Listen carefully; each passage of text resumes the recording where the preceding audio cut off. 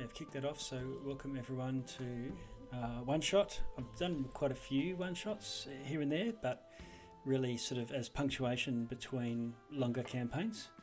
And this one is for, I think it's targeted for level 3 officially, but the adventures for this most recent, Wizards release around centering around Vecna.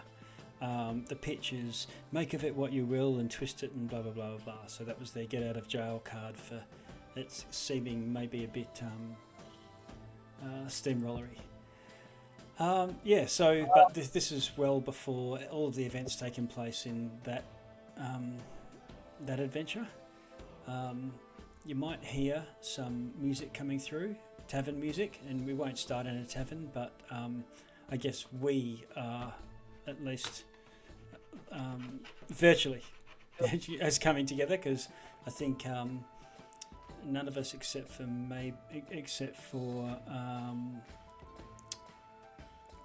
no, I don't even know your character's name here, Todd. I just made one up a second ago, but you can go and change that as you see fit. I'll kick off myself, and then we'll just run down the list as they show up in Discord. What I normally do is for people's, you can change your nickname in Discord to whatever your handle or whatever it is. So that's what I would refer to when I'm talking to the player. And in Roll20, I think what I've done is put your character, what I've created as I've created the PCs in there. Put your PC name followed by in brackets the player name or the player handle. Whatever you choose to go by. And I'm Anthony. So I've been playing D&D forever. Picked up the red. I was gifted the red box, much to my whole family's lament. They didn't know what they were getting themselves in for, and played from first and second edition. Skipped a couple of editions and got back into D&D after a long hiatus with 5th Ed. So played a few campaigns in a row quite recently, and went online pretty much out of necessity through COVID, and got in the groove, and haven't really looked back since. So done a little bit of face-to-face D&D, but nothing long campaign wise. So Mia, do you want to introduce anything that you wanted to say, or your D&D background, or whatever? It's up to you. So, I'm snacking on something. Could you come back to me? Sure. Okay. Well, I'm going to go to I'm looking at Roll20 here. Prexojaculius. That looks like a automatic generated name, and that's because it is.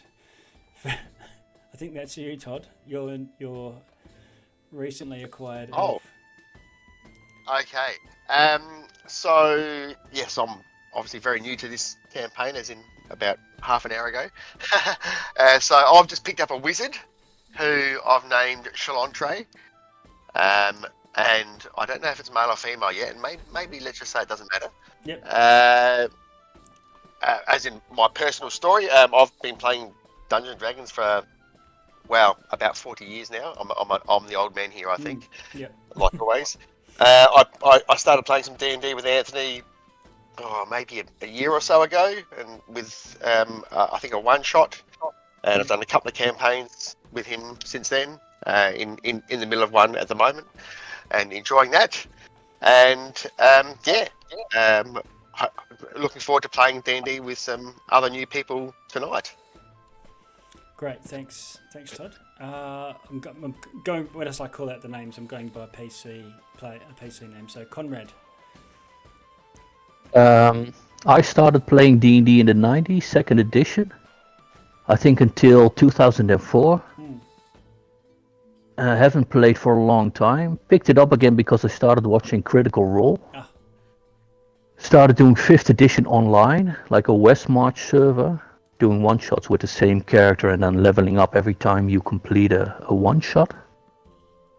Started joining campaigns, and currently trying to form a group with my friends in real life, but that won't happen until probably somewhere in September. So trying to meet as much people who also play D&D online. Great, and online gives you a chance also to try out lots of different things, and I found it quite good for just, you know, when you're looking at a local group, it can be quite difficult getting people together. And like our current campaign, where everyone's around level 10 to 12 or so, I don't think maybe two people are from the same country, but everyone else is from somewhere else. Yeah. So, Oren. Is it Oren? Right, Oren, okay. the halfling, is that right? Yes, yep. Orange it is. So I think I would guess probably me and I, the young ones in the group. I started playing 5e about in university, so that was about 6 years ago. In university, and a good friend introduced it to me, so yeah, I kind of just been playing since then, in combination of online and in person as well, but mostly online, because in person's a terrible. Much harder. It's very hard. I've got the same group of friends. I still play with the same DM, but we play like once a month now because it's the schedules are just a lot harder to synchronize. Yep. Yeah. And yeah. Cool. Well, thanks for that. I think you're the only small-sized character in the group.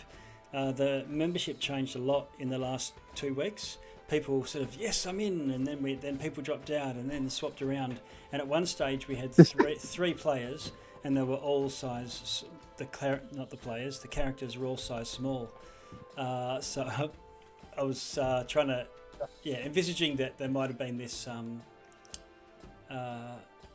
Wizard of Oz style campaign going on at some point, but no, it's that we've got a bit of a bell curve going on now. Now, Parker, I've just got you listed as Parker PC. What's your character's name? It's a Skulkin. I'll put it in the Roll20. I thought I changed it in the list. No, that may have been just a client-side thing. But either way, yeah, I'm Parker. I've only gotten into D&D within the past year odd or so. Always liked kind of the fantasy role-playing idea, though. Tried LARPing once or twice too, which was interesting. And yeah, I've yet to play in real life, yet to play an actual full-on campaign. I've just dabbled in one-shots like this one now and again at West March's server, like the one mentioned earlier. And I've spent a hell of a lot more time creating characters than actually getting to play them. So I've been looking forward to this. Great. I think that's everyone here. Yeah. I had to go through and do a cull of my D&D Beyond characters because it was just going out of control. And when I looked for when I wanted to go to a particular character, it's getting hard.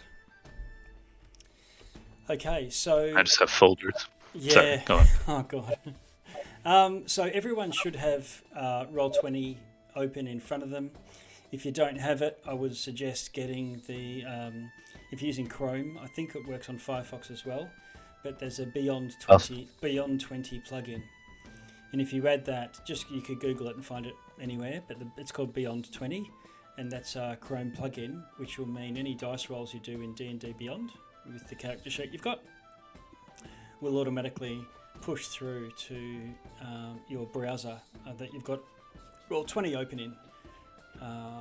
Still a little bit tricky here and there, but if you do that in the background, that would be good. You can also wander around the tavern a little bit just to make sure you can control your characters. Yep, we go Minkle. Dynamic lighting's working fine for me. Yeah, good. We've got all the bells and whistles going on. Since I went pro, not that that's a description of how much it costs to get the subscription, nothing to do with my use of it. But okay, yes, I think if everyone can. Also, when I've created your characters, or your tokens in here, just to prove that a health bar could show up, I gave you all 10 hit points. I know you've got more than that. So if you can go in and just check and edit your maximum, and of course your maximum and your current will be the same, we'll use your token hit points to match any injuries or whatnot that you take.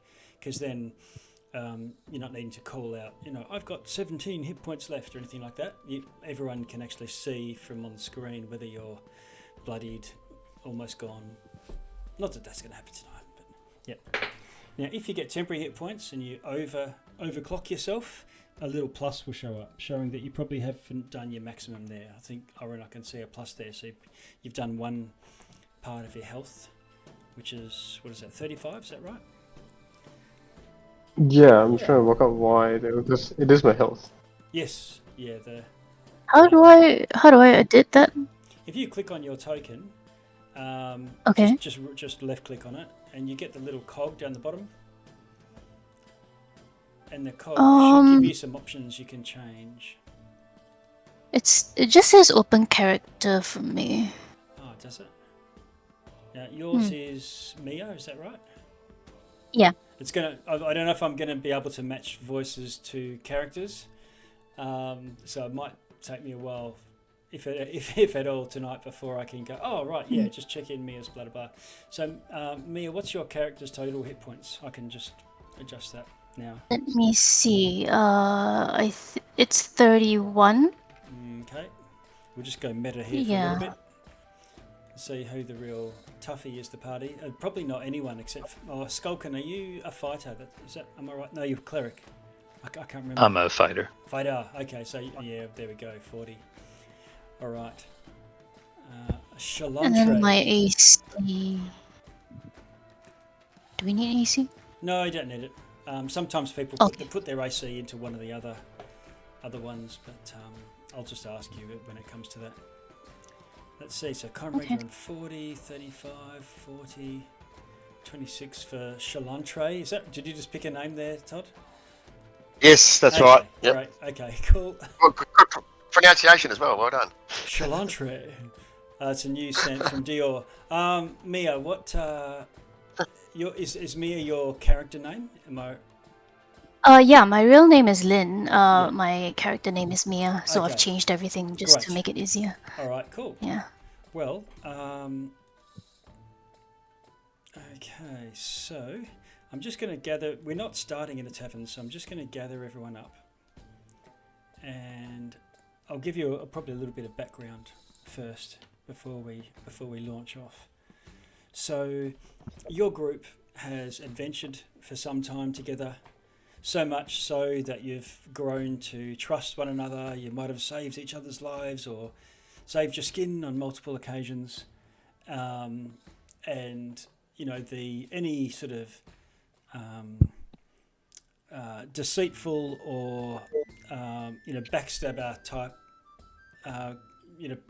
party members have already been weeded out long ago. Doesn't mean that you're all, Brady Bunch. There's still conflicts that happens all the time, just like any high-performing rock group. But you're generally still looking out for one another. Generally the abilities and drawbacks of each of your characters.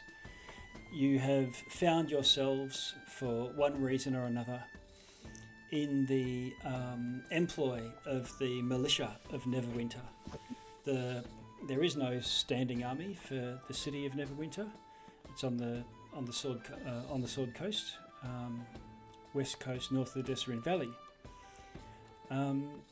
But the leader of this city, currently Lord Dugalt Neverember, protector of the city, doesn't use the traditional city watch militia, but rather what's referred to as the Fourth Irregulars, the mighty Fourth Irregulars, famous throughout the lands. And they're, when I say irregulars, it's probably more adventurers and experts in whatever field they are. So you can get a bit of quick money, quick experience between major adventures or major undertakings that you might be doing. This might be downtime for you, but you're actually making money and or doing good deeds or whatever it is that is your motivation for adventuring in the first place. but you're not, battling dragon queens and giant kings and all that, or major heists and all that other cool stuff.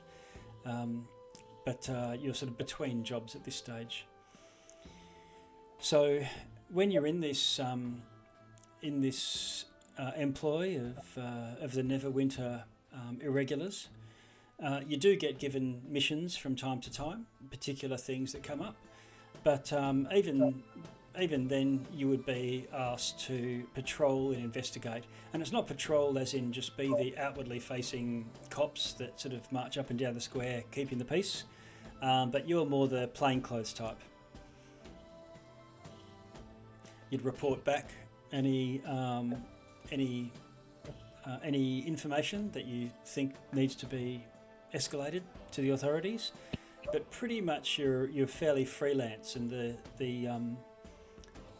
the loose reins that Neverember gives to the Fourth Irregulars is gives you quite a free rein to act on your own initiative. So that's where we that's the sort of setting and what you're doing right now, and where you're up to. I'm just going to grab us and move us to another map.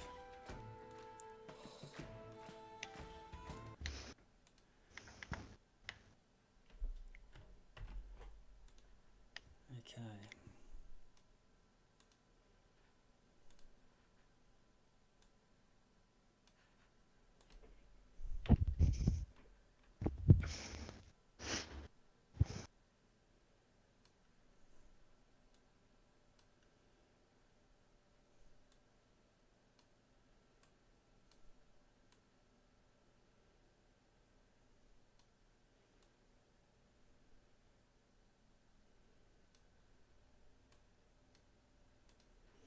All right.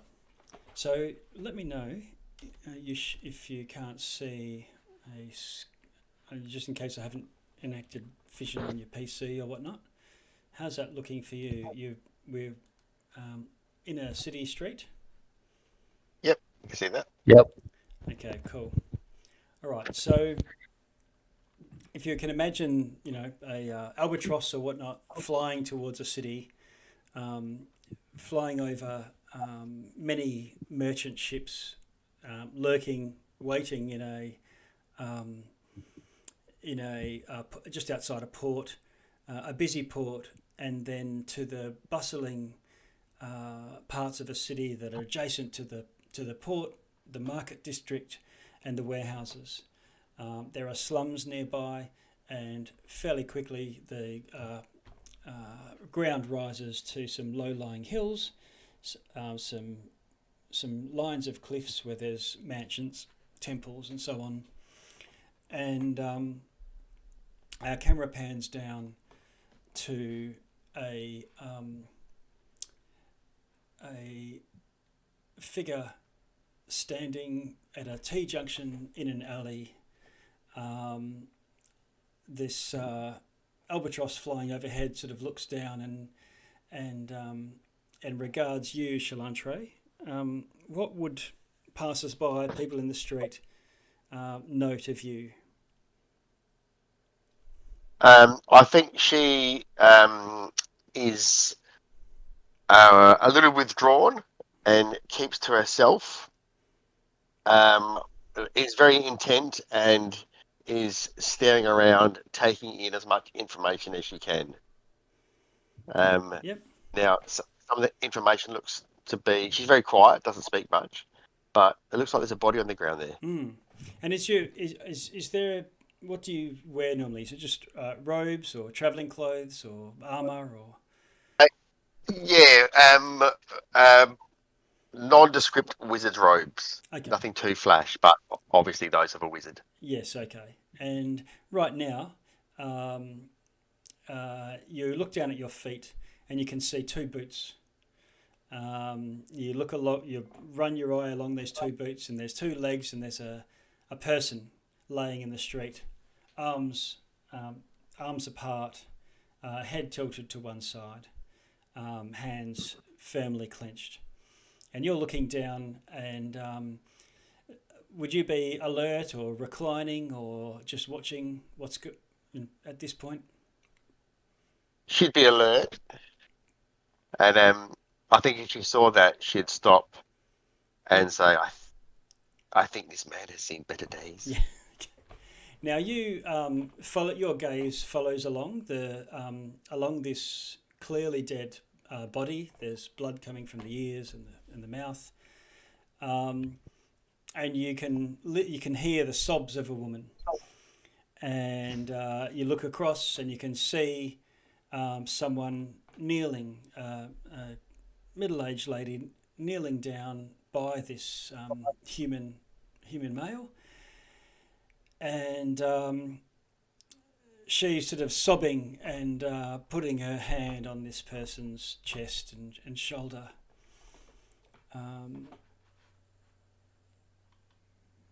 And she's not screaming or anything like that. Not complete, but the ringing in your ears from the dying down of that ring from a sharp peal of a scream when you've recently run down this alley to see what's going on.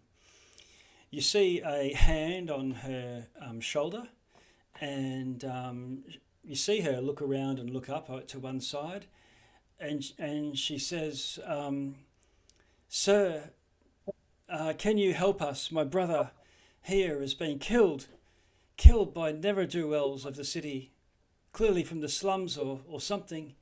He's an investigator for the 4th Irregulars. Sir, what can you do?" And she looks into the eyes of a colleague of yours, Chalantre. The hand on her on this woman's shoulder is, I think, got green tinged, and there's the beginnings of gauntlets and an armour. You follow the line division, and you see your comrade in arms. Skulkin, how would you look to this distraught woman and your friend Chalantre? Well, the woman who's less familiar with Skulkin's appearance would note that he doesn't look like any humanoid from this realm, with his pointed ears and deep-set eyes, flattened nose. Definitely not from around here, but with intentions pure all the same, as Chalantra well knows. He stands tall in perhaps a more imposing way than he might intend to, and he appears to have no trouble maintaining his posture despite how evidently old he is. Though distinctively his pupils are sort of dark pink, and they're surrounded by not the whites of his eyes, but pitch black sclera. And those eyes, that gaze of his, carries a contrasting vibrancy compared to the rest of his visage. And what about your armor, weapons, robes, wand? How would you look for outward appearances? Well, he's currently got 2 scimitars stowed at the moment, and he is equipped with a set of scale mail armor, though he does try and keep it concealed beneath kind of simple, nondescript robes, perhaps a poncho. Are ponchos in the Forgotten Realms? Yep. Whatever the equivalent of that might be. Okay. And so you've tried to assist this lady, and she has Kavori. She says, "My name's Kavori, and this is my brother Delvin.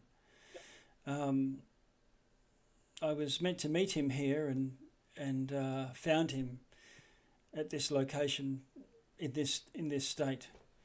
It can't have been very long ago that he was killed, and you hear the scratchings of some ink and feathers on pen."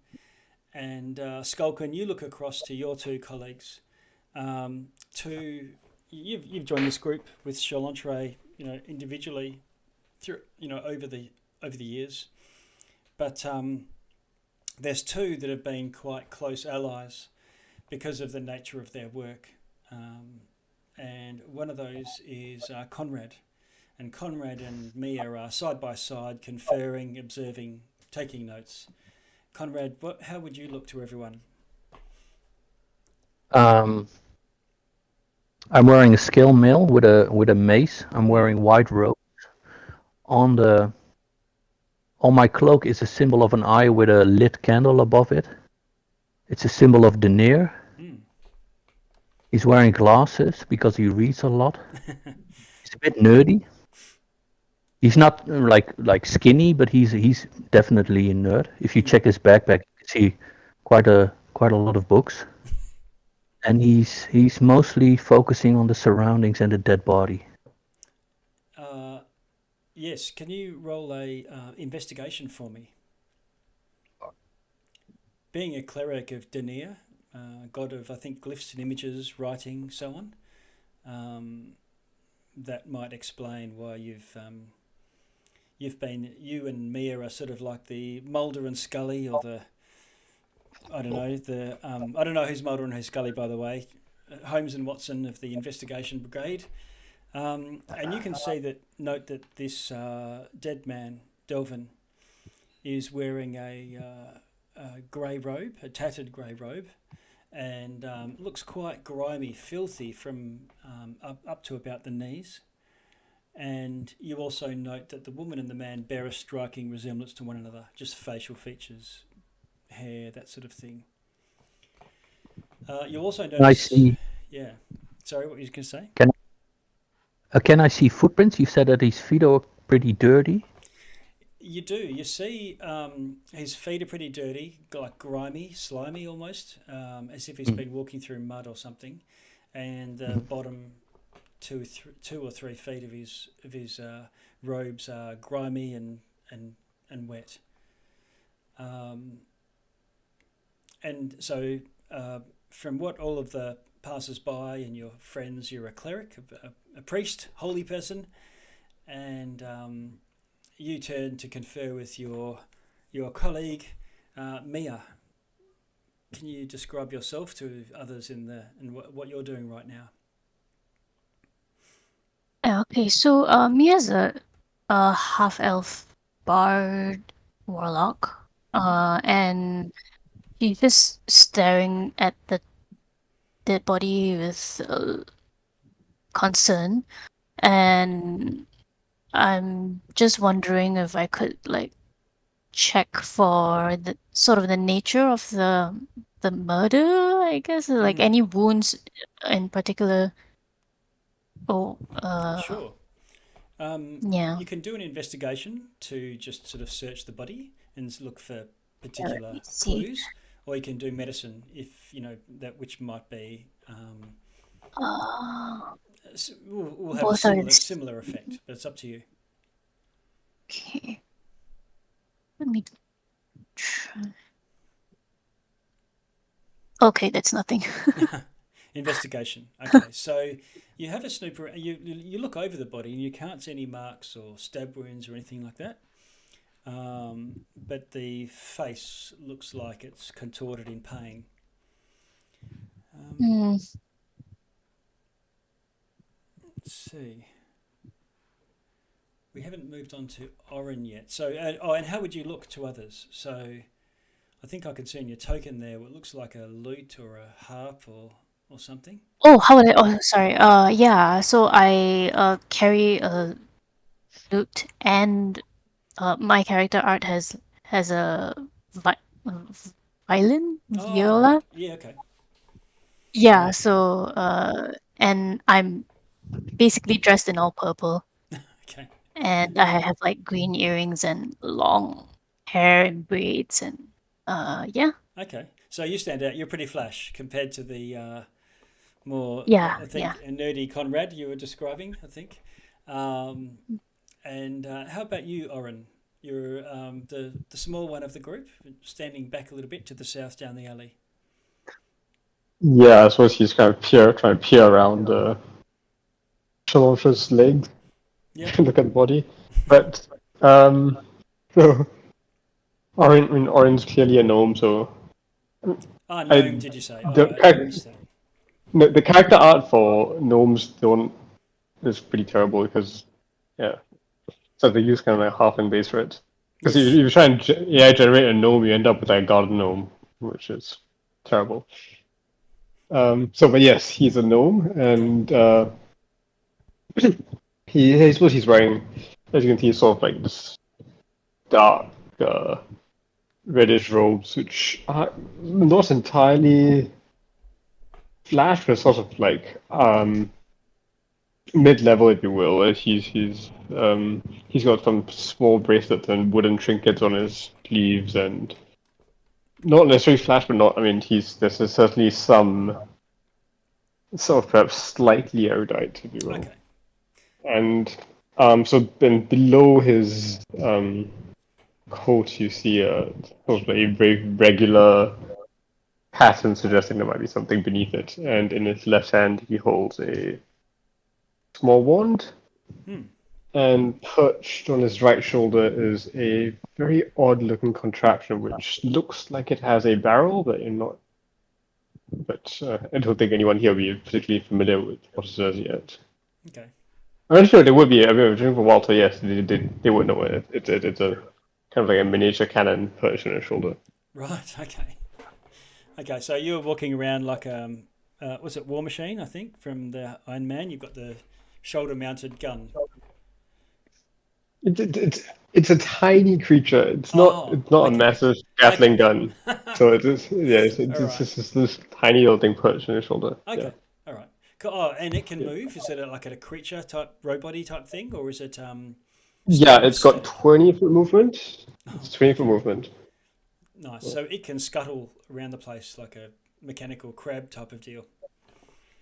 Yep. And it's Excellent. got climbing speed as well, I think. Right. Okay. All right. Great. So that's the setting. What's happened is you've heard a scream. It's been fairly mundane up to now. You've broken up a few fights, arrested a few drunks, moved on through a few people that look like they might be thinking about doing something illegal. But then you've sort of heard this scream come rushing down this. It's not an alleyway, but down this paved small roadway, and found this body, Delvin Fanhart. And Kavori says, yes, Delvin's an investigator for the Lord Neverember. He's been investigating something, but we were just going to meet up for a late dinner, street food. I'm his sister. Skulkin looks over at her and he asks, "Are you able to tell us what he was investigating?" I don't know. He doesn't confide a great deal to me about his work, but yeah, he has been looking into organised crime between the Market District and the docks. I see. Then perhaps the organization that commissioned him to carry out this investigation, is that known to you? The organisation that he's employed with, you mean? Yes, that's right. Yes. Well, that's the fourth irregulars, and I can see from your half cloaks and badges there that you're part of the same group. Curious, same as ours. Thank you. Shalante will bend down and look at his feet. I think you said they're covered in mud and dirt. Yep. And we're in the middle of a city, and she'll look around and say, "I believe he may have been down in the sewers." His hands. It looks like he's died of fright or something. His face is open in a scream. His eyes are wide open, and his hands. I'm holding him up to the webcam as if he can see me. His hands are clenched in a sort of tight fist. And there's no wounds in him or anything like that. No. I determine the cause of death. Is that comrade? You could try medicine if you've. I would like to. Yes. Okay. So I'll move you over. Step aside. Crap. Okay. It's 10. Okay, so you don't determine the cause of death, but you do determine that it's not from any external wound that you can tell. You also find that his hands are sort of unnaturally clenched tight.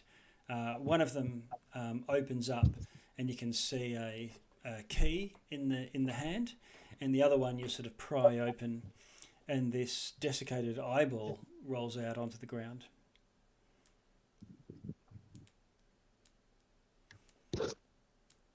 Is it a Skulkin human? reaches And down he's to pick it up. No? Everyone looks at each other. Did you see that? That's not something you see every day. People don't carry around desiccated eyeballs in their night market. and he's got his eyeballs in his head still, right? The Yeah, body. they're both there. Yep. Can I see this Human sewer eyeball. entrance anywhere near here? Sorry, missed that. No, could I just kind of just in the immediate vicinity could I see if there's any sewer entrances? Okay, you have a quick look around. You do notice a little bit of mud, just if I ping just here, and a little bit further down the side alley here. Right. Okay. Yeah, but yeah, okay, that's it. She says this mafia or organised crime, I think they were also a religious group, like a cult, and they had some sort of hideout around here, and he was trying to infiltrate, get in their good books and find out more. Could Skulkin lean down, have a closer look at the eye, no pun intended, just to try and discern if there's anything magical about it, as far as he can tell? Do you want to do an arcana for me?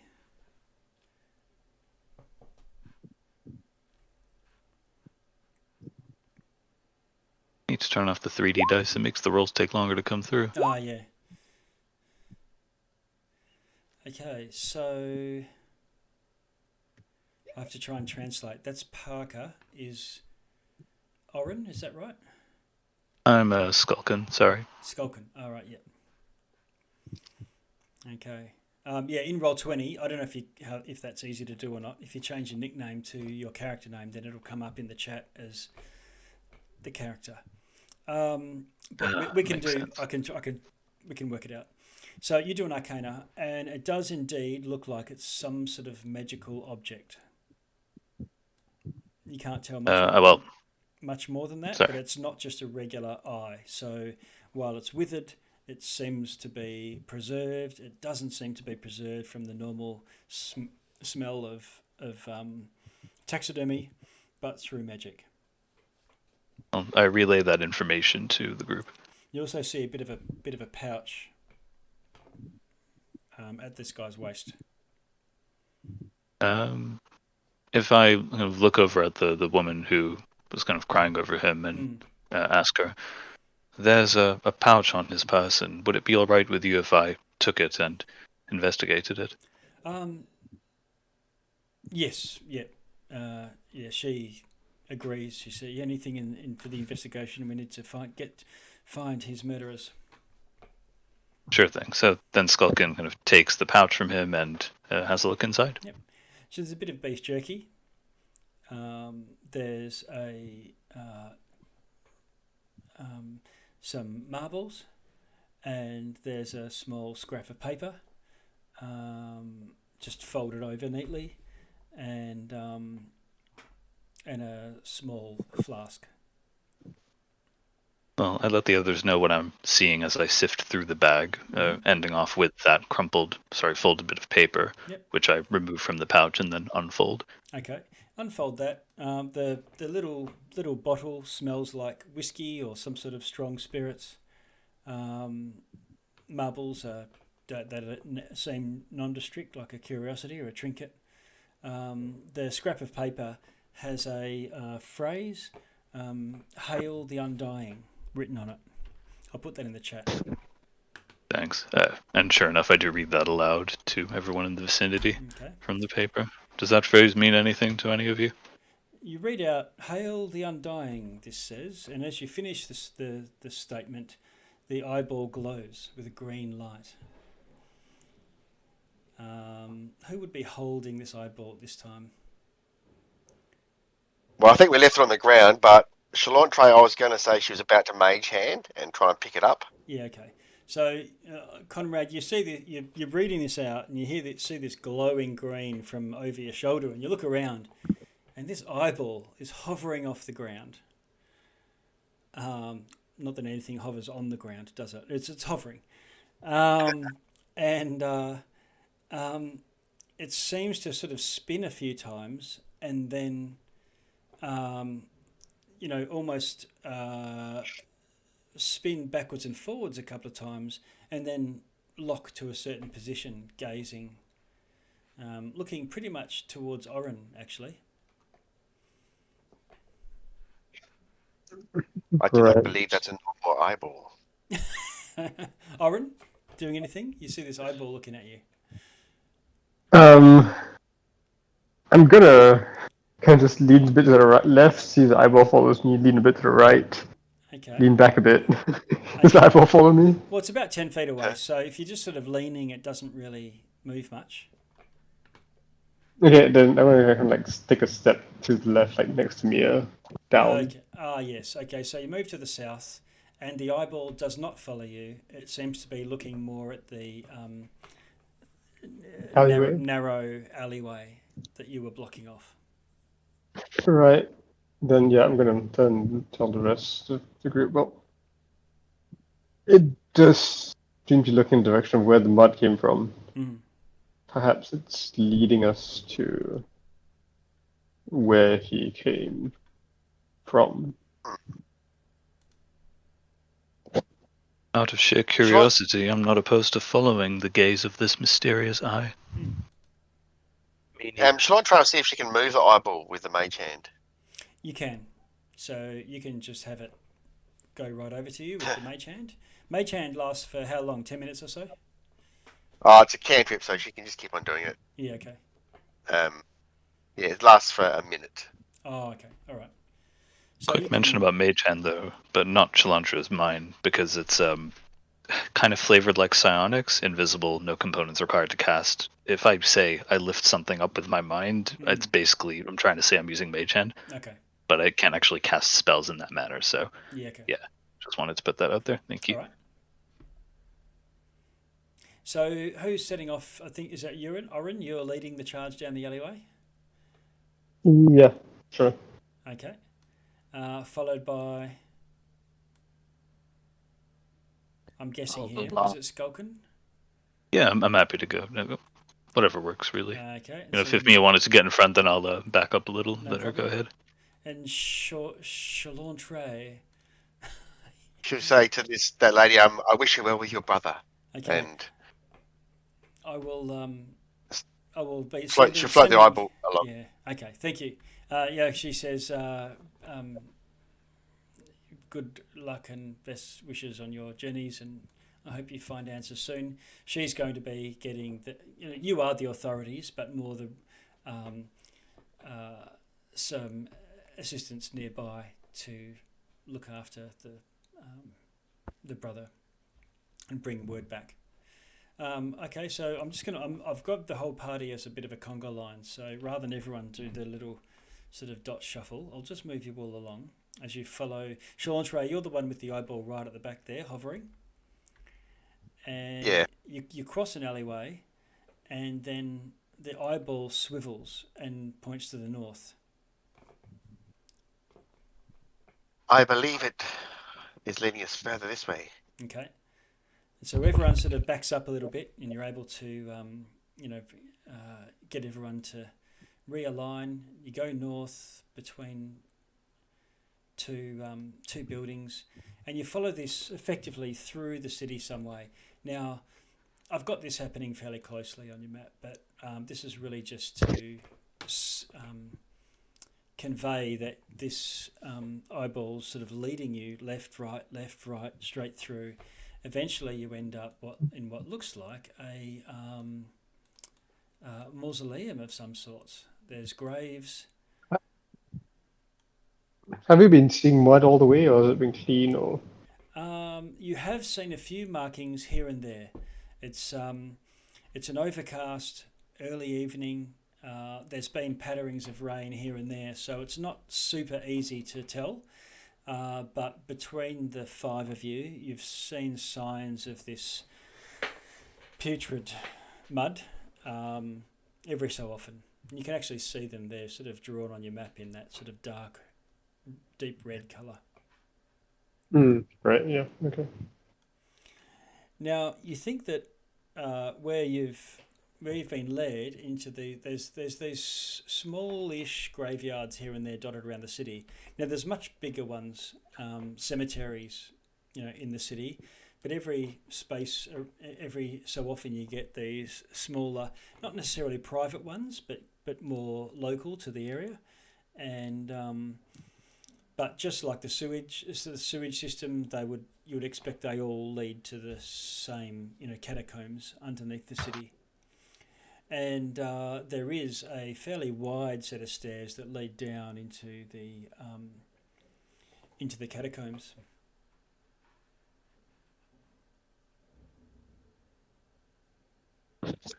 I'm happy to continue down into the catacombs if the rest of you are. Most DM, welcome, just indeed. Yes. sorry. Mia?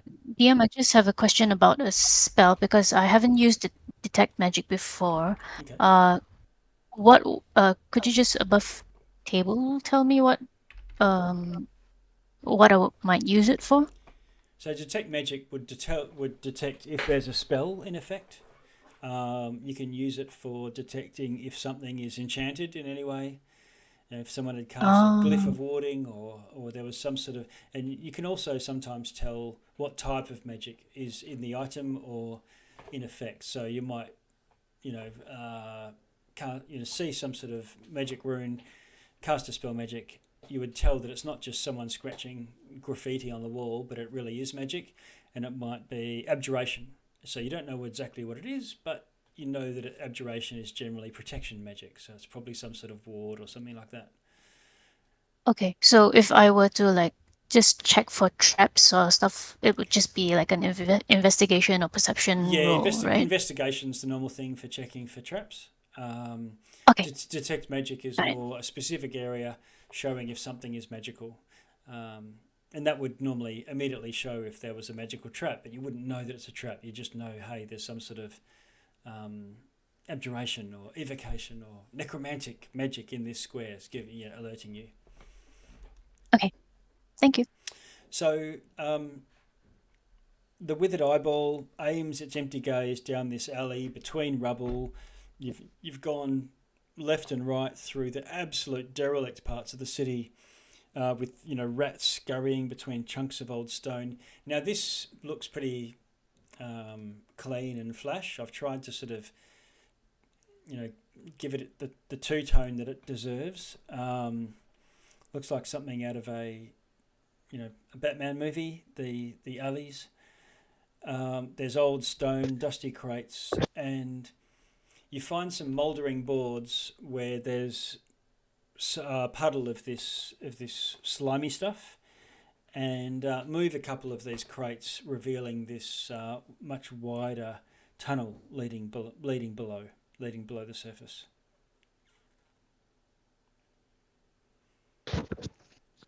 Just And the with eyeballs eyeballs looking looking now down at there. an angle down. Yes.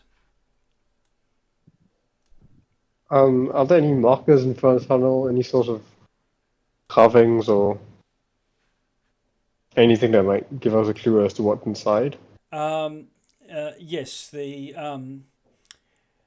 There's some elven inscription, and while you know that this leads to the catacombs in general, there's a particular reference to an heroic adventuring couple of old, a wizard and a warrior, who, as they passed away from old age, they were both interred in the catacombs below with great esteem. Right. Okay. And is there anything Eldrich on there that Chalantre could decipher, or is that pretty much the information we get from him? Yeah, it doesn't seem trapped at all, and don't see any evidence of any magical effect. Looking down the tunnel, down as far as you can tell, with the what remains of the light of the city shining down this hole. The it's rough hewn. The ceilings are about 10 feet tall, and the eyeball seems to continuously point in downward down this tunnel. Is it a staircase all the way, or is it kind of like a short staircase and then it opens up in the corridor? A short staircase, and then it starts to twist and turn. So it's more like whoever dug the tunnel has avoided the really hard rock. Right. Okay. Yeah. So even And is there any recent tracks around? It looks like that this place has seen some traffic. So while there's no tracks as such, you know how when people are often going backwards and forwards with muddy shoes, it forms a bit of a line, and there's definitely a muddy trail coming up out of this tunnel.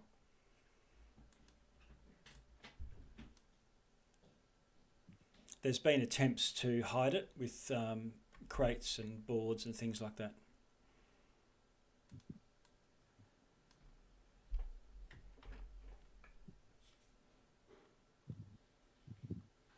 Well, I guess this is the way.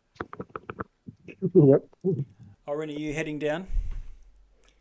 Yeah, I'll go Okay. first. Lead the way. Okay. And I'll kind of look out. Yeah, and I'll look out for traps as I go down. Okay. All right. I'm going to move us onto a new map.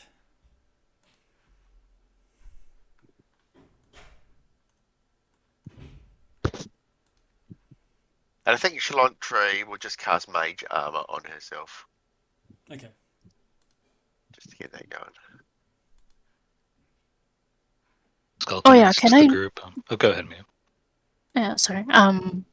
I just realized I have Armor of Agathis. Can I cast that as well? Yeah. Just check the duration. See how long that's going to last you. 1 hour. Oh, okay. Yep. Cool. Okay, so I cast it and then I mark off the Yeah. spell slot. Cross off the spell slot. The rest of you see Mia say some magic words, wave the wand about, and she looks to be covered in ice, a layer of hard ice. You've seen her do this before. You know that this ice can absorb some the first of blows. Are there any light sources in this Now, area you that we've wouldn't entered? expect to see any, but indeed you do see light sources. There's two. If you go down the stairs a fair bit, I think you probably can see this on your map as it stands now. The orange dots? Yes, yeah, that's right. I'll just preview to make sure I can see. Yeah, okay. So if I think everyone will probably see this now. It's at the far north of this map with the tunnel leading south. Yeah, so the tunnel you've already gone down some twists and turns to get to this point, but while initially at one stage it was stone steps and 10 feet wide, it's now narrowed to be 5 foot wide, and you see two lit torches.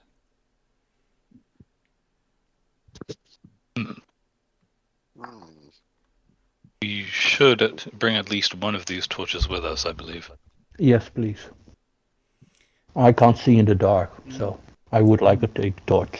Now, it'll occupy a hand for whoever wants to hold one, so who's willing to hang on to one of these torches? And I'll give you an emanates light on your token. I will. Okay, so Skulkin, and so you've got a scimitar in one hand and a torch in the other? Something along those lines? No, Conrad. Yeah, I'm skulking. Conrad, I'm just checking. Dynamic lighting. Now, I would have offered, but I prefer a scimitar in each hand myself, Yeah. if possible. Conrad, do you have night vision, just while we're at it? Or No, you I'm a human. Okay. Yeah. One of those. You're human. That's crazy talk. Okay. All right. So I'm now switching on a torch for you, and Oren continues down the passage. Mia following. Skulkin. Now, Conrad, because you're a fair way back, you're not lighting up stuff for Mia and Oren, but Mia and Oren do have dark vision. Mia, Oren, when you're not in this full light of Conrad, which is only 10 feet from his torch. It means you would have disadvantage to any of those perception checks that you might make for traps or detecting things and so on. Right, okay. Oh, Okay. seeing as a deep gnome, I might have. I think I've got superior dark vision actually. I think it might be longer than others. Yeah. It's longer, but yeah, it's all shades of grey. Yeah, okay, no, never mind. So, Oren, you can see two more sconces ahead. It looks like the way is actually lit in any case. So you head along another Right. 15 feet along this dripping passage. There are supports and archways every 10 feet or so.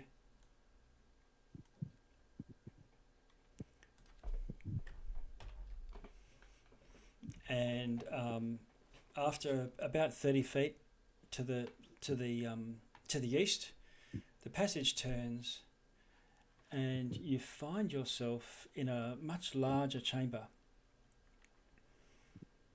There's a soft lapping of water coming from ahead, and as you move into the chamber to have a good look around, Mia pulling up beside you, and Skulkin and Conrad with the torch coming up the rear. You see a much larger chamber. It's mostly swamped with water, sewage, or something that's come from above or come from the rain. There's wood and stone debris everywhere, especially off to the east. It looks like it might have been shored up with wooden supports and beams and things, and a lot of that's collapsed. So basically, construction material litters the area, and there's this brackish water, so it probably touches the sea at some point. Nearly half the chamber is flooded. There's a few pillars that reach all the way to the surface here, which is blocking your view, and you can sort of start to move around as your friends come in behind you. Let me know. I don't want to put words in your mouth, or I'm just slowly moving everyone along as I describe what you see. No, good. Keep a close eye on the water. You can't see into the water, unfortunately. It's quite murky.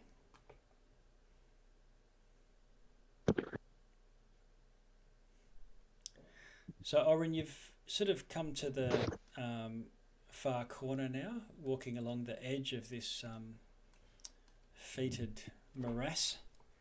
You can see tree roots every now and then, and there are trees in the city, so I guess their roots have to go somewhere, and they'll seek water before anything else. Mia, what about you? You're second into the room. What are you doing at the moment? What are you thinking? Sorry, I'm having trouble seeing the map.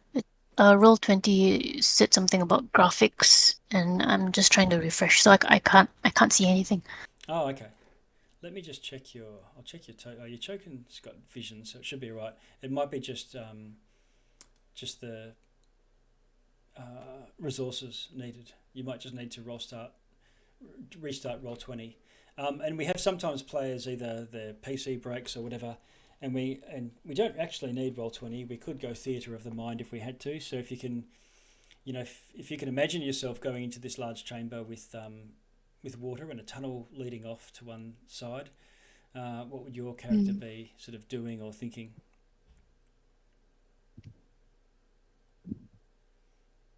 Sorry, What could you repeat that? What have you got in your hands as well as you move along? I have a dagger, I have a rapier. Okay.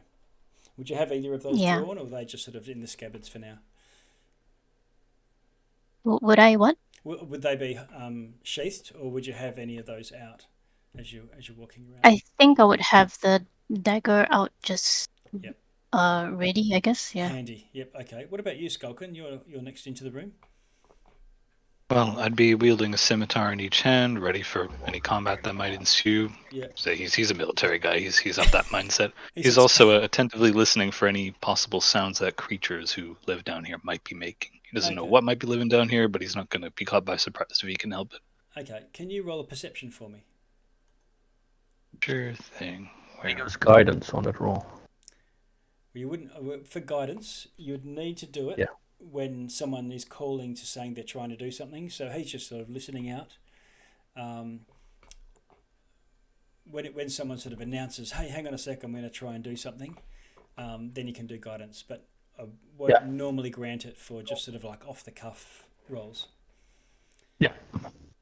No problem for things like looking for tracks or looking for traps or unlocking a door or stuff like that. Skulkin, 21 regardless. Guidance be damned. Okay, so you do hear lapping water, so there is movement. It's not just a complete stagnant pool. You know that some of the ripples on the water is clearly because of rats, and you've seen a few move away from you and are swimming away from your light source as your group moves into the room. Okay, thank you. You also notice probably what looks like a collapsed area down to the far southeast, and there's a bit of an opening there. Maybe not a tunnel or a doorway or anything like that, but there's clearly not wall. Well, I'll let the others know that there's an area off that way I think could be worth a quick look. There's a small opening there. Would there be any other way to get around the pool, or is this kind of like the only path around this rocks on the So side? Conrad, you sort of scooch around the edge, as the group sort of continues to go down. Plenty of debris. You can see a wide passage of water-filled passage continuing on. So there is a way to go. That's clearly a passage moving on. How this water got in here, and there's even supports and archways and so on. It's not just rough tunneling. It's clearly old catacombs. But yes, there definitely is some sort of crawl space. What looks like to the south here that I think it was Skulkin had spotted. Okay, so the archers are here, is it? Yes. Okay, but these two kind of just lead off. These two, this one and this one. Yeah. That's water.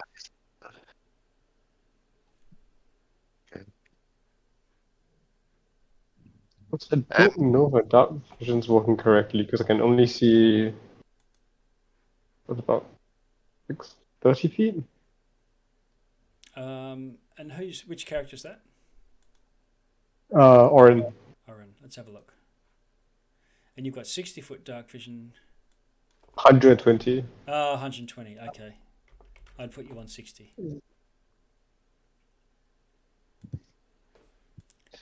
How's that looking now? Yeah, okay, there you go. Okay, you should pretty much be able to see to the limits of your vision. You can even see with a bit of an angle down the passage. You can see that the passage turns after 20 feet or so. A lot of your vision is blocked. Yeah, A lot of your vision is blocked by these pillars. When you're saying passage, you're talking about the one on the left, you're talking about this one, or you're talking about something down here? There's a You could ping. There's a very narrow crawl space that you've found. I'll move your character towards that crawl space. Right, Yeah, okay. We'll go there and investigate as well. Yeah, right, okay, I can see a door there. There we go. Okay, yeah, got it. Now, look, investigating this crawl space, Oren, you reckon you could fit through pretty easily, but it has collapsed, and so it wouldn't take much of a bump in the wrong rock or the wrong beam or whatnot. It's possible you could trigger a collapse. possible you could get stuck in there. It looks like there's been people through here recently, and it's like smells great with. And this one looks like someone's been crawling through, or No, it doesn't look like anything other than rats.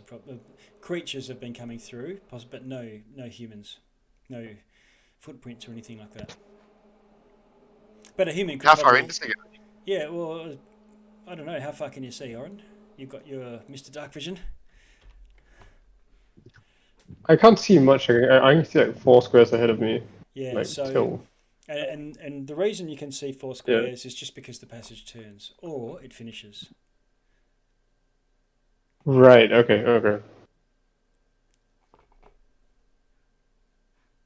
Right. What's the eyeball doing? Let me see.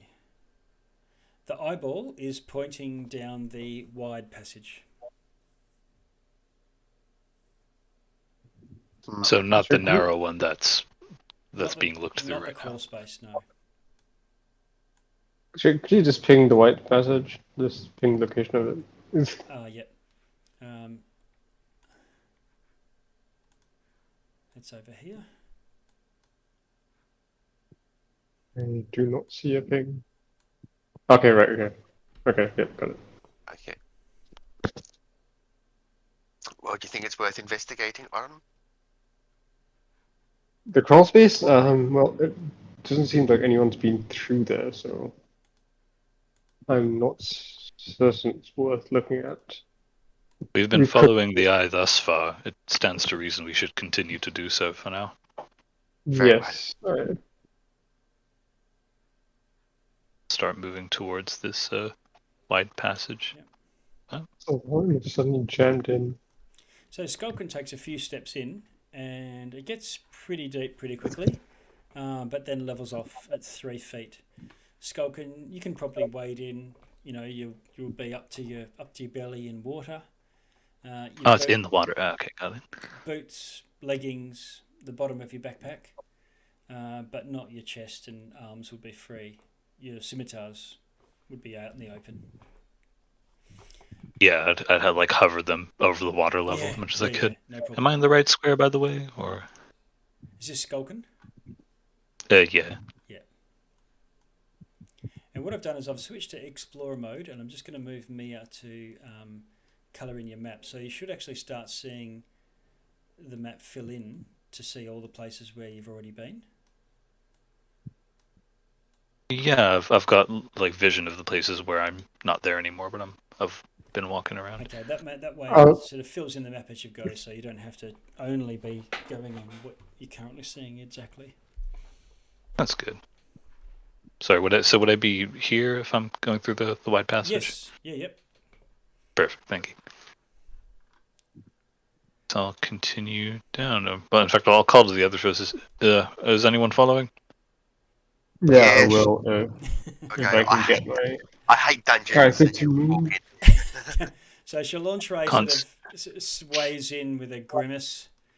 Does not want to get these boots full of slime. Oren, what are you going to do? You're going to have to freestyle butterfly through this. I'm gonna kind of turn to Conrad and look. Well, could I get a ride? Sure. Hop on. Wonderful, thank you. You think that there might be enough materials here for you to make a skiff or a raft or something like that if you were by yourself. But getting a piggyback from Conrad might be just as good. I'm supposed to be back at this. Okay. You keep quiet about the options about the skiff and saddle up. Conrad, you wade in. Yeah.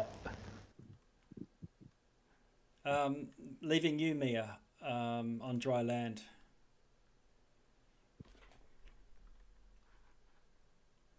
You Yeah, it's following just been in, Terry? troubleshooting the software. Yeah, so sorry, DM.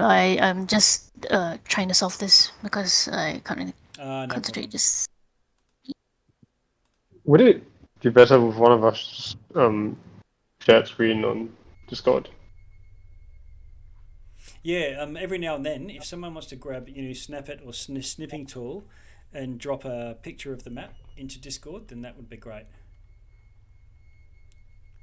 If Right, I do it, that's Thank good. you so much. yeah, if I do it, I'll capture the DM screen, and you'll see all the other gooblies and terrible nightmares around the corner. I mean, Yeah. Well, what Mia's seeing there is not much different than what we're seeing. It's just not resolved properly. Yeah, right, okay.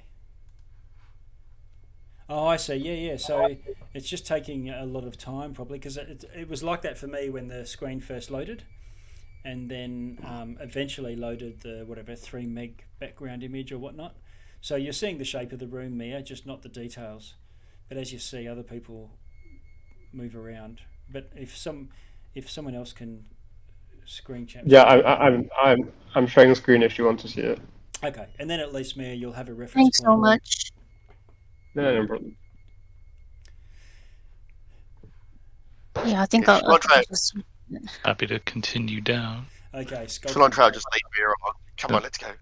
Hello. All right. Okay, so Mia, you eventually put your feet in the water and move on.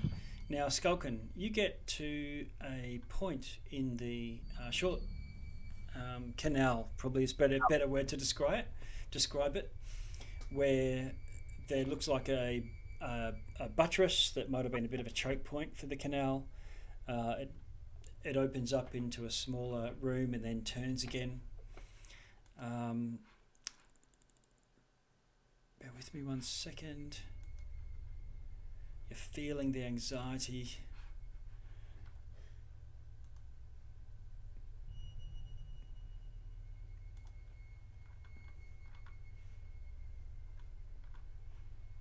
Okay.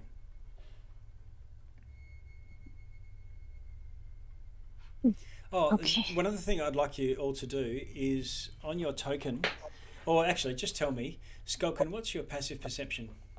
It's something I forgot Passive to mention. perception. And if everyone just checks so you can tell me and I'll just update it in here. On the senses tab of the character sheet, right? Passive wisdom perception. Yeah. It's a 12 for me. 12. Okay.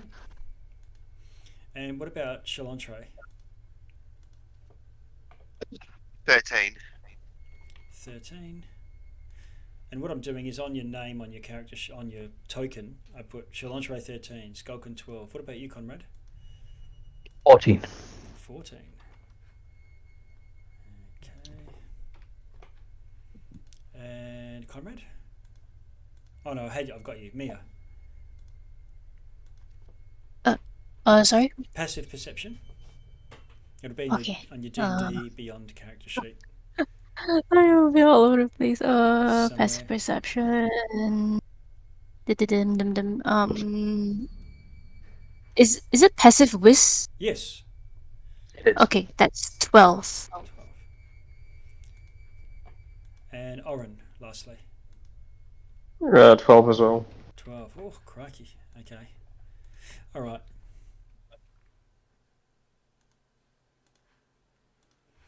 Skulkin, Hello. you're waiting. You've got your scimitars, elbows out of the water, and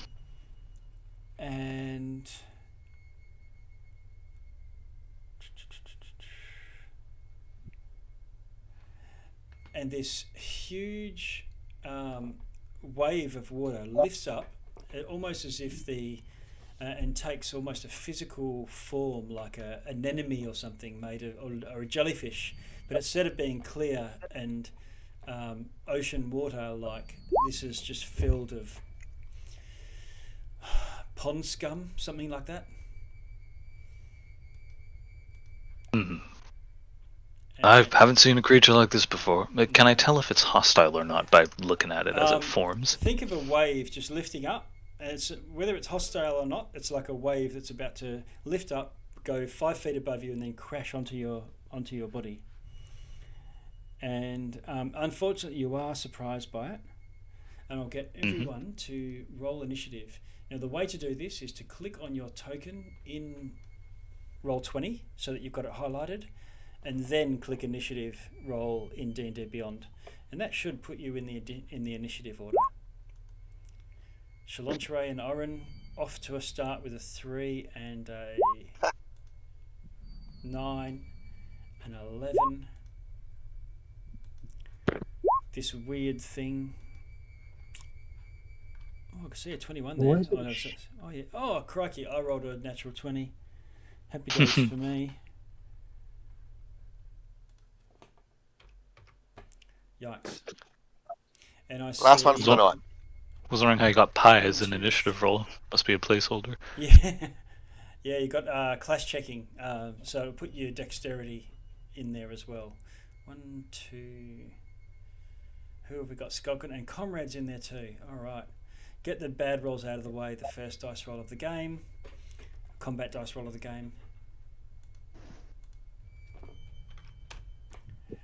And we're going to have... whoops, I just moved you, Cilantro, in the wrong direction. There we go. What is Cilantro adding int? You see the blurb for Cilantro's initiative is adding a... Oh no, it's in it. Never mind. Never mind. That's all right. It's only for tiebreakers. If two people rolled a 3, we're racing. It's a race to the bottom in this case. Okay, so this creature of living pond scum rises up and slams down on you, Skulkin. It pounds down. I'm just going to roll a native d20 roll and add in whatever bonuses it gets. Okay, what's your armor class, Skulkin? 16. 16, alright, so it crashes down, but misses you, luckily. And then all of the rest of you, I think, are surprised. 1, 2, 3, 4, 5. We move to the... So that was a... Oh, that was from... Oh, that should have been with advantage. My mistake. I will do one more d20 roll because of the surprise. And I think that a 16 will hit there. So because of the surprise, it's landing. And... So if it matches the AC, it hits. Okay, yeah, good to know. Matches, yeah. Okay.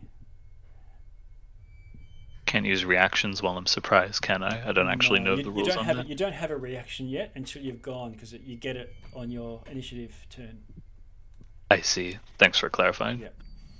And for the rest of you, you see it rise up and just launch and just completely swallow. So it looks like Skulkin is underwater, but the water is a huge bulge of like a wave that's not moving, and it crashes down on him and does 13 bludgeoning damage. Sure thing. Yeah, I don't need to do it on my character sheet. I can just do it in Roll20, can't I? Yeah, you do it in... well, you don't... so the main thing is doing it on your token. Yeah, so on the token. If you click on the token, click and do minus 13, that will actually adjust your 40 down to whatever it is, 27. And then people will see your health go down. Not coming up anymore like it did when we first launched. Oh, there we go. Got it. Sorry, where did I put the minus 13? In the green box. Oh, in the box that shows up. Got it. That works. One. Cool. Worked. Thank you. And that should... Yeah, that should work. No problem. All right. What it has... Oh, yeah, it does. Oh, jeez. All right, I'll move this blob away a bit so we can see your health rather than it, because it was looking like a single health bar. Okay, so it's gone. Now this thing has grabbed you and is holding you still.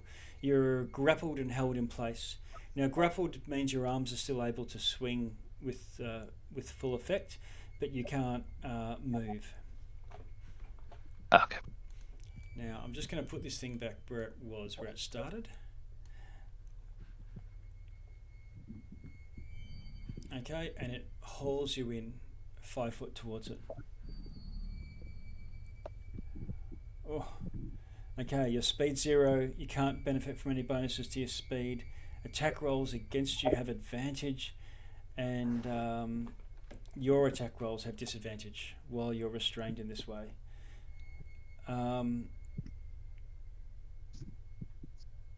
Okay, so this sludge water is all over your head, and you're starting to suffocate as well. Constrict.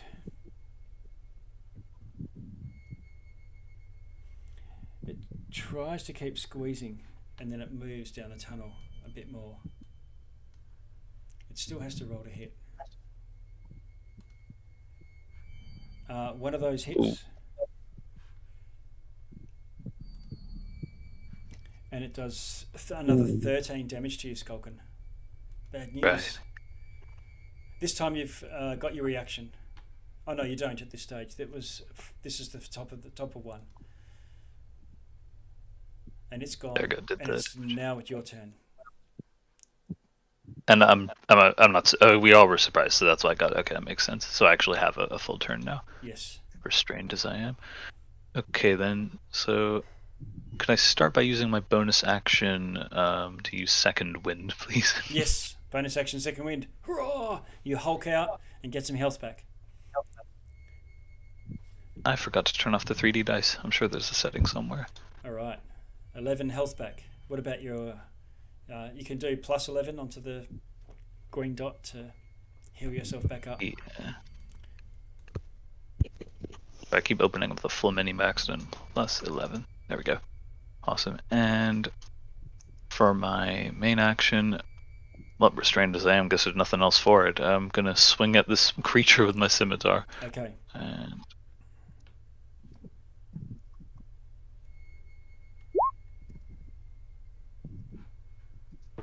How did you go? Now this will be a disadvantage because of your good point. So I'll roll another one and use a lower value. Okay. Nice one. Okay, so a 20 and a 22, you hit. Oh, and I gotta roll damage separately, don't I? Yeah, so you can just click on the orange scimitar button on roll 20, it'll roll damage for you. Okay, so you get 7 damage. So you're slashing into water. It still does damage, and as you cut this thing, water starts to splash away from it. But you're doing half damage effectively, you can tell. Now you've just got the one attack, I believe, and you've used your bonus action to get some health back. So we'll move on to Mia. You can hear your friend there desperate, fighting for his life.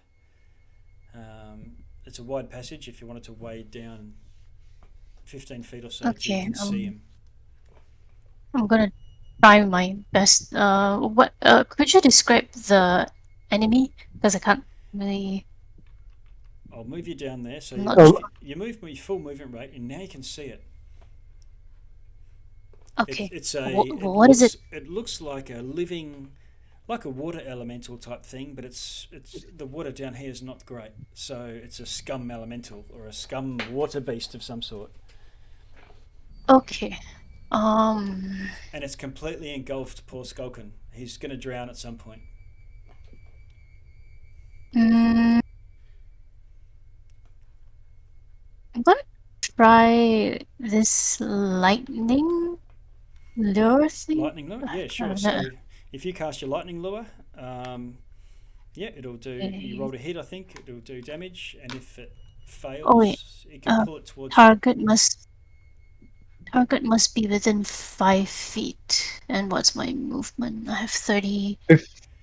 You've moved your you've moved your full movement, but you're within range of doing lightning lure on the creature now. It's a 15-foot range. Oh, okay. Okay. So you should be able to, on D&D Beyond, click lightning lure, and it will sort of roll the dice or whatnot. Oh, strength saving throw. Is it a save? Is it a self? DC 13 strength save. Okay. So it's not a to hit roll. Okay, cool. All right.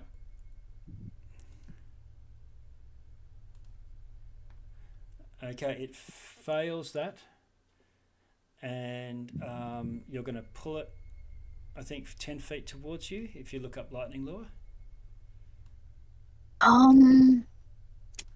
Okay, let's. And it's gonna. It pulls up. Be pulled up to 10 feet in a straight line towards you and take 1d8 lightning damage. Okay, so the damage is done. Yeah. I've done the 2 damage, and that's full. It's not immune or anything to that. And it also one of the side effects of that, because this weird has grabbed Skulkin. You pull the weird, you're pulling Skulkin as well. So the two of them are now right next to you. Okay. So that's your action. Boom, lightning lure. You've whipped this thing with lightning. You do have a bonus action if you've got anything that you want to do. I think the only bonus action I have is healing word, and no one needs healing yet, right? So Skulkin looks pretty injured, but not not on death's door or anything. oh, okay, I will. So he looks like he was, and his wounds are starting to knit together from some weird power that he has. Okay, You go.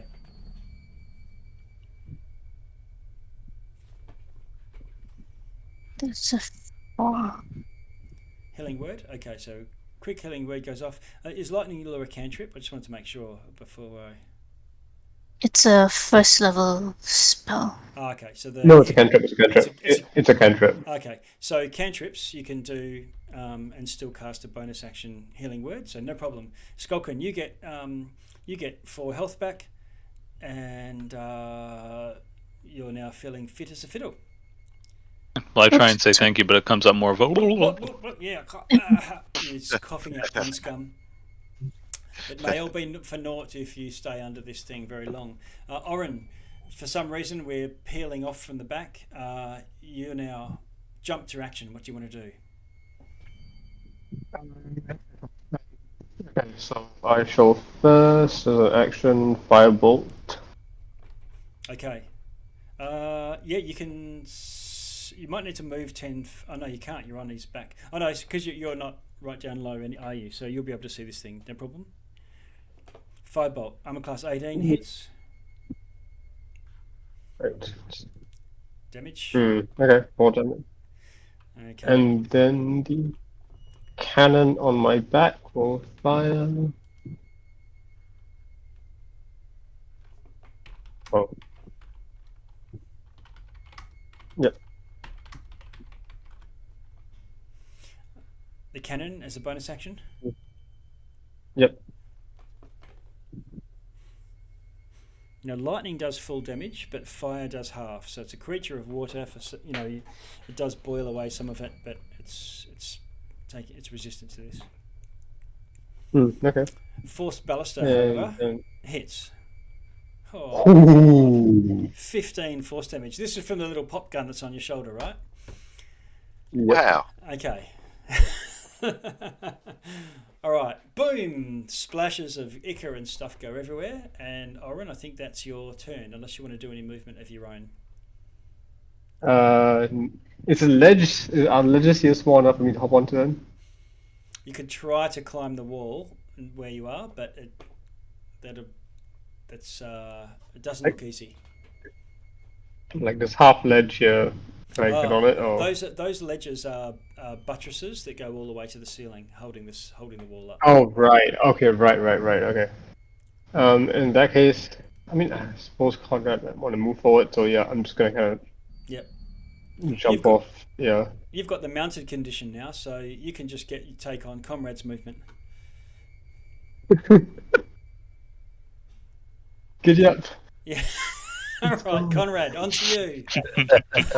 You've got a little jockey Okay, on your backpack there. Okay, how does he steer? I'm going to move a bit more south, and I'm going to cast a level 1 guiding bolt at the monster. Okay.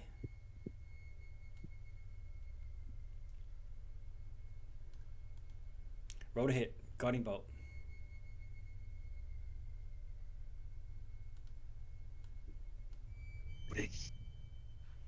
How'd you go? 18. 18 hits. 19 radiant 19 damage. damage. Oh my god. Radiant damage. And the next attack is at advantage.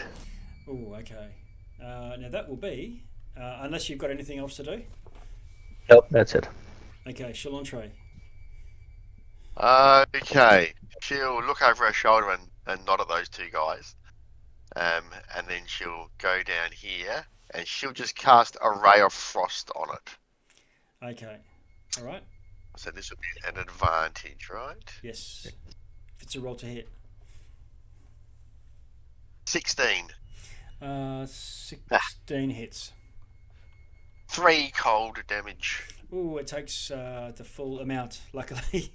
The full 3. The mighty ray hits it. And cold affects it as well. Cold, lightning, but not fire. And then she'll just step back out the way. Okay. Now, wading through this water is difficult terrain, so you've gone 1, 2, 3, so that's a full 30 feet effectively. Yep. Okay, that's cool. She'll do that. Okay. The creature goes. Let's go. Of Skulkin. Drops into the water, and at the end of that turn, you can't really tell which is pond and which is weird creature.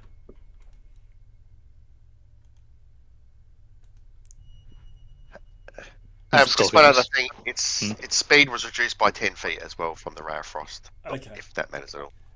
Yeah, I'll take that into account.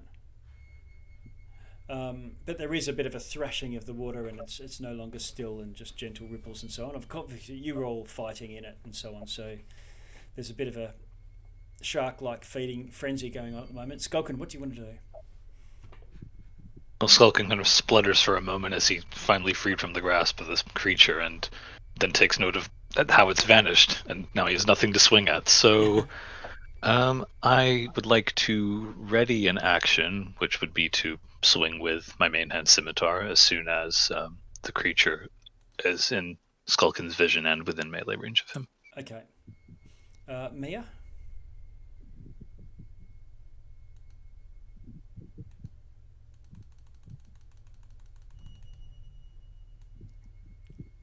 Just check if you're on mute.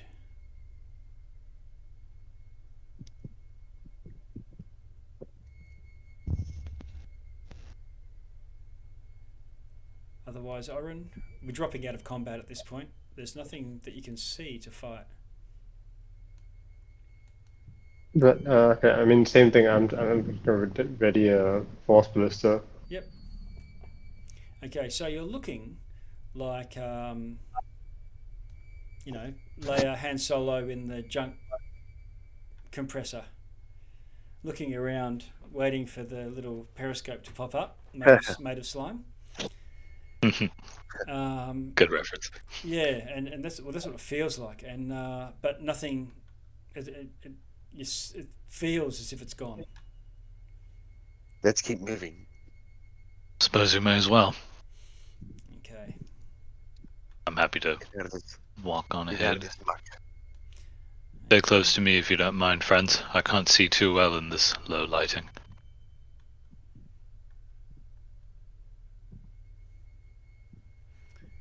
Okay. Passageway just gets much thinner, I see. Yes. Am I in the right square? I can't really tell. Not seeing many squares at all at this I point. can move you forwards a little bit. If you don't mind, thank you. And it might be a bit of a tight squeeze to move through where those large buttresses are. But for the rest of you, I think, Conrad, you're ferrying Oren forwards. And eventually, Skulkin, it leads through into stairs that rise up out of the murk.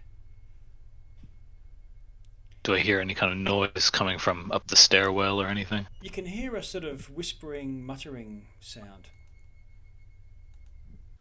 I lower my own voice and turn around to the others and say, let's try and move a bit more quietly from here. And there's a bit of glowing light as well. Okay. There's some sort of presence beyond here, whispering. Don't know what it could be. But keep your eyes open. As I tentatively exit the water and go up the stairwell.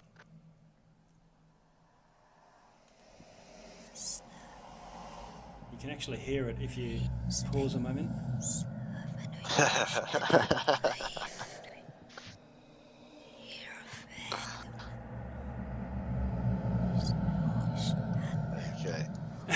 as you as you move into a larger chamber with many passages going off. There's glossy urns, cinderary boxes lining the walls of this vaulted rotunda. Goes up maybe 30, 25 feet. And drifting in the centre of the room is this ghostly, transparent humanoid figure. Now, you might have heard of stories of, and when people dress up as ghosts, they put a sheet over their head. It's not so much that. Now you're seeing the real deal. It's more like the image has lost its form, and so it's more like it's half erased and half turned to fog or mist. And so that what might have been fully part of this world is now only partially.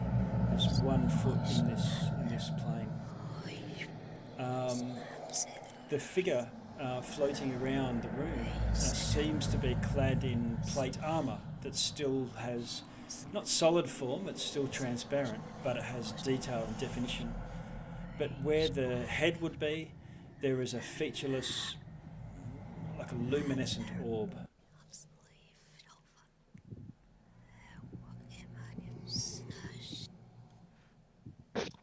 Does it appear to be regarding us at all, or? It moves around the room. I'll use a token here for the purposes of, and then it passes over you, Mia, and then looks down at you, or doesn't, but the shoulders turn. You can't see where it's looking because it's just a glowing orb. And then it moves on past you, Shalantri. And I'll move you back up into the room. You can climb off Conrad's backpack if you want.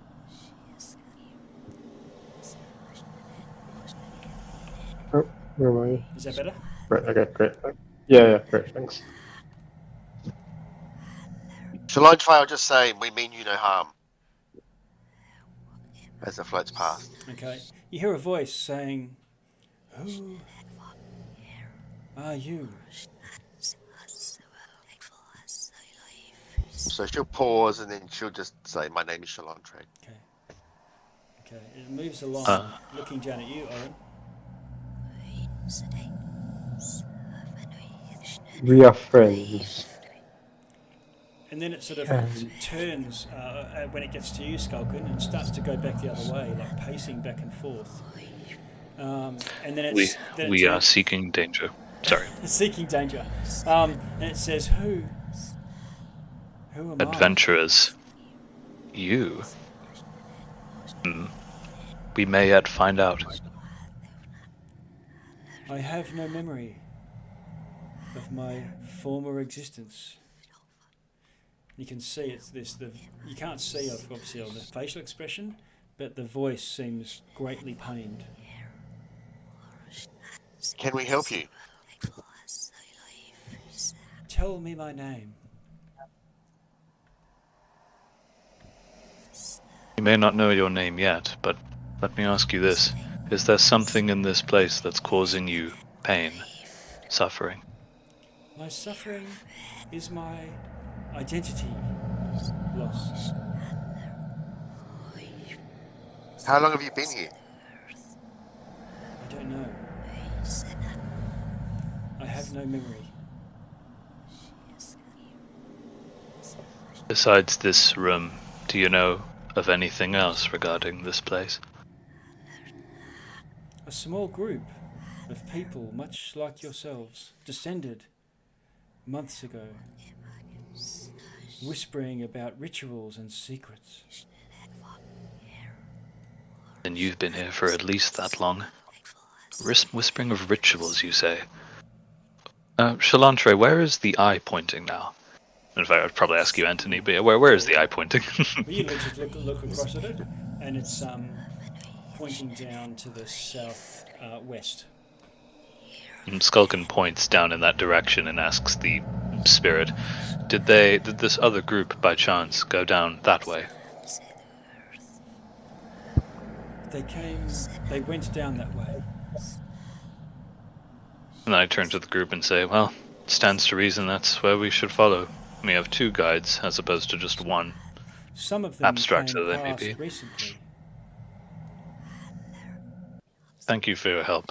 Perhaps we may yet be able to help you in turn, once we've journeyed further in. You should not go that Let's have a way. look around. Why? Why should we not go that way? The recently dead walk that path. I can feel them.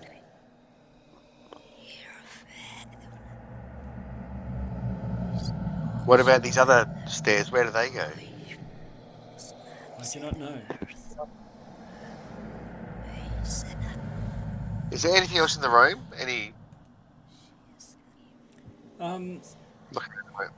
Yeah, so there's looks like this might be plaques and things of many deceased people who've been interred here, or their urns have been interred here. Costs a lot more. Have a look. A lot more to have a full tomb and a coffin or something, but many in the city might have been buried here. You Are there spend about names on the urns? Yeah, there are. None of them jump out at Okay. you as being particularly jogging your memory or relevant to the notes or names that you've had up to now.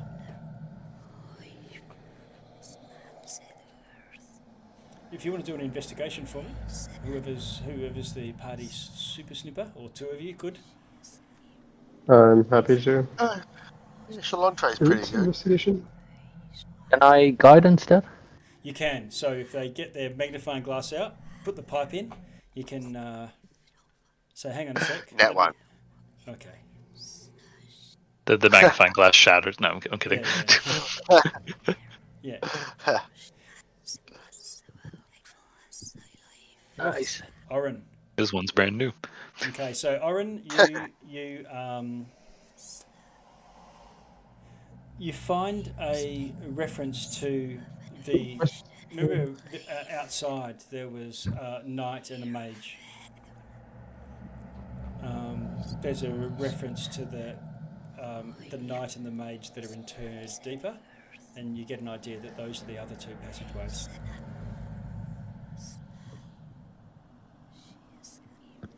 Did they have names? No, but there's a reference to, like a not the name itself, but the great heroes of Neverwinter.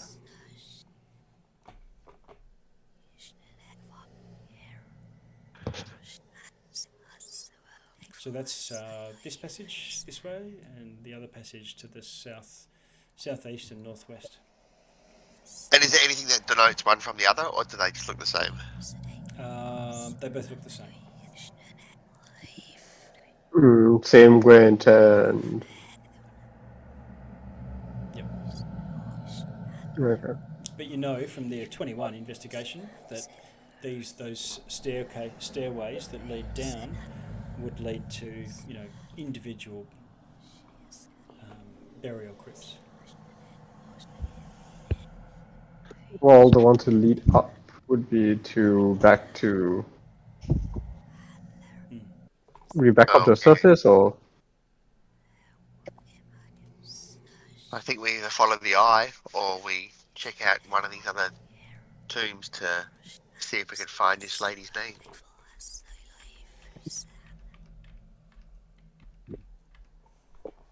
Just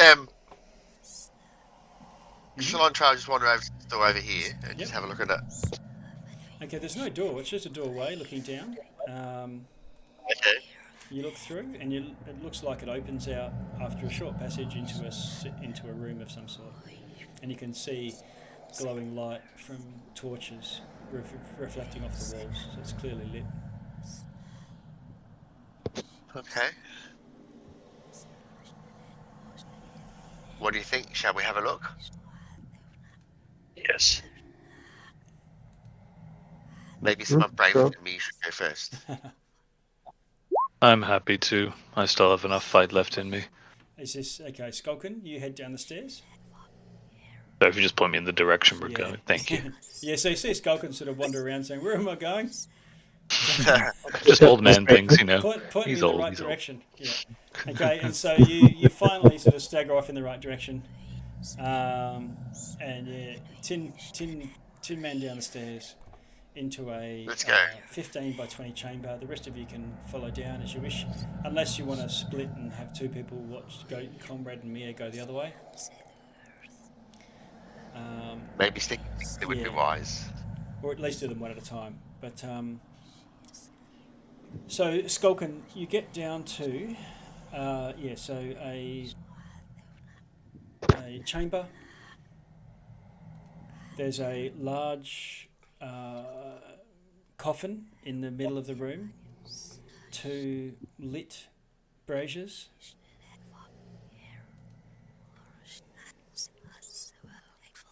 The stone gold-painted sarcophagus rests in the centre of this tomb.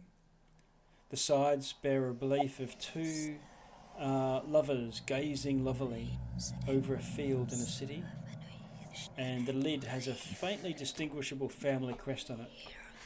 There's old weapons. I'm going to move this. You don't hear the ghosts muttering anymore. That sort of fades into the distance.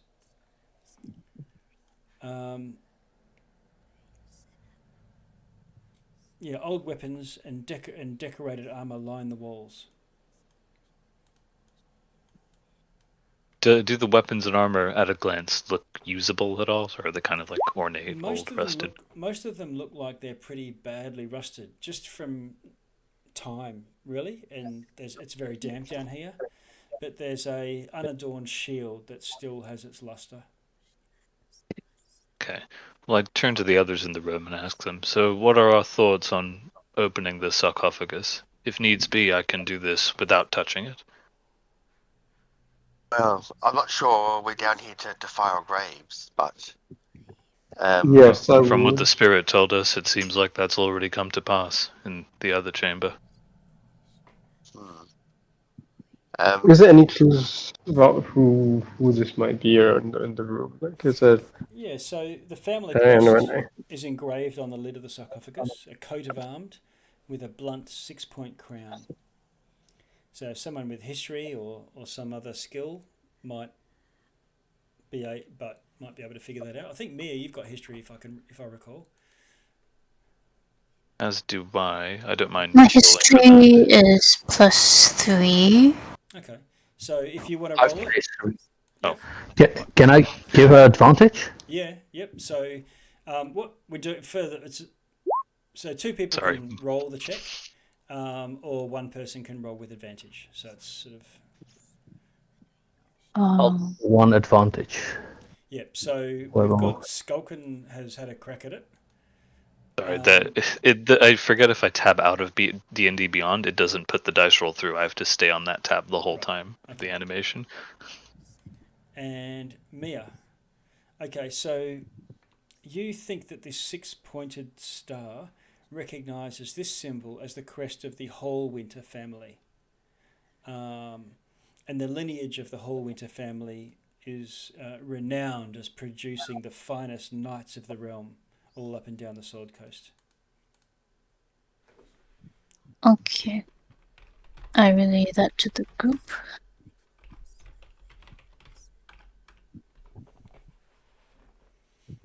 All winter. Okay. Yep.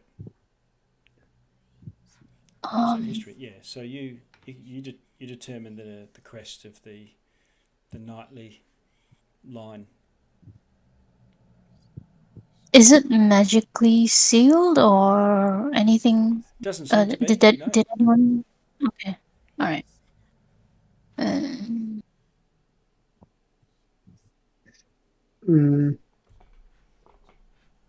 Right. If it's a full sarcophagus, is it like a face on it, or? Yes, there is. Oh, okay. Looks like a human warrior of some sort, dressed in armor. Sword, shield, all the palaver that you'd expect. Right. Okay. Okay. So okay, so they're like holding a sword. The shield doesn't. And there have, was a shield. Yeah, the shield doesn't have the coat of arms,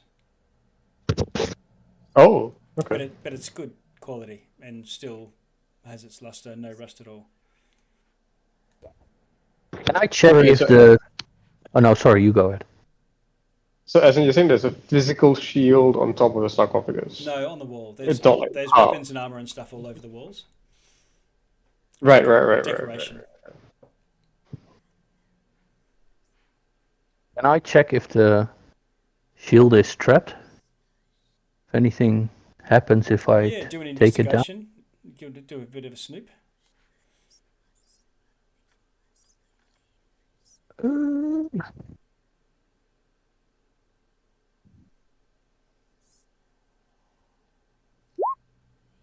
Well, Okay. You're sort of looking around, looking for some sort of tripwire or something. Eventually, it just comes off its pin on the wall, and the shield comes down. So, luckily, not trapped. Apparently, cool. put it on your hand. I'd like to- Put it on your arm. It Yeah. feels pretty good. And Yeah. underneath a bit of a thick layer of dust, it's still fully intact. It moves Yeah, well. I'm gonna switch it with my shield, so Okay. I'll carry this shield. Is that Comrade? Yeah. Yeah, okay. All right. So, Conrad, it doesn't take too long to figure out that this shield is +1. Cool. You don't need to attune to it or anything. Nice find. Yeah. Skulkin, yeah, Conrad, you also think that you see a bit of water leaking from behind the sarcophagus and find that there's a bit of a gap in the wall, like a line where you should be just bricks and there's water leaking through. I'm pointing it out to the group. Okay. I think there's a room behind there. Yeah. And once you point it yeah. up, Skulkin, you can tell that there is a sort of bit of a door shape and a place where you would press to open it up. I'm able to stand on top of the sarcophagus like this, right? And okay, I can't see too much at the moment. Perhaps we should try the other room first before we go further. I am still curious about the room where there are apparently risen dead, especially since the eye was pointing that way. Yes, I think we do need to go that way eventually, but I still think it's worth trying to find this ghost's name. Yes, perhaps. Skulkin, you take a furtive look down the passage, and it looks like it joins up to the crawl space. Okay then, right. Well then, I suppose once I make my way back to the group, I let them know that it appears that it leads back to this crawl space that we observed near the body of water earlier. Ah, yes.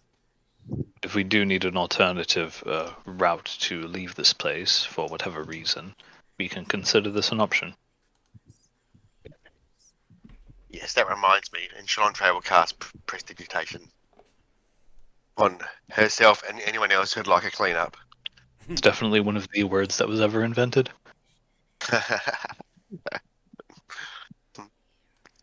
Okay, and you all move back up into the ghost's chamber. Mm-hmm. Yeah. Yeah. I think we're going to split on whether we want to go up or whether we want to go down the corridor. I think we should all go up and just check the other team. Yeah.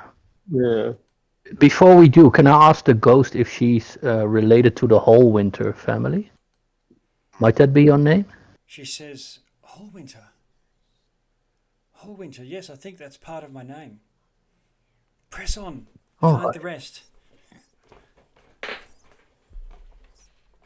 All right. Okay. After someone beefy. Okay. So Shalontre opens the door, gestures down the passage. Oren, after you. Sure. I'll step in first. Mr. Muscles. Right. Okay. So You descend a short staircase, very much like the other one. It opens into a very similar room with sarcophagus, gold painted, death masks sort of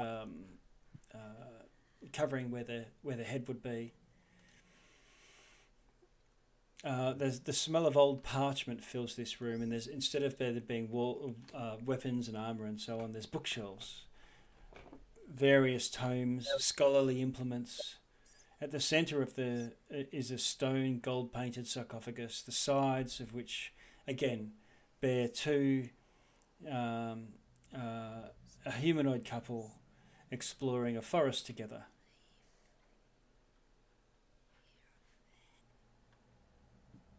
So some of these scholarly implements, you say, is there Yes. any that stand out in particular? You have a hunt around, looking through all the shelves and tools and implements and things.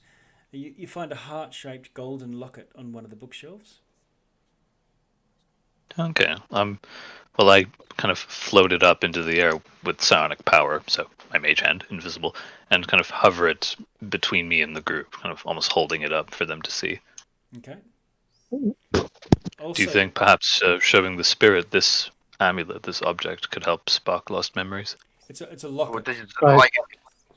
I could try and open it. Locket, rather. Yeah. Yeah, I mean, I could try and open it. It looks a bit tricky. You'd need a sleight of hand, some manual dexterity to get it open. It's pretty. Is sleight of hand or is thieves tools alright? Oh, if you've got thieves tools and proficiency, go ahead, use those instead. Yeah, because I do. Because I'm supposed to get them. No problem. Can I guidance that? You can. Cool. He unrolls guidance this little as leather well. thing, lays out a couple of tools. Guidance goes off, giving D4. No, I just need to find how to roll thieves tools. Yeah, it won't be on there. The best thing to do is roll a D20 at your dex and proficiency. Oh, it's just giving me a description. It's not rolling it. Rolling only. Yeah. You could roll a any dexterity check that you're proficient in. 16. 19 total. Okay. And I did the 3. So what you would do for the guidance, if you look on Roll20, there's a pink box. You click on that, and you can try it. Yeah, that'll roll the D4 for you. So it's that's a way to launch off from damage from a hit roll and things like that. But in any case, you managed to open it up, and it has a picture of a human.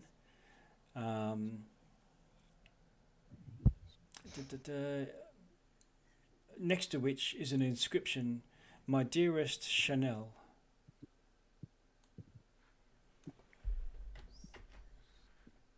I'll put that in the chat. Another name. Could that Yeah. be the first name or the first name just match? There's certainly no harm in trying to find out. Chanel Hallwinter. Yeah. It looks like one of the figures depicted in the sarcophagus, the relief carvings, when there's a couple looking out into the distance, is wearing the same armor that the ghost has got out in the next room. I think we got it. Yeah. You also find, nestled amongst all the books, 5 incense sticks, each worth 10 GP. A component pouch, which is effectively can be used as an arcane focus for people who can use components as their spell focus. Basically, it's got all the different bits and bobs you might use to cast spells with.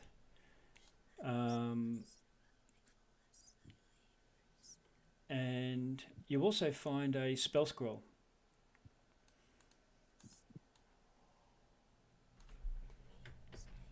Which is a protection scroll. So you read it and it will protect you from evil and good. Oh, wow. Oops. It does require concentration, though, I believe, so no guidancing. Otherwise, it'll break that effect once you've cast it. Concentration up to 10 minutes. Yeah, of course, if you're the one, casting it, you can guidance other people if they have evil and good, and it'll still be fine. Can clerics and wizards use it both? I don't know the rules for Yes, scrolls. To be honest. clerics, paladins, warlocks, and wizards. Okay. I already got a nice shield, so if somebody else wants it. There's a warlock. Me as a warlock. We have a warlock and a wizard.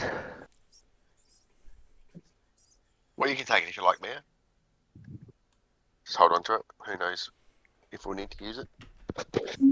Yeah, I'll take it. Thank Okay. you. I don't have a shield.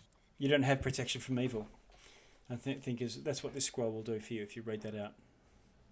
Yeah, I swapped it out with another spell.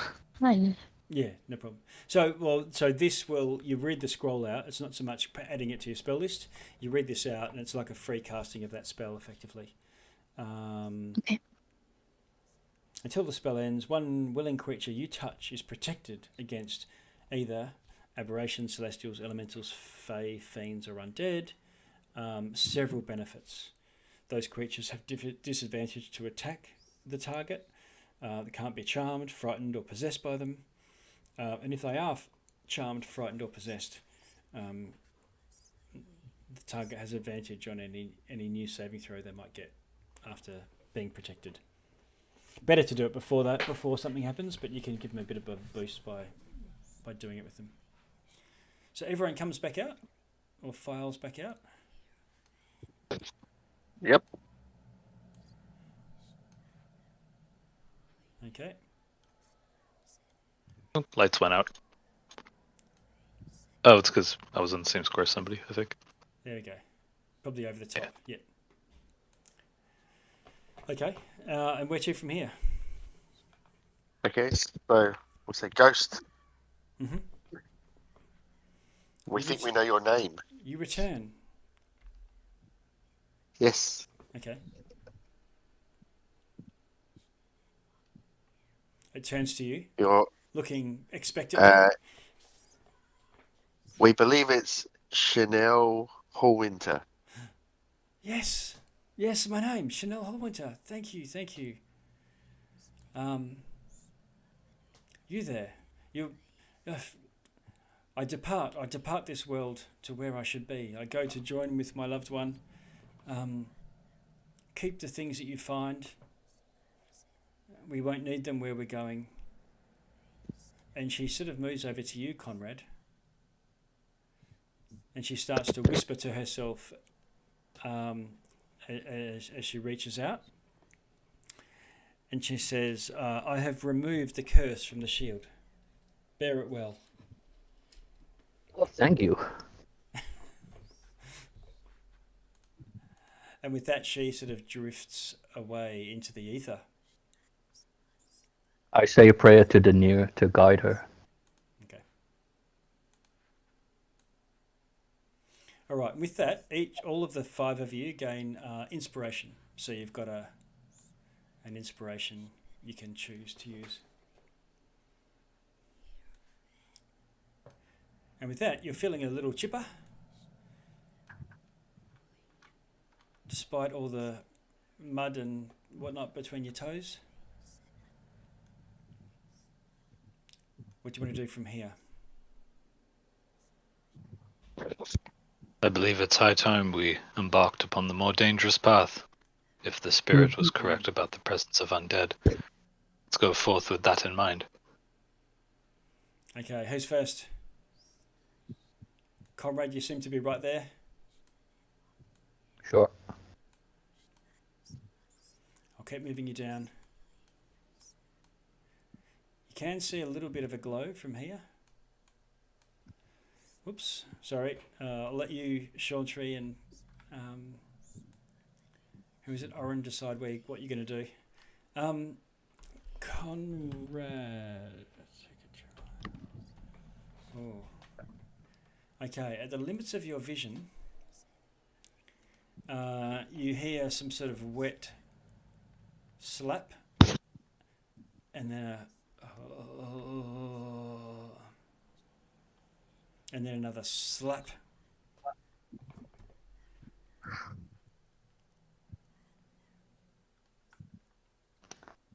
It's coming closer. Yes, but slowly. I warn the group. You don't know Okay. why. This is not World War Z. They're not sprinting at you. Okay. You I'm sort going of to look down. move a bit. Yeah, you look down at your watch and you see why this creature's coming so slowly to you, because all it is a rib cage, arms, and a head. Just one? Let's have a look. Oh, Yes.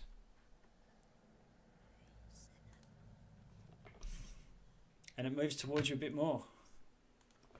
Oh, but then as your light source, I think you're the one carrying this torch, come to the entrance to the room. It lights up the room, and then you hear this oh, as a chorus chimes. Now I'm going to remove all turns from the turn order, and then get you all to add yourselves back in.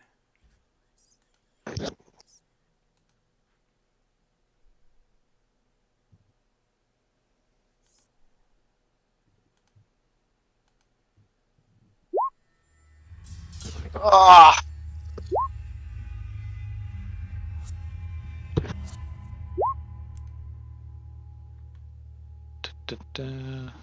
Okay, we got. Almost forgot I 3 need to for click on me Shalontra. first. We'll just take the first one that actually works. We'll beat the convention. What did I get? Oh, 3. So that'll put them at a 2. Alright, so we've got 1, 2, 3, 4, 5. Everybody in there. Sorting, descending. Okay, there'll be no surprise this time. You're fighting what look like the dead that have arisen. Mia, you're 2 steps behind Conrad. I'm not sure if you can see any enemies from... Oh, you can. You can see the half zombie ahead of you. What do you want to do? Yeah, the map finally loaded for me. Yes, I can see that. Oh, really? Oh, good. This- Okay, yes. What do you want to do? Yeah. Wait, what's my movement again? 30 6 squares. feet. Hold on. Okay. You can move using the 10. arrow keys if you want. 5 squares will get you right up to that zombie. Hold on. So it's wide enough for us to pass between each other without incident then? That's good. You can move past each other, you just need to have somewhere to land, so you can't finish on the same square. Okay. Yeah, Not I'll without just major problems.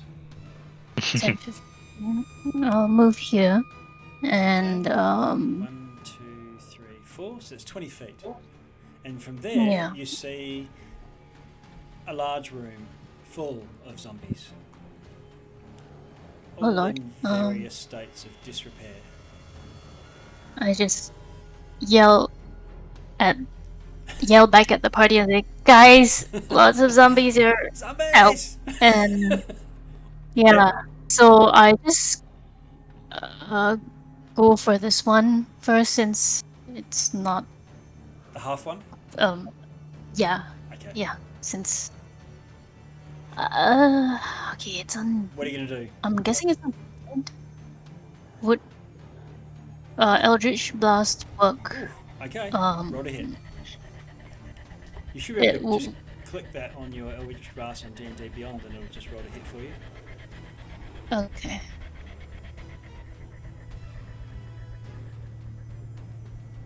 Nine. Eldritch Blast, okay, 9 to hit. Hits. It's very hard to miss a half zombie. And you're going to do 4 force damage to it. Blows parts of it off. You're just shooting fish in a barrel, shooting rib cages on the floor. You've still got 2 squares of movement if you want to move either further in or along the wall at the north or whatnot. I think I'll stay where I am for now. Alright. Conrad. I'm going to step inside the room to see how many undead. Oh, that's quite a lot. 1, 2. Okay, I want to do a turn undead, but I want to position myself. 2, 3, 4. Yeah, I'm gonna step here Okay. and do a turn on that. Okay. Do you want to put that into the? Do you know how to put that in the chat so that we can? Yeah. Hold on. Is it? Do we need to give you an aura or a radius? I'm gonna look for it in D&D Beyond. Features. It'll be on your character sheet as a click selectable thing because it's not actually turn undead. It's channel divinity. It'll be in one of those options. Oh, there we go. Whoa, wall of text. Okay, second level. Turn undead. Effect. Divinity you choose.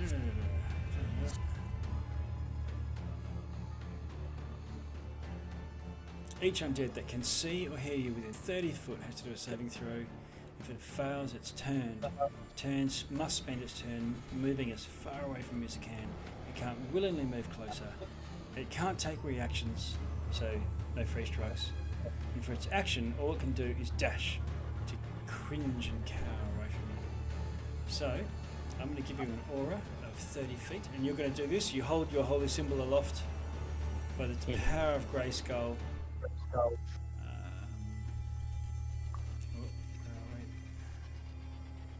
Details. 30 feet, yes? Is that right? Yeah, it is. For 1 minute. Oh my god. Okay. This is the holy aura of Dania. Washes over the room, affecting every zombie in the place. So I'm going to roll some wisdom saving throws. I'm not liking the odds. Okay, and what am I looking for? What's your saving DC? My spell? It's 14. 14. Okay. Let's call up a zombie or two. I'm not expecting them to be super wise.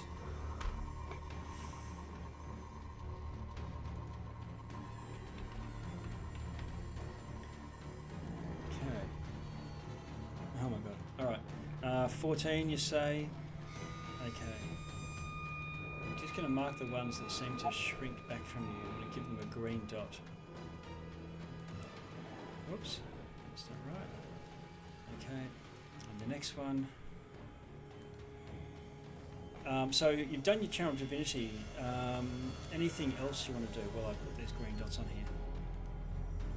Staying here. Just holding your square, in which case we move to Skulkin. Sure thing. This old man is a bit slow, so 5, 10, 15, 20. Now I can see the room. There we go. And those ones are all turned. I'm going to use my action to dash. Does that give me how much movement? Another 20? Or how much do you normally go? 20 is my base walking speed. Yeah, so you can do it again. Lovely. 5, 10, 15, 20. And a bit of clarification I'll ask for here. I've got 2 scimitars. If I swing with one, I'll use my bonus action to swing with the other. I can't just use the bonus action to swing with the offhand isolated, right? Because I haven't attacked yet. You get the bonus action when you take the attack action. So you declare the attack action. I'm happy for you to attack with either scimitar because you're already saying you're taking the attack action. But that's I use my action to dash, so yeah, I was wondering if I could dash and then just swing with the offhand as a bonus action. No, but no, the bonus action. Thank you. Then. Needs an attack action with the other hand. Yep. Good. Yeah, some rules like that I need clarity on, but it's good to have that. So thanks very much. No worries. In that case, so I'm going to check something about another bonus action I could take. Where is telekinetic shove? Okay, that doesn't have a clause. Retort area for me. Nice. Yeah, I was going to say it's unlimited. So in that case, the zombie that is. How do I ping? Oh gosh, sorry. Left click and hold. Left click and hold. Have accidentally created. There we go. So that one over here. I'd like to use the bonus action telekinetic shove from the telekinetic feat to push it 5 feet diagonally closer to my location. So to this square, Okay, if that's possible. You're going to hold in Mr. Orange, is that right? can show it on here, actually, can't I? Nope, that's a roll. Or no, it does need a roll. Never mind. Yeah, Yep. I did the right thing. Cool. Okay. It doesn't describe what it does, though. That doesn't really help. That's okay. Does that button? That button does. describes what it does. Haha. All right. So you hold out your Figuring it out. hand, use your Force Jedi powers, and whoosh, hoik it. This guy gets it. towards you. Boom, and you pull it in. Thank you. Cool. And I think that is my turn. All right. You can call out to me, and Get over here. yeah, over here. So yeah, who's that? Scorpion. That's Gulkin done. Oren, where are you? Ooh, fair way. Right at the back. Yeah. So, do you move speed 25? 1, 2, 3, 4, 5. Yeah. Okay, do you want me to? I'll get your full movement rate will get you to the door entrance, not into the room as such, but probably enough to, see some of the Yeah. shenanigans going on. Okay. I will blast the one in front of me with a firebolt. The half zombie. Yeah. Okay. Roll to hit.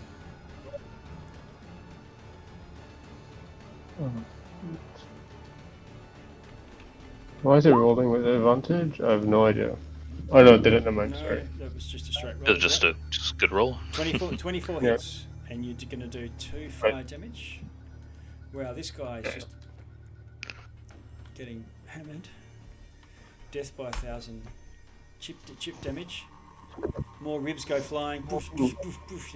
We had, I think it was witch bolts from the warlock and Eldrich blast. That's right. Okay, now firebolt. Does full damage, but it hasn't knocked the zombie out at this stage. Yeah. Then the force ballista from the cannon as a bonus action. All right. Finish him. No, I don't think I will. What did you hit? I'm class 8. Yeah, I did. You hit. What? Okay. If your damage reduces a zombie, you completely blast through its head. It has to make a saving throw. Constitution. And it fails, and poof, you kill it. Nice. You may not have fought zombies before, and you'll learn now that when you roll to attack them, there's a chance that they just don't die because they take the damage. It goes to somewhere non-lethal. If you go, and they're really easy to hit, but if you go for the middle of their head and take a -5 to hit, that bypasses that ability of theirs. So just like the whole Walking Dead palaver, you can take a penalty to hit and try to make sure you do. Critical hit's the same thing. Oren, I think that's your turn up. We move on to Chalantre. Okay, he's going to go, well done, and wander down here thinking everything's okay. Step past me. Oh dear. Okay. So that was, she's got 5 feet of movement left. I think she'll move back to here. Okay. And then she's going to cast a Scorching Ray Oh, okay. and send out three rays of fire. Okay. And she'll just get the 3 closest ones. Okay, Mr. Red, Blue, and Orange. Yep. We'll go Reservoir Dogs here. Reservoir Dog zombies. So I'll do her 3 attack rolls. Okay. Where are we here? Scorching Ray. Mr. Red.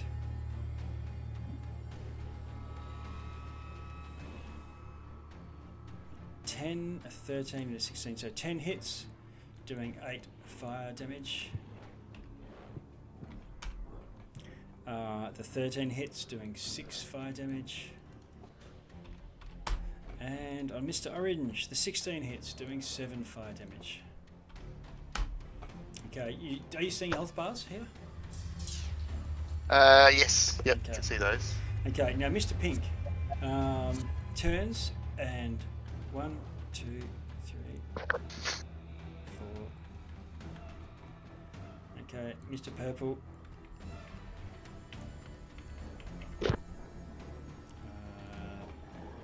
Mr. Blue. runs, ignoring you, Skulkin. You can take a free strike if you choose. Reaction. Thank you for letting me know. I'd like to take that opportunity attack. Where is my R button? I almost click crossbow. Nope. There we go. 24 hits. Nice. 7 damage. Okay, And you slice him down the back as he goes, but he still runs. And Mr. Orange stumbles away, but you don't have a reaction anymore. 3, 4. Okay, and Conrad. Mr. Red runs away from you as well. You get a free strike on him with your mace, I believe. I will.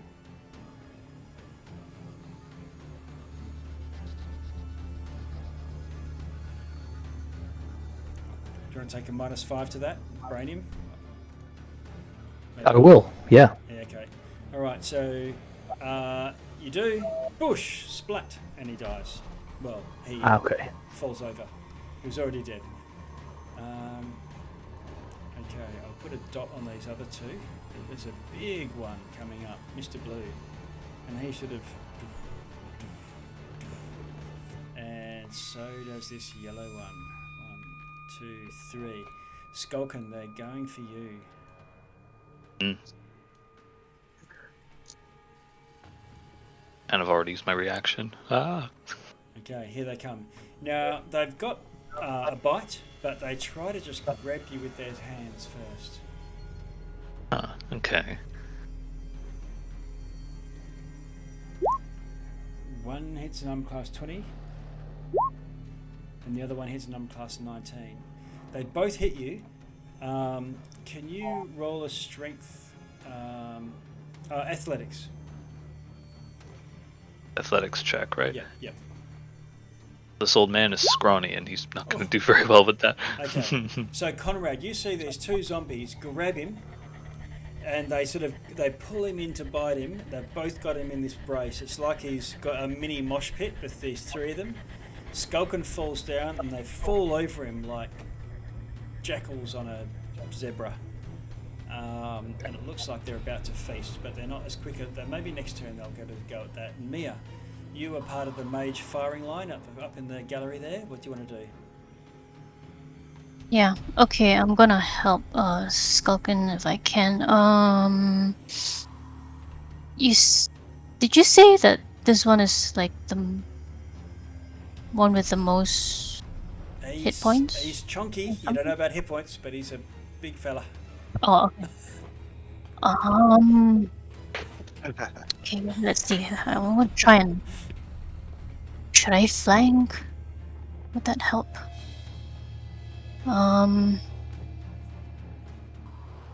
You've seen them all get hit by fire and force and Eldrich blast and whatnot. Okay, I'm gonna cast Dissonant Whispers at this one, just to try and push him away. Okay. At level 1. Dissonant Whispers. Yeah. Can you put it into the chat? Okay. How do I... I think you might be able to just click on the spell itself, and it might put the text. There's a button that says show in VTT under where the dice button might be. The display in VTT, rather. I'm worried that whispering in a zombie's ear might not do anything. You whisper a melody, and one creature can hear it, including the zombie, racking it with terrible pain. Target must make a wisdom saving. Oh, yeah, okay. It's conscious enough to...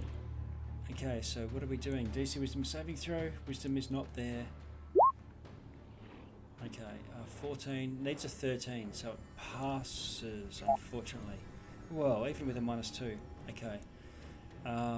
Is it safe for half? Half damage.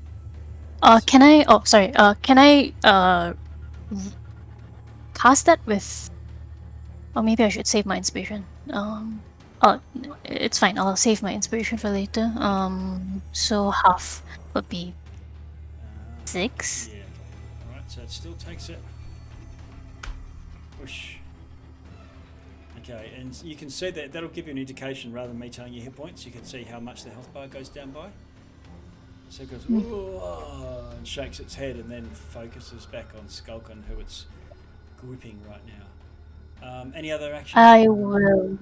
Yeah, I will healing word. Pass healing word on What- Skulkin. You won't be able to healing word just because Dissonant Whispers was a spell. You won't be able to do a. Oh right. Oh darn. Cantrips Okay. are fine though. It's just leveled spells, I think, right? Yep. Do you still have inspiration, Skulkin? Yes, we the regular inspiration, not the bardic kind. Okay. So, would he have to use that inspiration before I can cast bardic? No, they can Inspiration? stack. You can say, "Go Skulkin, you're the best," and he can get his bardic inspiration. Yes. Okay. All right. Yeah. I completely forgot about my inspiration. Ah, yes. And is What that- exactly does it do, by the way? I've never had it before. You're feeling on a high. I don't know. You'll have to tell us, Mia. Can you? Not the bardic inspiration, but just like the regular kind that you gave us earlier, Anthony. DM inspiration. Okay. Yeah. You get a 1d6. The bardic one, yeah. But DM Yeah. inspiration, was it just like Sorry, advantage on a roll or something? Or Yeah, DM advantage if you're advantage on a roll. okay, cool. Thank you. Yeah. And do I still have movement? You do. All of it. Okay. Should I go close to? I feel like still full health, so I'm gonna flank just to. Okay. We're not using flanking, Yeah. but you can get there. We're not? To. Just it's an optional rule, so we're just not using the optional rule Okay. to give advantage. Generally, Okay. it makes it hard. For me, there's lots of ways to get advantage in the game, but it often is a downside for the PCs more than anyone else. Okay. So should I backtrack? I'm perfectly fine if you want to backpack and form your shooting gallery again, but you can decide where you go and move to Conrad. What do you want to do? Guiding bolt level 1 on Mr. Blue. Okay, Mr. Blue, it's not lucky you. Roll a hit. In the head or just body? Yeah, in that. Okay, in the head. Ooh, alright, yeah. Whoa. Oh, what head? No, I'm kidding. I don't know if it goes. Most of it does blow away, but it just looks around at you going, and with half of its top jaw still there. And then focuses back on Skulkin. It's going to use what teeth it has left to try and bite him. Anything else, Conrad? No, I'm staying here Okay. in case I need to help Skulkin. Okay. Skulkin, it's you. Am I prone at the moment, You or are just prone grappled? and grappled. Okay. And while I'm under both conditions, can I use some of my movement to get up again? No, not without escaping the grapple first. And what would that entail? That entails either an athletics or an acrobatics check. An acrobatic. Thank goodness it's both. Yeah. I mean, you could just stab him. Oh yeah, no, but not while I'm prone, right? I can't. Can I attack while I Yeah, take you the can- attack you action can, while I'm prone? with disadvantage. It's a bit harder. That's it. Yeah. Well then, and Raise it a hit. running that acrobatics check doesn't take an action or a bonus action or anything, does it? Or... Yeah, escaping a grapple is an action. Right. Okay. Then I'm gonna have to read that telekinetic shove thing again. I'm still getting used to having it. Okay. I can see. Yeah, that's still count. Okay. In that case, I might have a plan. We'll see if this works. I'm gonna attempt to escape the grapple with an acrobatics check. Okay. That is a 10. You're grappled twice, so I'm going to give you 2 rolls. That is a good point. I am grappled twice. Well, I've committed to it now. Let's That's all right. stick to my guns. Oh, Mr. Blue is just like sitting on your chest. You roll a 10 to try to wriggle out, and he rolls a 17 to sit there. Indeed, he's Mr. pretty stubborn about that. Mr. Yellow is like a 2-year-old wrapped around your ankle, hanging on for dear life, and you try to get out of that one. And he's hanging onto your ankle as well. Right. So you've still got a bonus action for your telekinetic shove if you want to try and shove one of these away. I reckon that it's worth a shot. So gonna try and shove Mr. Blue off of me. Hang on, wait. It's directly away from me, isn't it? Yeah. Okay. In that case, no, because I don't want to shove it into Mia. Mr. Yellow, then I'll try and telekinetic Okay. shove. Mr. That's Yellow one. goes flailing back, and you break the grip of that. Oh, he doesn't have to pass the strength thing or anything, the saving throw. The DC 13, I mean. Oh no, you did roll it. I'm just dim. Sorry. I missed the line from Hamilton, but good one. Mr. Yellow's gone, and we move to Oren, and then Shalontre. Right, the mage firing line is going to assemble back. Okay. Yep, firebolt on this one. Okay, roll to hit.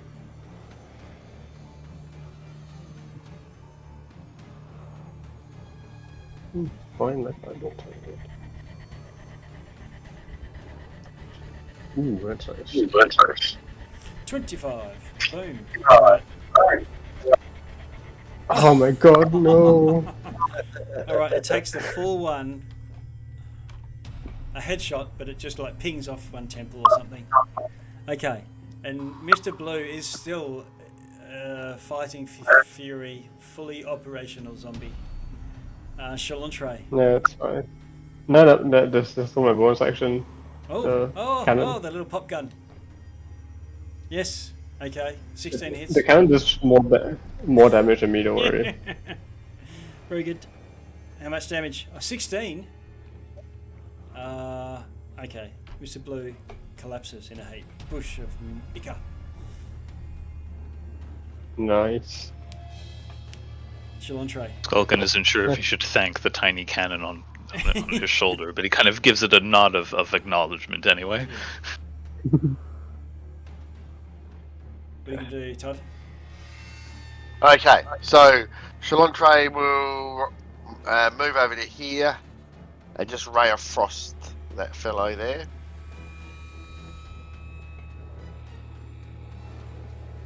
$16. 16 hits. There's 5 cold damage and reduces his speed by 10 feet until the start of my next turn. Ooh, okay. So there he is for you fellas. Oh, he's probably going to come back anyway, isn't he? But... Yep, that's all. Okay, takes Shalontre the will do. damage. Alright, cool. And then he spins around and goes back to Skulkin. Tries to hit him and hits him. Okay, Skulkin, you're going to take 6 damage from a zombie backhander. Doof. Oh wait, I'm still prone, aren't I? Are you? Yes. You're still Am prone. I able to? Yeah, which means he's got advantage on you. There is a reaction I'd want to use as well, if possible. Sure. I'll just put it in the chat so you can see what it is first. Okay. Oh god, that's okay, never mind. I'll just tell you the bit that I wanted. It's showing all 3 powers. Okay. It's the protective field one. When you or another creature you can see within 30 feet of you takes damage, you can use your reaction to expend 1 side die, roll that die, reduce the damage taken by the number rolled plus intelligence modifier. Go So for basically damage reduction a little bit. Thank you. Yes. Alright, so instead of taking Oof. 6, you take 2 damage. Because you throw up your version of Psychic Shield spell. Mhm. Okay. And you can hear a whole line of conga line of zombies da, da, da, da, da, cha, da, da, da, da, cha, as they, in a terrified conga line of terror, go running away from Conrad's holy aura. Mia. Alright. I completely forgot that I was a bard for.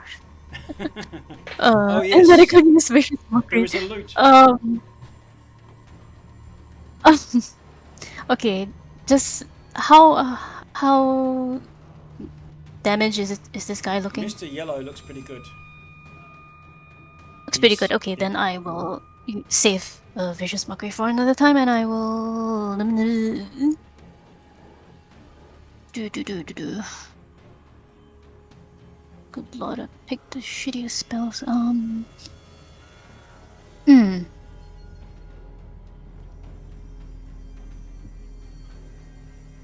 Yeah, just another Eldritch Blast. Okay. All right. Roll to hit with your Eldritch Blast. It's a oldie but a goodie. Warlock's weapon of choice. 10.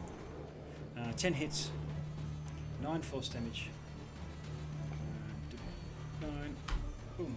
Okay. Now it's badly injured. Mia, any movement you want to do that. No, unless you've got a bonus action. I don't think so. Everyone looking good health-wise? Yeah, Skulkin's got a few injuries, but not bloodied or Okay. below half or anything. Conrad. I am moving towards the wall and I'm going to cast Sacred Flame on me. Okay. So he rolls for Dex. Dexterity. Yeah. Couldn't you go Constitution? He fails it. So that's 4 damage. Okay, he takes the full 4. That's my turn. Skulkin, you're prone, but you're not held anymore. Then, well, I guess I'll use my action to stand up. Can't lay down forever. Only costs you half your movement rate. So you're 20, you just spend 2 squares of movement to stand up. You still got your full action. Oh, I do have my full action. Oh yeah, that was escaping the grapple, not getting up. Well, that's good to know. In which case, I then use my action to swing one of my scimitars at the zombie. Nice. Do you go for the head or body? Well, sorry. Well, I was going to say I'll go for the neck, regardless of how good the roll was. Okay, no worries. It hits. And Damage. oh, come on, I'm All going right. back. A zombie to head goes plump, plump, plump, plump, and rolls along. And we move out of combat. All right. Well, for my friends, I somehow managed to get out of that unscathed, despite my slight predicament. Okay, one of you has a quick look down the passage just to see that the zombies that were terrified and ran off have completely gone. You can't hear them anymore or see any sight of them. But however, casting your eye around the room here, though,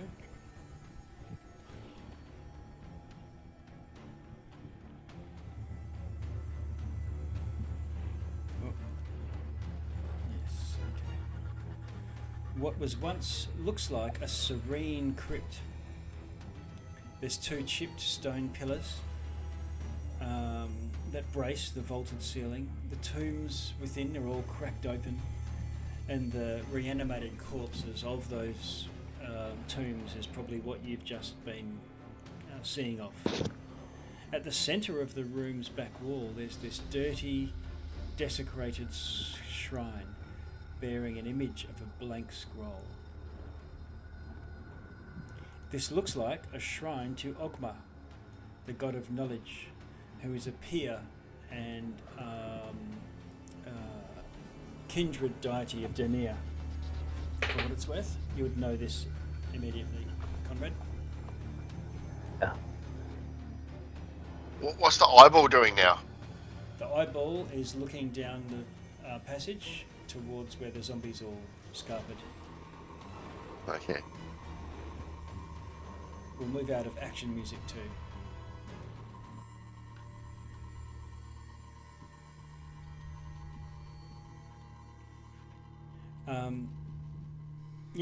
Okay. A shrine to Ogma, holy symbol, god of knowledge, patron saint to both bards and wizards.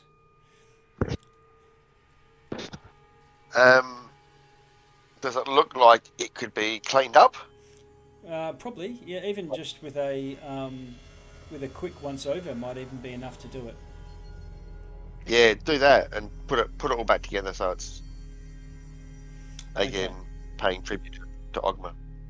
Okay, so you Conrad, you think that it might take some sort of religious ceremony, like probably expending a spell slot into this shrine, but also Okay. some Could s- a bless spell help? yeah, well, a bless is not. It's not so much the bless, but the power of the magic that Ogma would Yeah, require to sort of power this up. yeah. But also, I'll use you would know Mia. The Ogma is the patron deity of bards, and part of the religious ceremonies is performing a song, and you think between yourself and Conrad, if you can put in a leveled spell slot into the shrine, but also do a good enough performance in Ogma's name, then it might awaken the holy aura.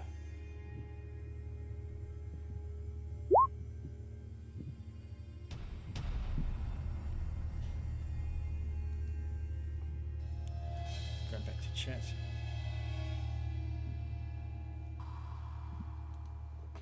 So, what are you going to do?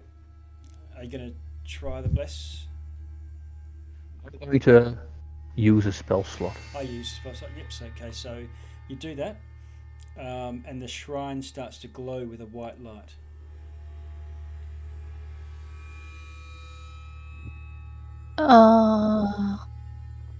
What can I do? This is for Mia. You'd think Yeah. probably get that your favourite, best uh, musical instrument you've got, and perform some sort of performance in honour of Ogma. Sing at the shrine, Okay. basically. Sure. What are you going to do? What are you Like going to do? So guidance set? You've got about 4 music instruments, I think, strapped to you. I'll use my lute, I guess. Okay.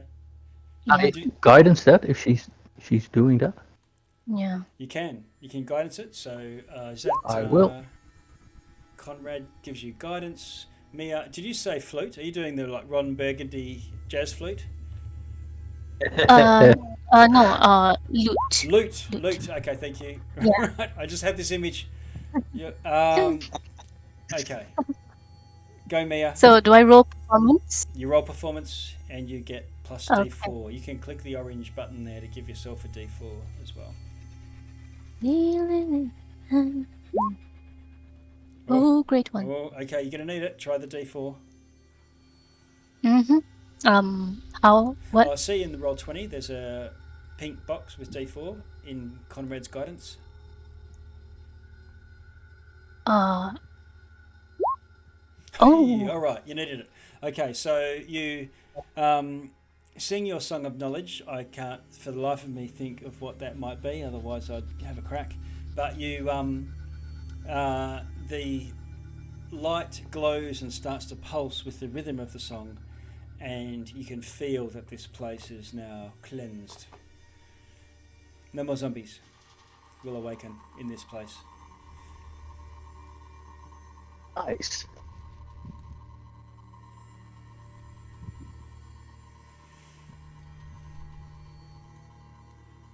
Where to Well, from here? a cure is effective, but a prevention even more so. Well done. Are there any other passages out of the room besides the one we came in? Nothing beyond the one that you've just. There's only two exits from this room. Yeah, Two so- exits. So, Okay. The one we came in and this other one where the zombies went. Suppose that leaves us one obvious path to follow. That's where the Mhm. eye's looking. Yes, it is. Well, I don't mind leading the charge. I Okay. just don't know where the path actually is. Oh, there we go. You got it. I'll wait a my moment if the character's- others want to gather. There we go. My character's frozen again for some reason. Yeah, I can't move my character. If you get any troubles, just reload Roll20. I haven't had to do it today, but it'll always bring it, resolve it. Okay, Skulkin, you're up the front there. You shimmy down the passage, and at the foot of a T-junction, with stairs descending even further down, 10-foot wide staircase. We've now got stone steps carved in. There's also all of these zombie corpses laying in a heap as if they've just died where they were standing. Seems like we've found where those zombies went to, and we know what happened to them. Yep. Good. Are those the orange dots on the map? They're not more torches, are there? Because I have another idea. They are more torches, yep. Could I take one, but not in hand, but as our resident wizard is doing, kind of refreshing my psionic mage hand ability to where I could just kind of float one of the torches near me? You can, but the mage hand still takes a arcane focus to cast, so it doesn't really free you up a hand. You'd have to keep putting your sword away. For mine, because it's from the psionics trade where there are no components needed to cast the spell, including verbal or somatic. Okay, in that case, do you still need a spell focus or not? You just do it from your mind.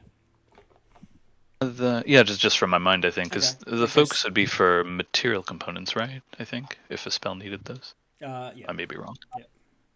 Yeah, this is just verbal and somatic. Sorry, there's two versions of Mage Hand because I've the more advanced one from the telekinetic feed. There's the one. I mean, that one's invisible too, actually, so that's the only one I need to concern myself with. But yeah, sorry, I thought of doing it at the start when there were two torches, but hey, never too late. So even Mage Hand is verbal and somatic only, anyway. Yeah. Okay. Right. So let me just describe this chamber that you're in here. So a door made of green tinged stone seals off further progression down into the catacombs deeper. And facing this double door is a large carving of a grinning skull. Doesn't look very Ogma-like, doesn't look very hero, wizard, warrior-like. One of the eye sockets of the skull has a wide eyeball with a jeweled iris. The other one is completely empty divot.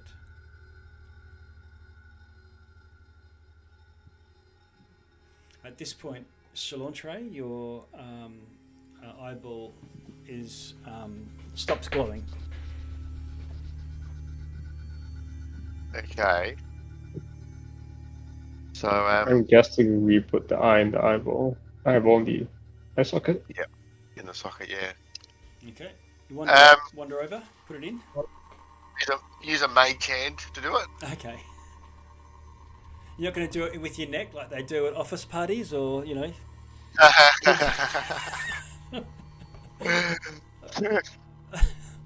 Okay. Is that what you want me to do?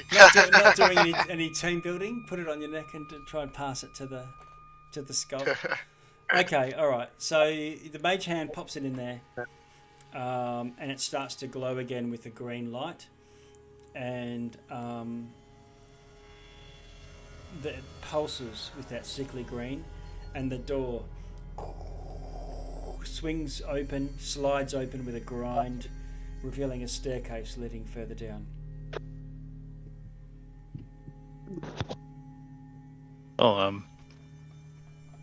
Did I not mute myself? No, but I didn't. Never mind. Well, either way, I'm happy to continue. Yep. Okay. Well, I guess we go down. All right. So you continue down and down and down. I'm just going to fast travel you now to the next part here, and then beyond. To the next area. Oh.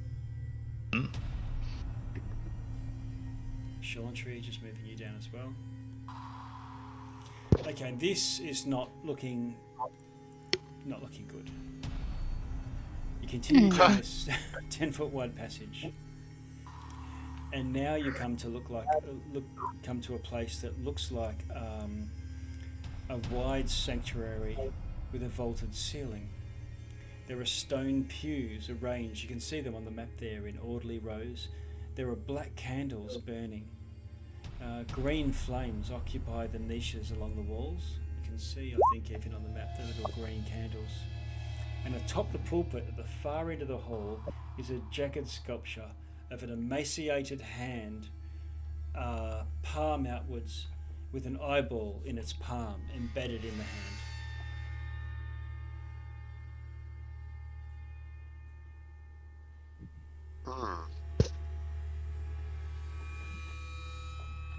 Eyeballs everywhere.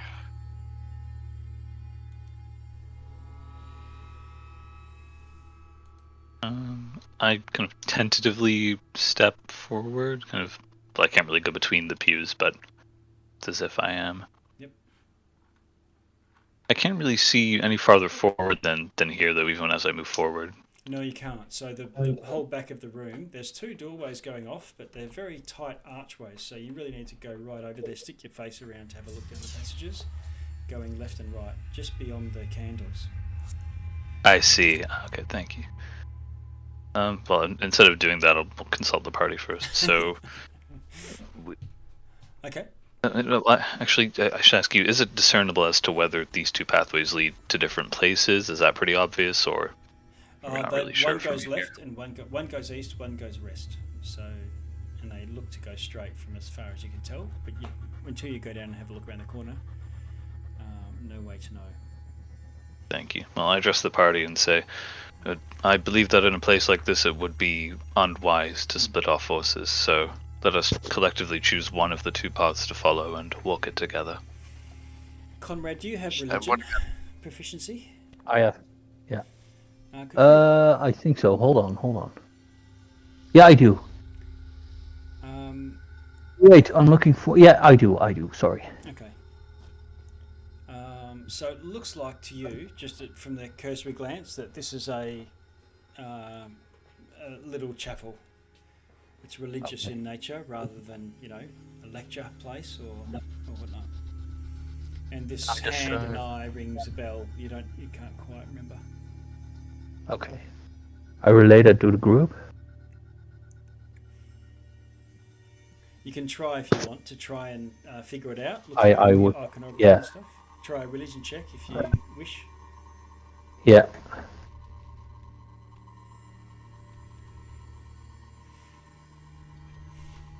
Oh, 18. okay. You have heard of this. This looks to be the symbol of a god of secrets. A god that you would know with that 18. Once upon a time, way back, years ago, was not a god but was rather a wizard who had such a lust for power and was so capable that they eventually became a undead lich, immortal. So they achieved immortality, craved more power that wasn't enough for them, and they wished to be a god, have godly immortality. They managed to achieve that amongst all of the beings that try to aspire to divinity. And that god Vecna is now worshipped and revered as a god of secrets on many worlds.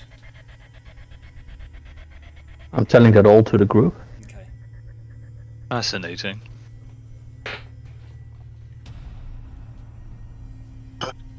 Okay.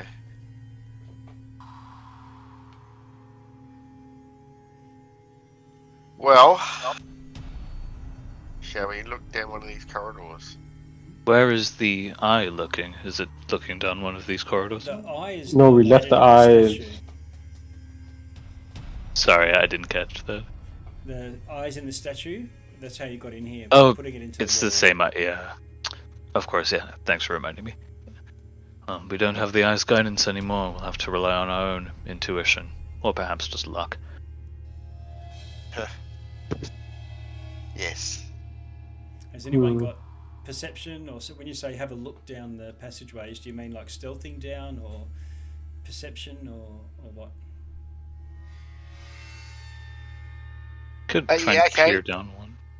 If you want to do that side, if you're going to the right one, I'll go to the left one. Well, perspectives, but still. Sorry, would that be just a perception roll, right? Not passive check. Yeah, just I'll know your passive, so I'll just tell you. But so Shalantry's going off to the left and Skulkin to the right, both doing perceptions. Everyone else gets the word hush while we listen. Shalantry, you don't hear anything. Maybe. Okay. Maybe something like those whispers that you heard before.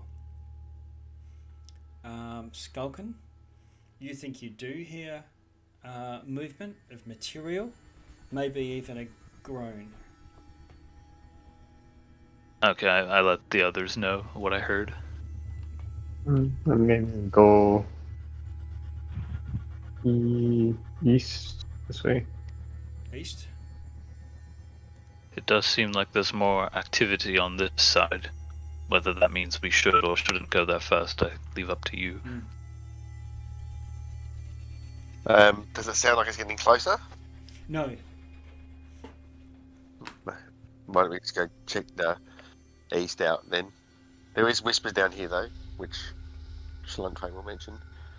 DM, not to alarm you, but I can see a little something to the left there. You might want to. I don't know why I can see it, but I'm gonna pan my camera away from it. Is that Skulkin? Yeah. Yeah. So have you got dark vision? I do not. Okay. I mean, I can see. If you're talking about this over here, I can see it as well. Yeah, it's like it's disjointed. Like there's a patch of vision that's just there, and it's revealing a creature. Just thought I'd let you know. So what you're seeing is that's right. So there must be a light source somewhere beyond, because there's a bit of a candle light glow, and while you can't see in the dark, you can see a head and some shoulders sleeping on a bench, lit up by the dull glow of a candlelight. So it looks like there's somebody sleeping. They're faintly lit, so much so that you can see them, even though you're sitting here in, dim light or darkness yourself. Then maybe we do want to go down this way. Yes, well, I do indeed let you guys know what I've seen in a bit more of a hushed tone than I was using before. And you get an idea from what you're listening to is probably the sounds of people sleeping, and you know that it's more than one. That what you heard wasn't just this one person, turning in their bed or snoring slightly or stretching, cracking. What? And so I'm not trying to metagame here. I'm just figuring out rules and stuff. Yeah. If I were to take the hide action and then make movements into that room, would I kind of be moving quieter? Yeah, so stealth is stealth for vision and for scent and for sound. So if you want to be unnoticed, you would just roll a stealth check, and then move down the passage with being as stealthy as you rolled. But you wouldn't roll it before you started moving. I'd get you to roll it when there's a chance of someone actually noticing you. So you don't get a 1 and go, oh, I'm not going to go more than 5 foot down the passage. For sure, yeah. I was wondering if the hide action had anything to do with it. I know in Baldur's Gate 3 it does, so Right. trying to discern the rule set from that to this, Hide is equivalent of stealth in 5A, as rolling a stealth check, which is dexterity based. Yeah. Well, so then I address the party and I say, well, let us try and move soft-footed as we possibly can into this chamber of possibly sleeping, possibly individuals, and see what happens. At least that's an idea I'm open to. How do the rest of you feel about this approach? Yes, let's do that. If you're wearing metal armor, you get disadvantage to that. This is a good point. Wait, so are we going? So which are we going then? In this direction, based on this new information we've had. The west is the sleeping cultists, and the east you're not sure of. Skulkin, with your perception, you can also hear that same whispering that Shalantry could hear the other way.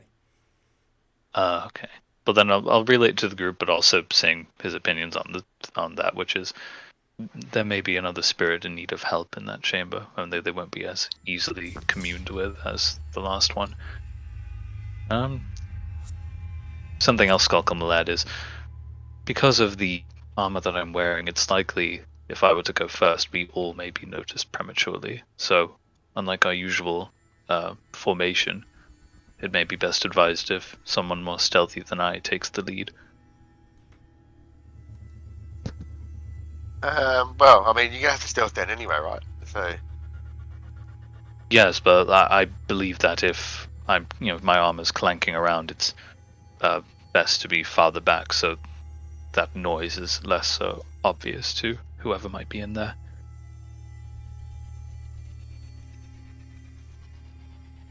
Okay. Do we have any other volunteers? Or do you want to I'm go not to stealth. or you want to go to the east? Mia's typed as Oh. well. Yeah. Okay. Mia, were you Mia. volunteering to stealth down there and have a look?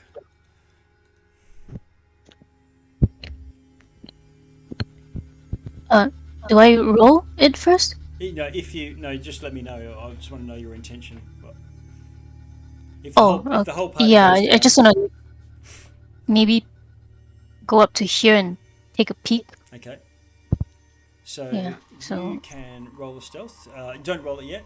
I'll just say you're moving down, Okay. and announce that you're just gonna, get your face into the elbow of your cloak. Okay, can you roll a stealth roll, please? Okay.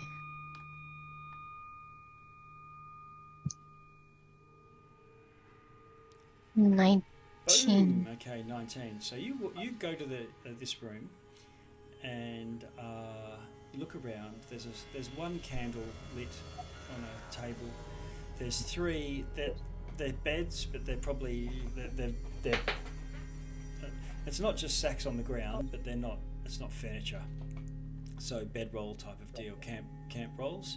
And there's three figures in robes just resting, and all three are sleeping, and they haven't noticed you. There's also a archway leading to a chamber to the south, and you can see a glow of candlelight coming from down there as well. So at least three cultists in this room. Okay. I will tiptoe back and whisper to the others, relay the information. Okay.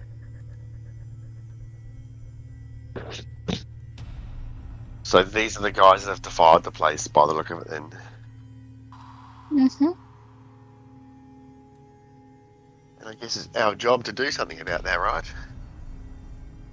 While we don't know if they're directly responsible for the murder that we didn't witness, we could be fairly certain that they are, at the very least, the cause of the undead rising up in this place, I believe. Could try questioning them and see what sort of reaction we get.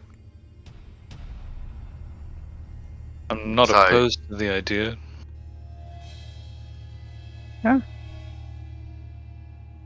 Yeah, read them their rights.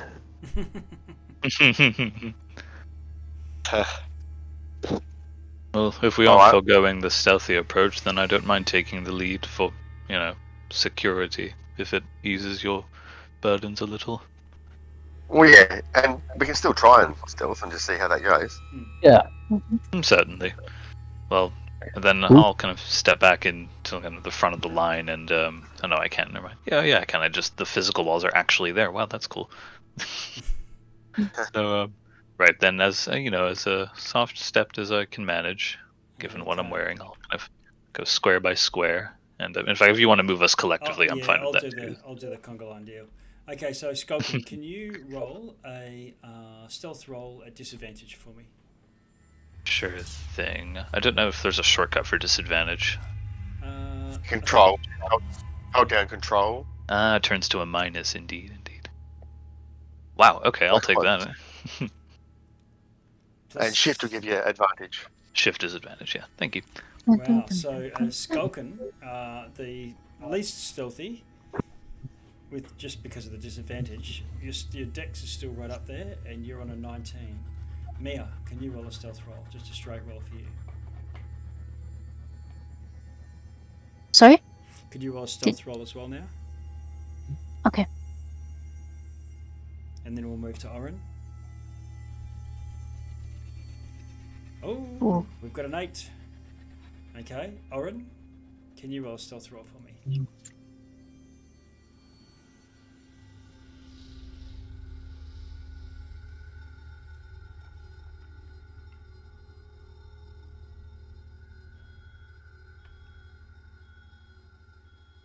It's not coming up. There it is, 12. Okay. And Conrad, are you in metal armor by any chance? Yeah, skill now. So disadvantage for you.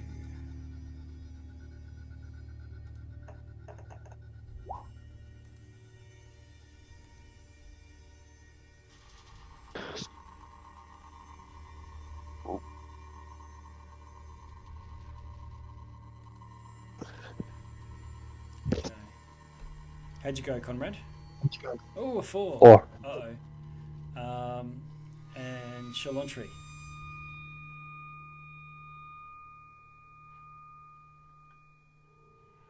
Is I rolling? 21. Okay, so we've had a 4, a 21, a 12 from Oren, an 8 and a 19. Alright, so let's go and have a look here. Okay, so what happens is, Mia, you look like you're about to step on something a bit noisy, break a twig, scrape on a stone or something, and Skulkin spends part of his success effectively on countering out you, so giving you a warning to watch out. Or could I say that I like psionically nudge said object out of her way? Yep. Noiselessly. Thank you. Now, Conrad, you're on a 4, and Oren, you're on a 12. Okay, so who was last there? Shalantri. Shalantri, you managed to do the same for Oren, saying, "Watch out!" calling out some sort of whispered thing. Group checks is like a net effect, so it's about the majority of people passing, noting that some people who passed well were actually supporting others. That otherwise, no company of troops would ever pass a forced march because someone would fail. The others help the other ones, even if they might have fallen. Which leaves it on you, Oren, as the tiebreaker. And of the 3 guys in here, you've got a 12. We've got an 8, a 9, and a 5. All 5 of you managed to get into this room and move wherever you want in that room without waking anyone up. If you want to do a cosplay as ring wraiths going into the Inn of Bree, and chopping up cultists, you could do that, or not. So are we able to recognise like anything about what sort of cult they're in, or who they might worship, or anything They like look that? like they are Vecna cultists. Okay. Like for my religion check, could I determine that it's an evil cult, or Oh is it yes, like yeah. Yeah, okay. Can I would we have told whisper that. to each other without waking up anybody? Or is that something we don't know? Yeah, you don't. You might force another check, depending on a short. Draw your thumb across your neck and point to them, and nod, or. That's what Shalantri will do. Okay. And when Skulkin sees this, he kind of gravely nods in Shalantra's direction in agreement. All right. Now, Mia, you're moving up into the room close enough to the other doorway. You're still moving stealthily. If you move beyond this archway, you're going to start to potentially awaken more cultists in the next room.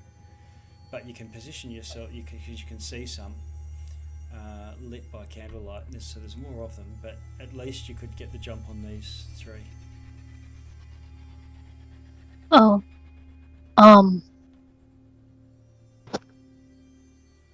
So, sorry. So you're saying if I continue moving, I might wake Only if these you move, guys up. Only if you move to the archway through the south. If you stay in this room, that's okay. Okay, maybe I'll just like here. Yep. Would this be okay? Yep. So Okay. between you and Skulkin, you're ready and poised over a sleeping cultist. Conrad, you've got your mace out and your El Kabong Donga. And Oren and Shaluntri. Are you gonna? What have you got? A wand or something, I suppose. Well, Shalantra's got her short sword in one hand, Yep. but yeah, she's got her hand ready to cast a spell. Okay. I raise one of my scimitars above my head slowly, deliberately, and kind of glance around the room All right. to, see if my companions are watching me do this. 9 rings. 9 rings for the kings of the of men. Let's murder these murderers. All right. Okay. Then I bring the scimitar down upon the cultist in front of Can me. I have initiative rolls for everyone? I'm going to see who has to commit the first roll. Oh, right, yeah, I can't just do that, can I? So Shalantri's on a 12. If I do get to, I'm definitely keeping that flavor. Oren's on a 20. Ooh. We're getting close to the end here. 22 for Skulkin. Oh, everyone's rolling hard. They're all eager. Nice. They're all eager for this. Connor, bloody murder. Okay, all right. Skulkin, you're first on the chopping block. What do you want to do? The cultist definitely is. I bring that raised scimitar, swinging it down And upon. Oh, whack. that's a little roll. Are they prone? They- They're asleep, so they're prone, right? Okay, you get advantage to hit, and if you hit, it's a crit. There's just no way. Okay. Oh. Okay, so you no, go. I already had advantage. Spam! I can't use. No. Okay, I can't use my just inspiration chopped- to do it again. You've just chopped his pillow in half, and he goes, "Oh, what? Ah, Mum, mother of God! Why did I not sleep in the other room?" Okay, now I believe you've probably got a bonus action with another scimitar if you choose. Yes, thank you. Maybe that's the solace I get.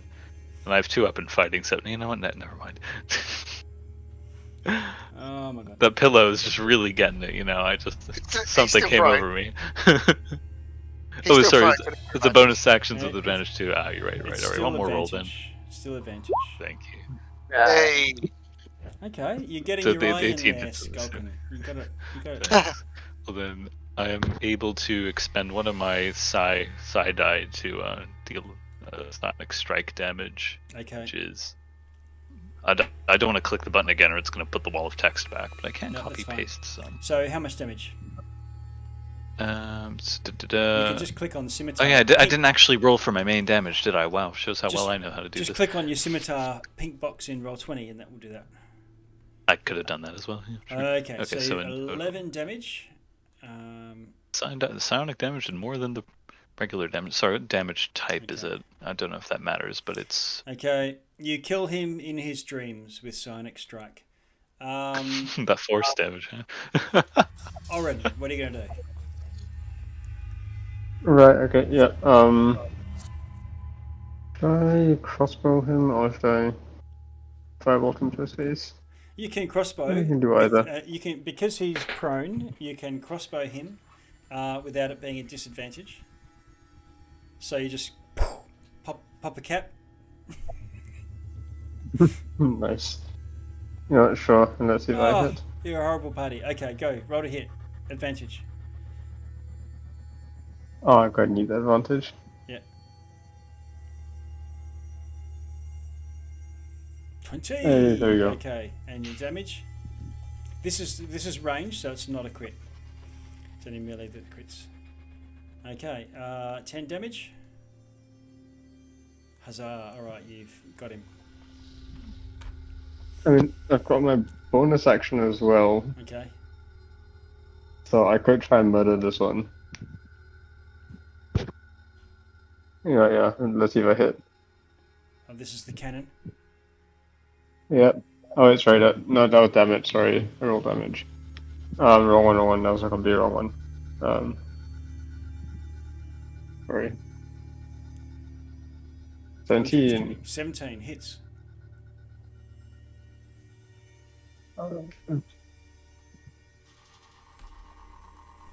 Oh, that's shit damage. Okay, so 8 damage does not kill him, and he goes, Wake up, everyone! I'm very badly shot. Ah, shit. Sorry. Alright, roll 4 for 2d8. So ranged attacks like this are not automatically crits. The other thing is, rule is written that would have been at disadvantage, but they're asleep, and I don't like to. It just seems weird. So that's Oren. Alright, because he's prone. Yeah. Conrad. Base. Okay. It's still advantage, right? It's advantage, but it's not an automatic crit. Yeah, okay. You hit. 6 points. Spam. Done. Okay. That's 3. Any movement or any other action you want to do? Nope, I'm staying here. Shalantri. Okay, so we feel like the alarm's been raised, I guess. So she'll move to there. So can't. Oh, so can she see this guy down here in the bed? Yep. Is he rustling? Yes. He's awake now. They're all awake, looking at. Oh, what? All right. What? She will cast a cold frost, ray of frost at him. Okay. Roll a hit. Nat 20. Oh. Okay. 11 cold. Okay. And then she will step back over here. Okay. That's her done. Mia, where are you? Over at the doorway there. Oh, they're all dead. Well done, guys. Yeah. Oh, so There are 3. so can I? Yeah. There's 3 enemies awake now though, and looking at the doorway where the ray of frost just came from. Okay, and are they awake? Yeah, they are. Okay, so I will. Do. One's sitting on the bed drawing a dagger. Another one's putting his teeth in. Another one's getting his spectacles and squinting at the passageway where you guys are coming from. Saying what? Yeah, I'll Huh? Eldritch. I'll Eldritch blast this dude. Nigel, are you there? What's going on up there? Nigel the Can cultist. I? Did I already use my inspiration? I can't remember. No. Okay. Let's see how I roll first. Okay.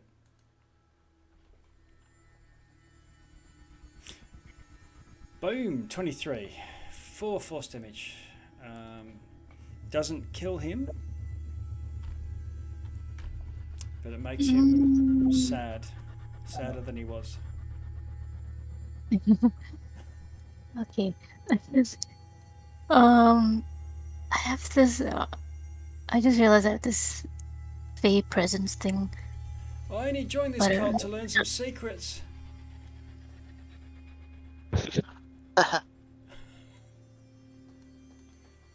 Anything else, Mia? I'm just looking at this Fey presence thing. I just realized. Oh yeah. I have it, but that's an action, is it? I'm not sure. Let's have a Yes. Once per short rest as an action. As an action. Something Yeah, something. Okay. Yep. So it's an action anyway, not a bonus action. Oh, okay. What do I do? Duck around the corner. You could always just take cover. Yep, sure. Boop. Okay. Yep. Just fade away like Homer into the hedge. Skulkin, what are you going to do? Okay, I realize now I did not use any of my movement from last turn, but it is what it is. Can I, if I move diagonally, say here, is that still just 5 feet of Yeah, it's movement, just or is one. that Yeah, 10? just one. Excellent, so 5, 10, 15, 20. I can't see into the room beyond this kind of dark circle that I've walked into, even though I'm in the room now. Yeah, I don't know if that's intended or... let's see. Let me just make sure that there's a candle in there. I might have missed a candle. I'll show you what my perspective's like, because I know you're not seeing it the same way. I've put it in Discord.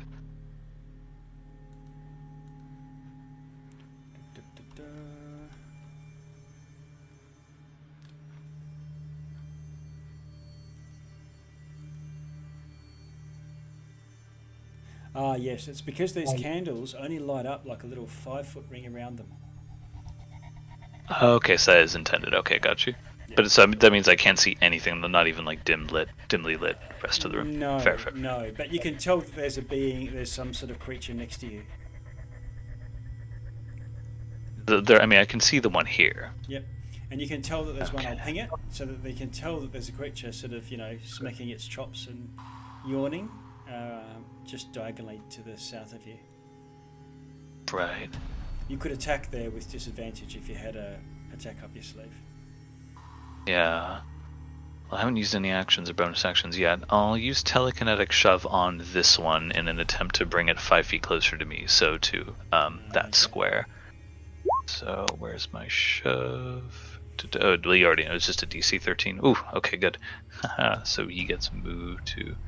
I guess yeah, that square's fine. And then I use my action to swing with a scimitar. All right, you hit. Roll for damage.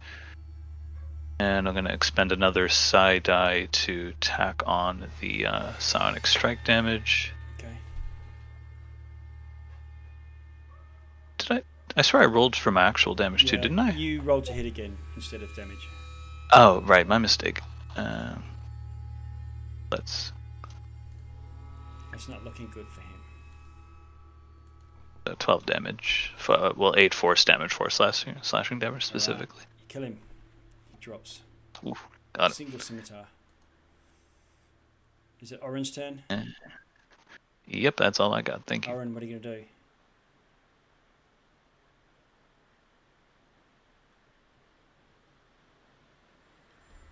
You can move past Skulkin diagonally, unless that's all your movement rate. You've moved 20 feet so far.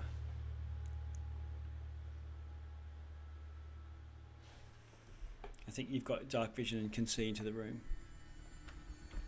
Yep.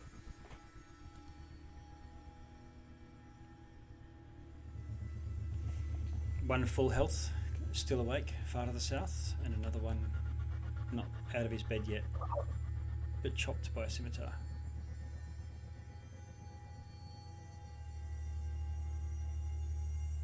Are you on mute? I can't tell. Can't hear. Oh, yes, I was. I'm so sorry. Right, okay. So yes, I shall crossbow the one that's been hit by a scimitar. Okay. The close one. Mm-hmm. I'm class 14 hits. 4 damage. You put him down. Oh, nice. And yeah, the cannon's gonna fire on that one.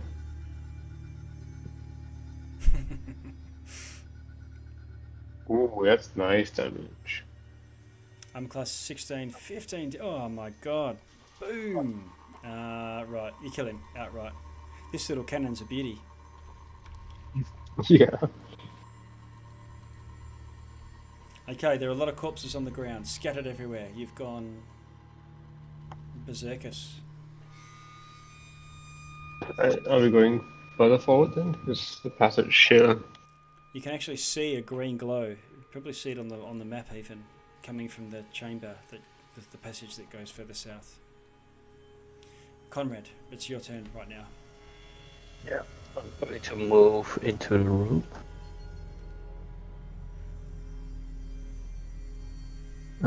3, 4, 6.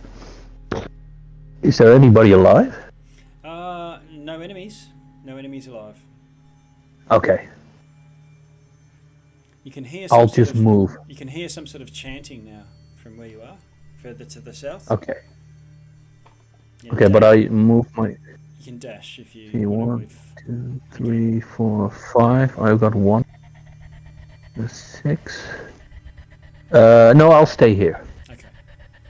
Shalantri, right at the top. Okay, so she'll move.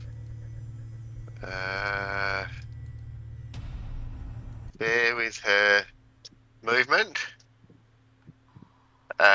What's this here? A crate, like of belongings and stuff. Okay, all right. You can hear Um, some sort of chanting further to the south. down from this opening here with it. Yep. Okay. All right. Well, she'll just hold an action and cast ray of frost of anything that comes through there, and that'll be her done. Okay. Okay. Ready, ray of frost. Mia.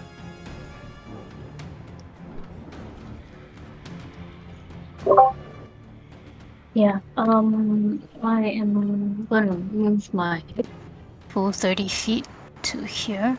Has anyone opened the thingy yet? The box, no. You could do that as an action if you want.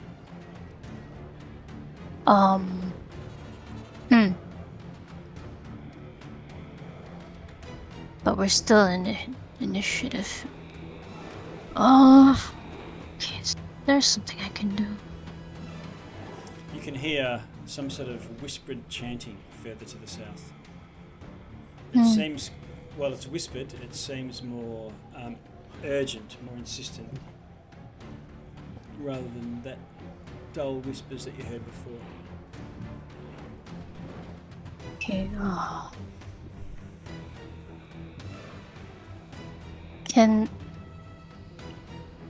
I use Mage Hand to try and open the crate?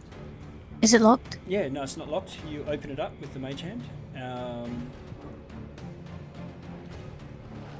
And you can see stacks of robes and other general belongings, probably the belongings of the cultists. Okay, so nothing valuable for the party? Not immediately, without sort of searching through and rummaging around. That might take a few minutes rather than rounds. Oh, okay. But you don't see sort of, oh look, there's some jewels or gold or whatever. Okay. Wait, and that was my action? No, that could just Would be you kinda- that could just be a free action, opening up the door. Okay. You can still dash or do an action.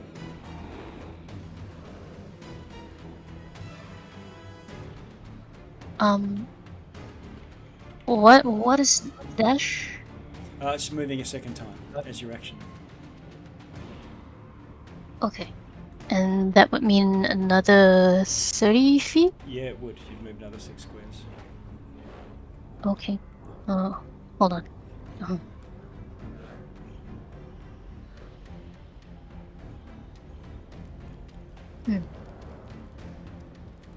Sure, why not? 2, 3, 4, 5. I'll move here.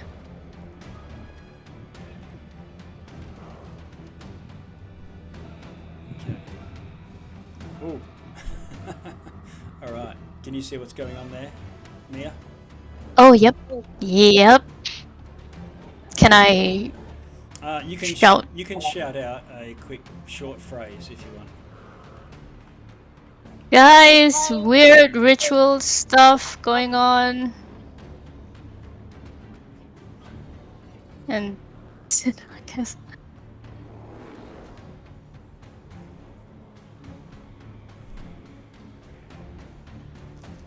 And I'll just try to blend into the walls as much as I can.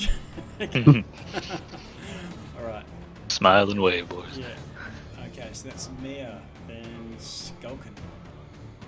Seeing Mia go off down that way and then shout back in our direction, I promptly go 5, 10, 15, 20. Can't see much. I'm gonna do it. Gonna dash, get another 20 feet of movement. 5, 10, 15. Oh, it's down 20.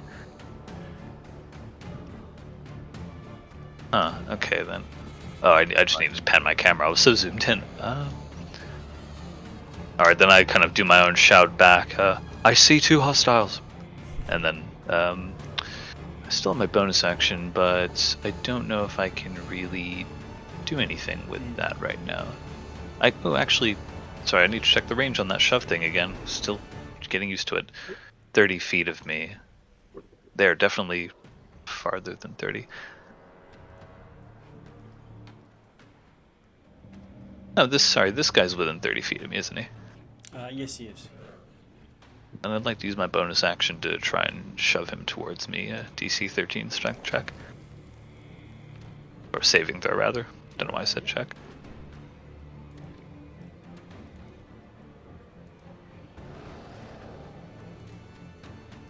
And what are you going to do to him? Oh, sorry, telekinetic shove, DC 13 strength saving throw. That was not what I meant to put. I just meant to put this one. Okay. Oh, It's not a roll. Okay, so he tries to avoid it, and he passes. Okay, fair enough. Well, that is my turn then. Thank you. Okay, Oren, your turn. Okay, so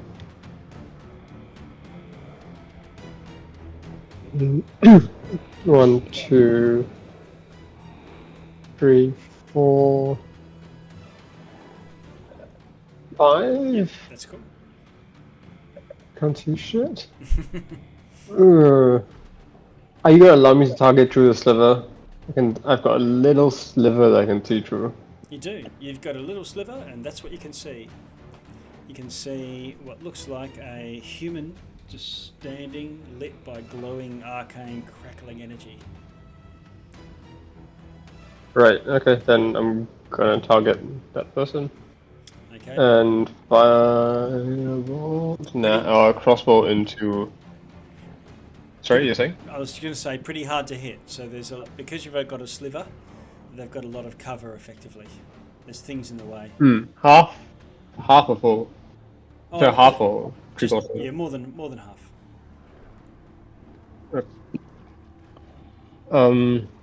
Right. Okay. Then let's go with firebolt. Okay, 5. That's not gonna hit. Yeah. Nah, that's not gonna hit. Next one. The bonus action force cannon.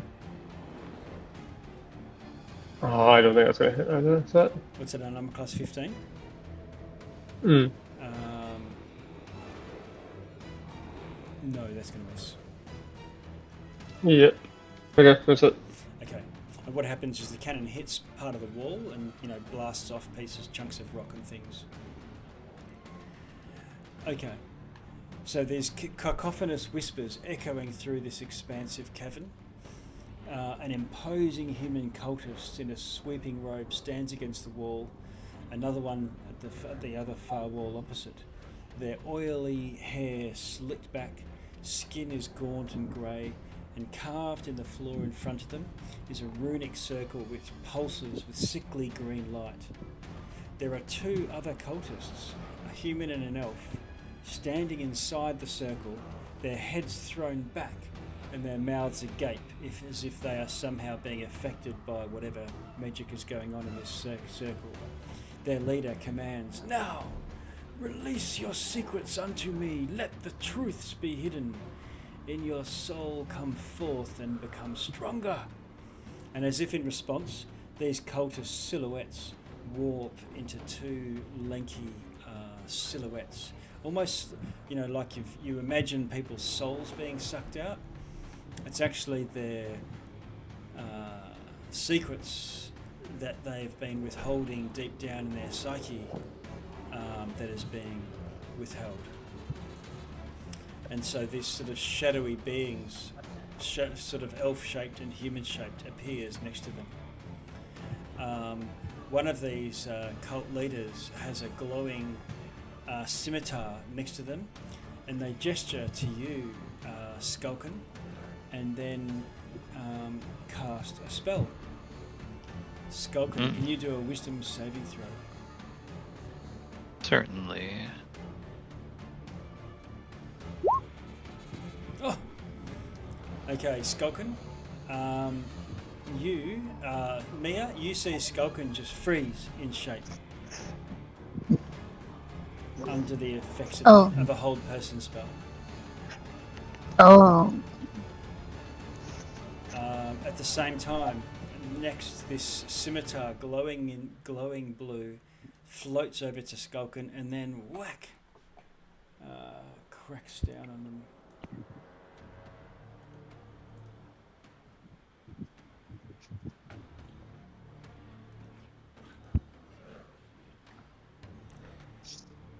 Okay,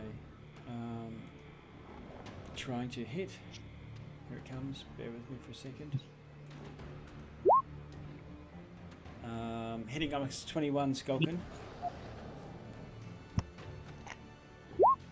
Sorry, is that against my AC? Yes. Or okay, my AC 16, so that does hit. Okay, so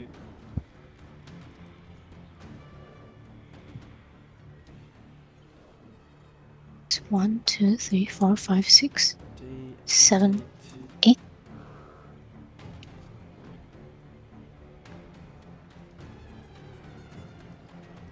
8. You take 7 damage, Skulkin. Okay. And another 8 damage. Ooh.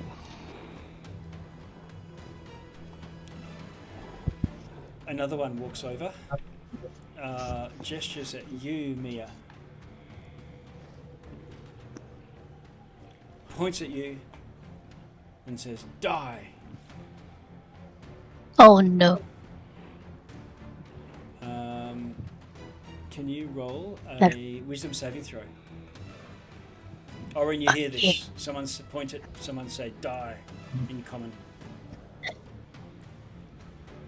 Is this wisdom saving throw? Yes.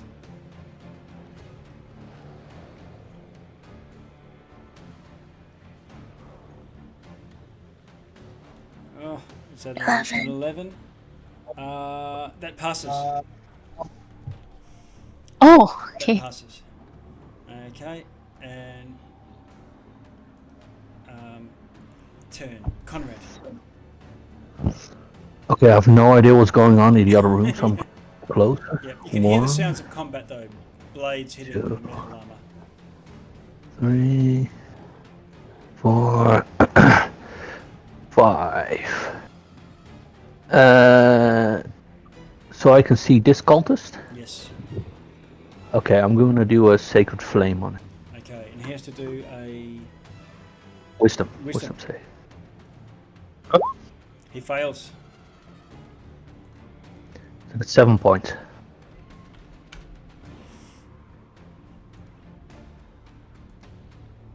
That's my turn. Okay, he doesn't lose his hold person concentration. Okay. Anything else, comrade? That's it? That's you done? Yep, that's it. Yeah. Chauntry. Okay. It's on. Hold on. Okay. Can I use Healing Word on as a bonus action on Skulkin? I didn't see how Was it a how much cantrip? health he had. It was a cantrip, wasn't it, that you had? Yeah, I had a cantrip and I'm casting a level 1 spell as a You can do that. Healing Word.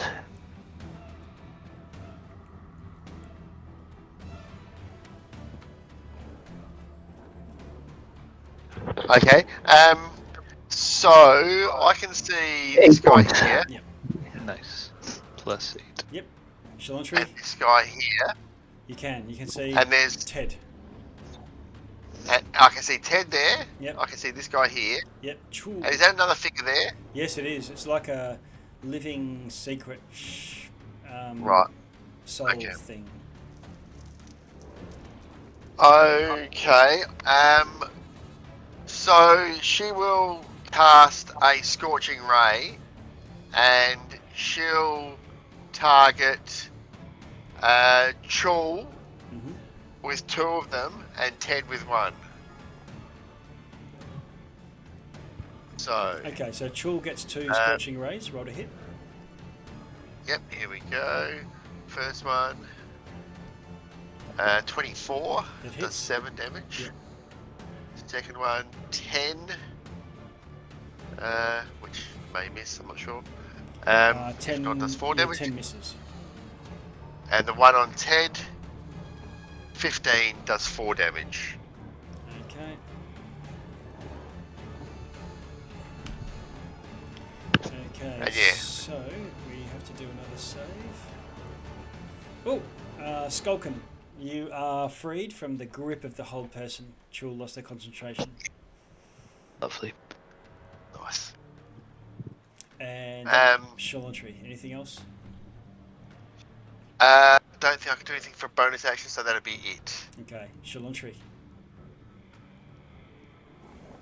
Nope, that was me just done. It's me now.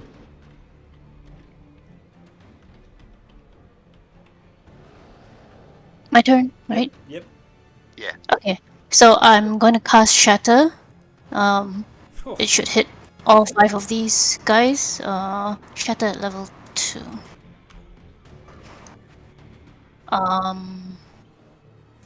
Can I add inspiration? radius of shadow is 10 feet, isn't it? Sorry? Radius of shadow. 20, I think. Yeah. Oh my god. So- Okay, got a token for that. 10 for radius. Oh no, sorry, no, 10 foot, 10 foot. No, it is 10 foot, sorry. Can I add the inspiration you gave me? Inspiration. This will just do saving. This is saving throws, so it'll affect. The inspiration is for your attack rolls or your saving throws, rather than. Oh, right. Okay. But you're going to be able to get Zeroan, the Shadow Secrets, and the 2 cultists in the middle. Okay. What? Oh, is that it? 8 damage, DC 13. Yes. Yeah. Okay. So first Zeroan. What is he rolling? Constitution. Or half damage. Is that right? Let me send it to. Okay, Zeroan takes some damage. Saving, unfortunately.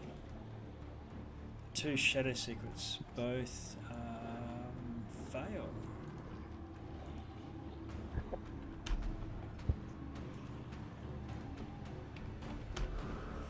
And the 2 cultists.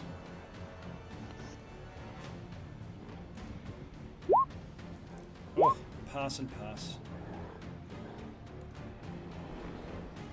They're still taking some damage though, so it's still a massive amount of damage that you just did with the one spell, because it's spread across multiple characters. Okay, that's you, Mia. Shatter goes off. Who did I hit? Everyone except Chul. Okay. Any movement?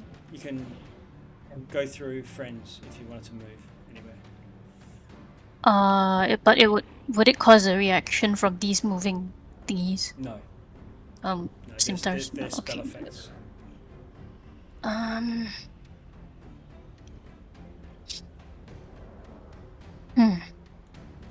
Alright. Maybe I'll move just here. Okay. Skulkin.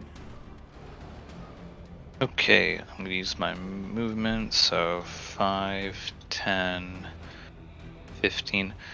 Okay, I figured that if I move closer, I'd actually be able to see more than just these 2 cultists. You say there are things in the middle, that's just a black blob for me. I don't know if that's meant to be, Yes, or... I will light it up a little bit now that you can, because there's still glowing, crackling energy and whatnot. Yeah, I just wasn't sure if I was truly able to see it as my character or not at this bit. 10, 15. I mean, in any case, I think this will be my 20-foot movement will be in front of this fellow here. Ah, there we go. There's the fellas. Ted. Hi, Ted. How you doing? So, yeah, alright. I walked up to Chul. That's all my movement. Okay. And I'm going to swing at him with the good old scimitar. Oh.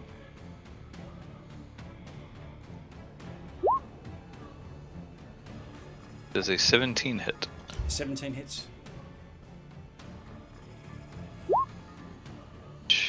And I'm gonna tack on one of my psi energy die. Almost run out of these. So that is 4 force damage and 9 slashing damage. Ooh, okay. Still alive, but only barely. I'm gonna use my bonus action to swing with the other scimitar. Oh, 12.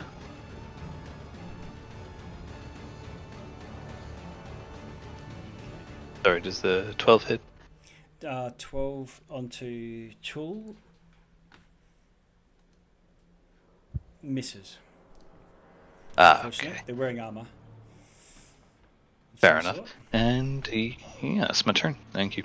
Okay, so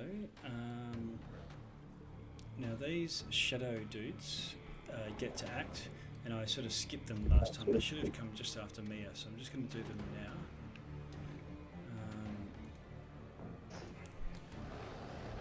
Ted and Nancy come over to you, Skulkin, and two of these shadow secrets go to you, Mia. Actually, they're paired, so the two elf ones go to you and the two human ones go to you. Okay, so Skulkin, a cultist comes in, raising a scimitar, swiping down, natural 20 to hit. So can I use my reaction to cast shield via my Gets Their Eyes Psionics feature? Is this Shield doesn't stop in that 20. Oh wait, really? Because nat 20 just goes through shield anyway. Okay, then ignore that then. Yeah, shield. I've never actually seen a nat 20 into shield before. Shield ups your arm class by 5. Yeah, if it's a but shield if it's a crit, it's guaranteed anyway. Okay, good to know. We'll just ignore the shield roll then. Right. So there's a 4 damage. That's a huge hit. It felt really lucky, but no. So sorry, how much damage? Sorry, 4. 4 to me. Cool, thank you. Maybe didn't need shield after all, so it's fine. Haha, all worked out. And then this other creature goes on you and tries to hit.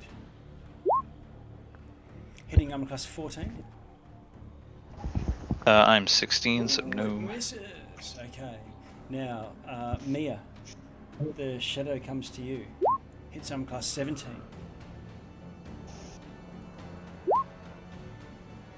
Does 10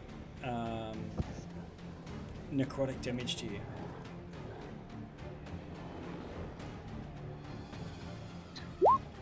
And Would her armor of Agathis still be up? She casted it at the beginning. Yeah, that's still going. So if you've taken no other damage, it'll take, I think, 5 damage from you.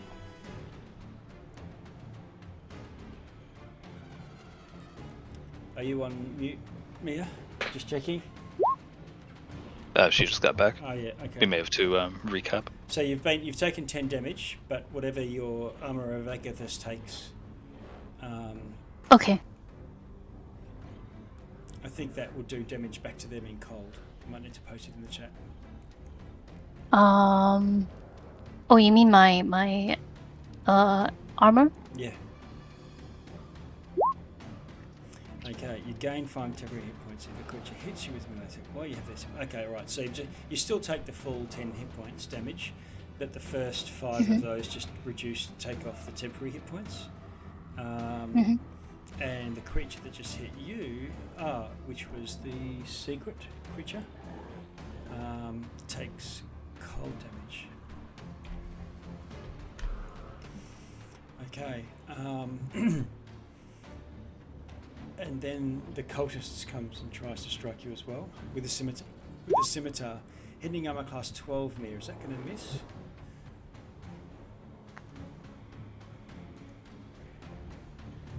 Not sure. What's your armor class? You might be on mute.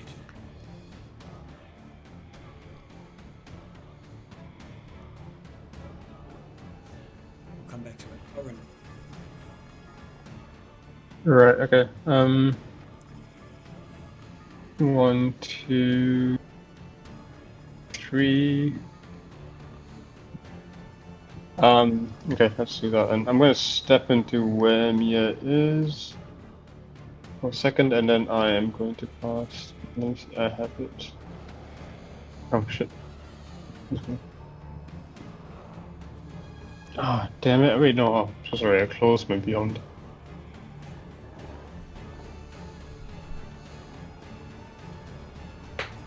So give me 1 second. I closed my Beyond accidentally, I think. But basically, it was going to be Thunderwave. Ah, okay. I'll get a Thunderwave out. From like here, basically, and then step back. Where do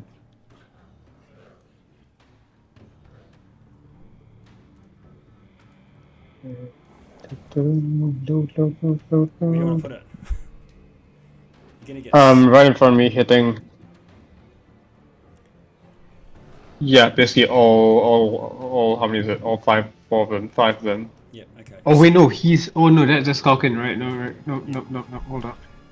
You can. I didn't Miss, realize Skulkin was. if you miss Skulkin, you'll just miss Ted as well.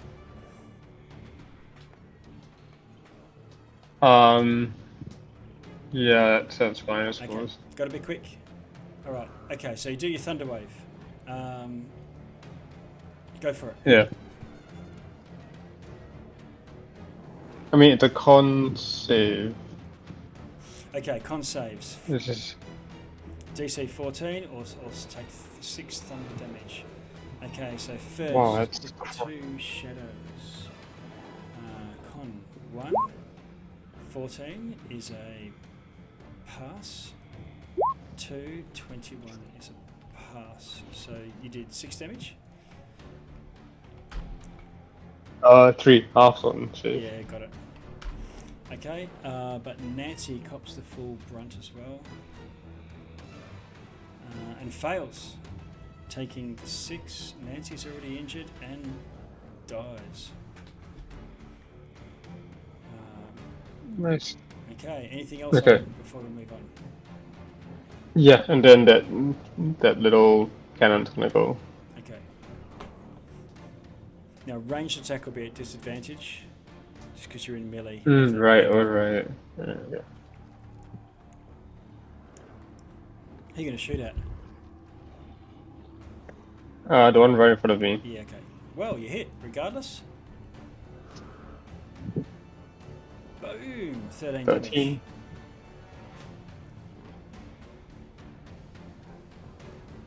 Okay. Oh, it's gone? Dead. Alright, good one. Oh, wow, nice. Okay. Now, the cultists go. Zerone goes and tries to gesture at you, Oren, and you need to do a wisdom saving throw. I have advantage because I'm a gnome.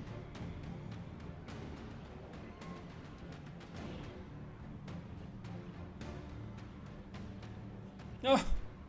1. Is that with advantage? It's fine, I've got advantage. Yeah, no, I haven't rolled the second one yet. You get a second one. Oh, that's Oh, still okay. kind of shit. Alright, so you are held in place. Zerone cackles with glee and then strikes at you with his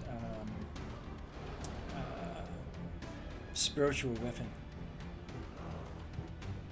This gets advantage because you are held.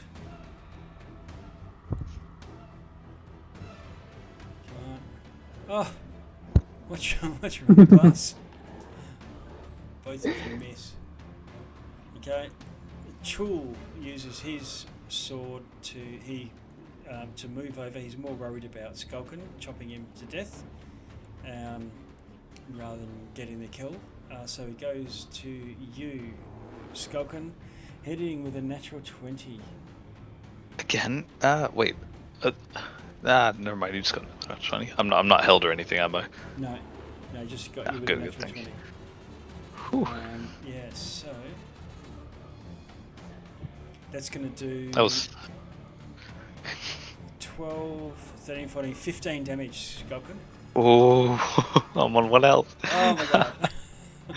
And here I was thinking I'd be able to shield this one as well. Still holding on to that shield. Yeah. Okay.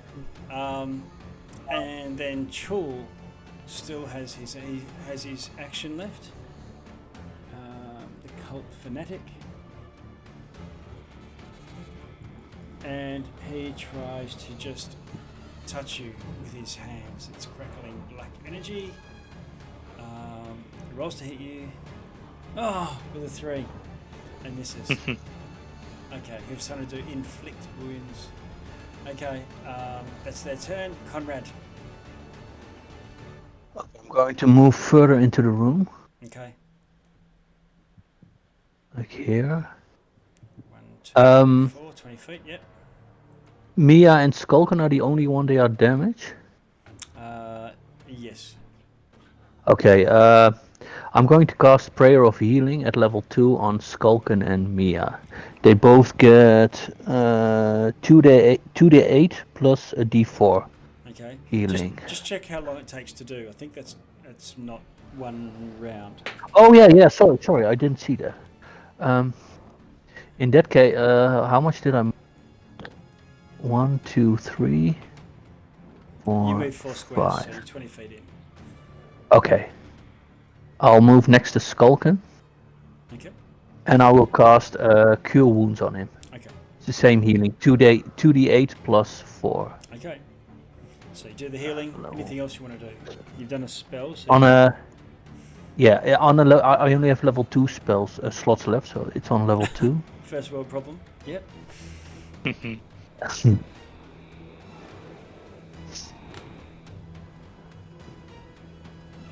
Second level healing goes off. How much is he going to get back? And then it'll be onto Chalantry. 10 health back. Oof. Yeah. Skulken back Skulken from with 1 hit some point. relief. Okay. Yeah, no, for sure. Okay. He says a quick thank you to Conrad once again. Okay. You're welcome. That's my turn. Chalantry. Okay, so she'll move to there 10 feet. Okay, who's this Rowan fellow? I think can't get anywhere for a good Thunderwave, I don't think. Yeah, I think she's just going to cast a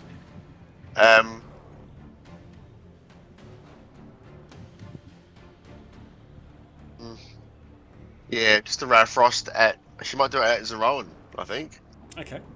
Ray of Frost at Zeroan. Oh yeah, the one further away. Okay, roll to hit. 15. 15 hits. 3 cold damage.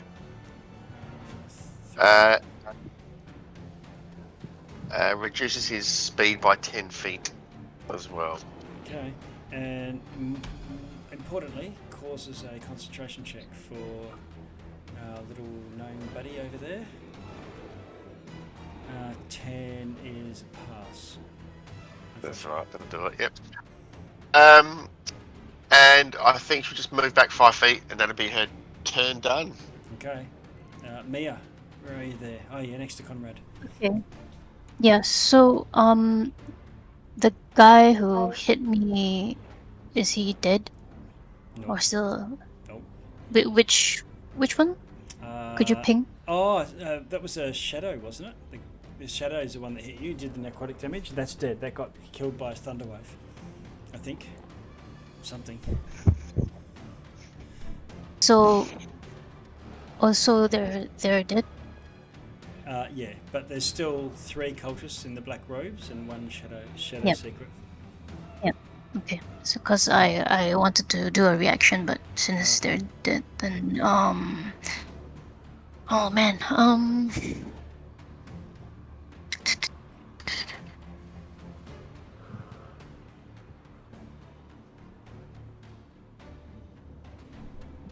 shatter again, or I could. Got 6 seconds. Fine. Gotta be quick. Gotta Yes, so sorry. throw out a shatter if you want. Just do it. It's alright. Let, I can bring one in there. let me. I've got spell effects that I can drag in. So shatter. Was it a? Hold on. I don't want to hit Skulken. Yeah, no worries. I'll drag one on So- for you. So there it is there. And I'll go 1, 2, 3, 4. That's the shatter spell. And so Maybe you here. can, yeah. So these two? you'll be able to get those two, no problem. Yeah. Okay. Uh. Roll your damage. Come on. Oh, okay. Uh, Is that 23? No. yeah. DC. Okay, right. Okay, you kill the shadow, and Mhm. Ted is not long for this world, I think. Yeah. No. Alright. Okay, Fate says and with no. my bonus. Oh, okay. Bonus action, I will healing word Skulken. Yes, okay. Roll your health, your healing back. I can't. Um, Healing words is a leveled spell you work by, Oh, right. unfortunately. I keep forgetting that. Yeah. Sorry. Then in that case, do you still have my bardic inspiration? I don't know, Skulken, are you still feeling chipper? I don't remember Bardic Inspiration being cast on me, but I might have missed it if it wasn't on my turn. Mia did the whole. Yeah, You're the best, Skulken. Oh, We love you. well, So, now I'm sad that I missed it. But yes, well, in that case, no, I am feeling rather chipper then, as you say. Yeah. so I will then cast inspiration for the next person. Shadow, is it? Who's that? Or is it Orin? Orin Who's is held right now, but yeah, he's right next Yeah. to you, and Conrad is as well. Okay. I will inspire Orin. Okay. Orin, you're the best. You can do it. Mia believes in you. Where are we? Looking up the whole person. Okay, so then we go to Skulken. Action Jackson, your turn. Alright, so, well, no time like the present. I'm just going to swing at the guy in front of me with Scimitar once more. Ooh, it's not looking fantastic. 11, Does no. 11 Misses. hit? No. I'll go for the bonus action offhand attack. 12. Oh, 12 misses as well. Oh, it's just too nimble, no, it's not Todd, that this Chul fellow over here. Yeah. And I think that's my turn then. Yeah, I don't really want to move away from this guy. Okay. Quick question. Mia, was it Conrad or Orin that you inspired? Or Orin. Orin, okay. Orin, it's your turn. You can't really do anything when you're held, but my at the end of your turn... little cannon, however, can. Uh, Oh no, there's a bonus. No, I can't because the bonus action is activated. No, I can't. Never mind. Don't bother. Yeah. But you can get a saving throw at the end of your turn, and you can use your inspiration Right. if you choose to get advantage on that. No, as in, by default, I already got advantage. The inspiration then will give me the 1d6, right? Oh yeah, sorry. Yep, 1d6. That's what I meant. Yeah.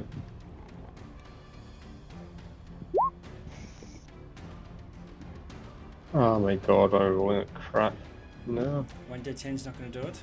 Well, you get to roll the d6. Okay, so that's a 12. Yeah. And roll another d20 for the advantage. What's the advantage for? Because you're a gnome. Yeah, so I get advantage on all int, Swiss, and charisma saves Oh, I see. Okay. against magic, yeah. So that's a total of 14.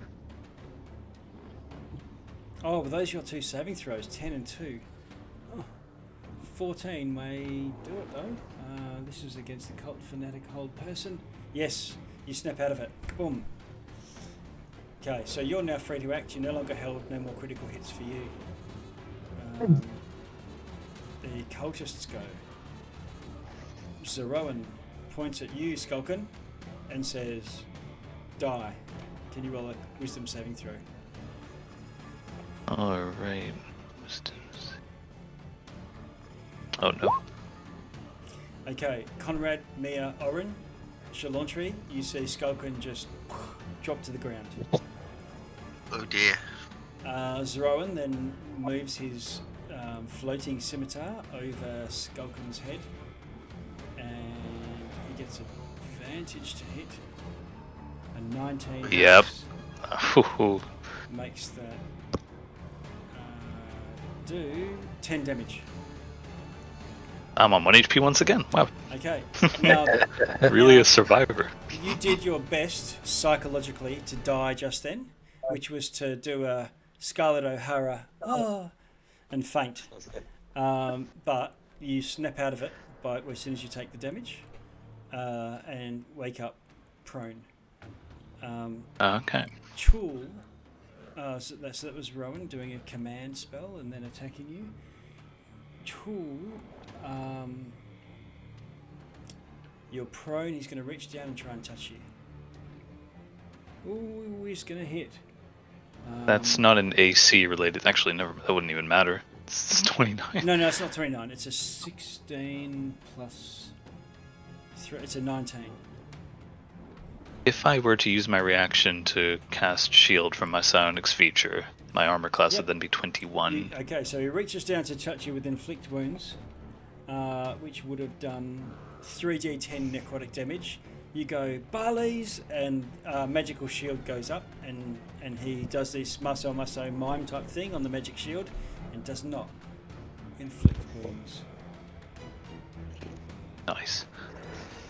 But that takes whatever that resource that is. Yeah, it's a once per long rest, just a racial feature. Right, so he's not happy about that one. He was hoping to, but he floats his sword over to you. Now the sword's still going to attack you. You're prone with advantage, but your armor class is super high, and it's going to miss and clang off your shield spell. Conrad. I am going. Neither was Skulker. Hold on. Everyone, try and figure out what you're going to do before your turn's up. It'll be Shalantri next to Mia.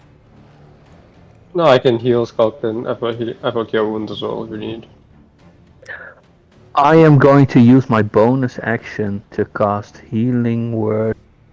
No, hold on. I'm going to use my action to cast Sacred Flame at Chol. Okay. So he does a save. Wisdom. Oh no, Dex, sorry. 16, he's going to pass that.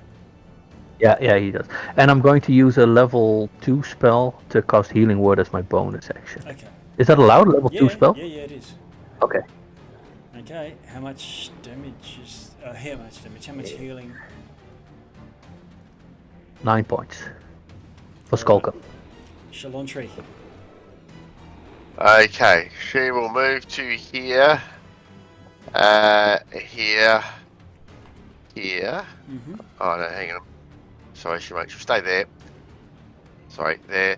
She'll cast Magic Missile. Now I can pick different targets for that, can't I? You can. Yep. Okay. So she's going to put 2 missiles onto Zerowan and 1 onto Chul. Chul, okay. So just roll 1 dice, and then that's how much every missile does. Okay. 3. Is that +1 already? It is. 2 + 1. Okay. Yep. So Zerowan takes 6 damage. And Chul takes 3. Okay. Anything else, Shalantri? Neither of them drop from that. That's all Shalantri does, but if one of them was concentrating on a spell still? No, none of them are anymore. Oren's broken out of the whole person. Cool. Alright, yeah, that's it for her. Okay, Mia. Where are you there? Oh, yep, in the middle. Okay. So, this one, Zerowan is the one that keeps saying die, right? Mm-hmm. So I'm going to Dissonant Whispers at first level, and I'm just gonna say, did you say they had oily hair or oily? Yeah. Yeah. So I'm just gonna my Dissonant Whispers is wait. Let me cast it first. Does that hit? Okay. Sorry, wisdom save. Wisdom saving throw, and that's to Zerowan. Yeah, and if it hits, let me know. Yeah, he fails his save. He takes the damage. Okay, so I'm just gonna say, you should wash your hair. Okay, he takes 10 psychic damage and sort of pats his hair. It's He so needs to hu- move as far away as possible, Okay. I think. It's hard when you live in the sewer. And he goes and hides in that crevice back there. Okay. Bonus action. Let's see. Skulkin, how are you doing on health? I'm on 1 health. Okay. You should have I 9 will. back from a healing Yeah. word. I didn't apply the healing. I thought something might have been missing. Yeah, thank you. So I'll add +9 to that. I am on 10 health, actually. 10. Oh wait, oh my god, I keep forgetting I can't pass 2 levels spells. So I'm alive, I don't you worry. will. Not dead yet. I will use. Maybe hold. I'll use I'm alive. my last bardic for Conrad, right? Orin, you still have my inspiration, right? I still have yours as well. I've used it, but I don't need it again. It's fine. Okay, so Conrad, you Yep. are inspired, Thank you. and that's it from me. Oh wait, no, I'll move like here. Yeah, and that's it. Okay, I'm gonna get started. This Chul fella has been standing up far too long, so I'm gonna try and make him sit down. Okay, Once again, does a 17 hit. it does. Damage roll is 7 slashing damage. Alright, so 7 damage. Finally, the game of whack-a-mole that you've been playing with each other finishes with Chul's demise. You can take some tickets and cash them in for a chocolate. The big teddy bear behind the counter, yeah. Exactly. As for the sacred weapons next to us, was he responsible for either of them? One of those is gone.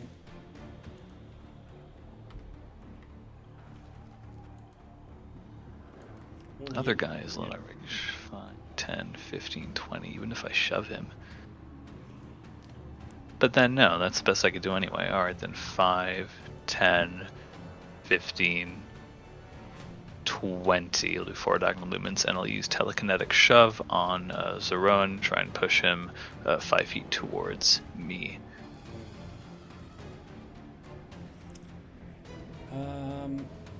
Strength saving through? Yeah, DC 13. He fails that, and so comes towards you. Ugh! Much to his consternation. And that's my turn, thank you. Okay.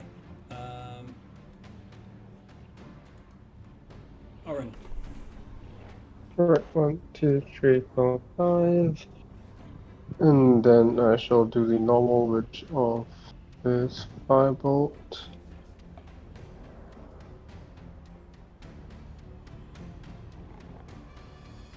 So 16 hit. 16 hits. 6 damage. Oh, we had 5 left. Boom, you kill him. He's Nice. consumed by fire. Is that it, or is there anything else left? You look around you and you can't see or hear anything, but something seems to be coalescing and some sort of black mist, blackness seems to be growing in the area where you're standing right now in the middle of the magic circle. Oh shit. I don't have any movement left. Right. Damn it. Okay, that's gonna be interesting. No movement left. Nope. Okay. That's it. The whispers start up.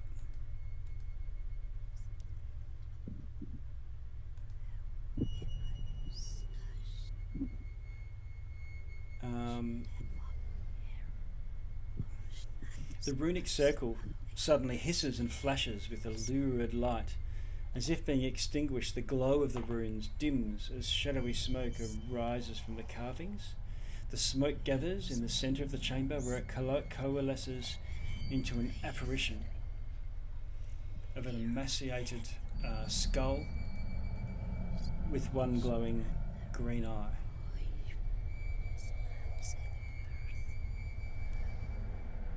The apparition speaks to you in a hissing sort of baritone,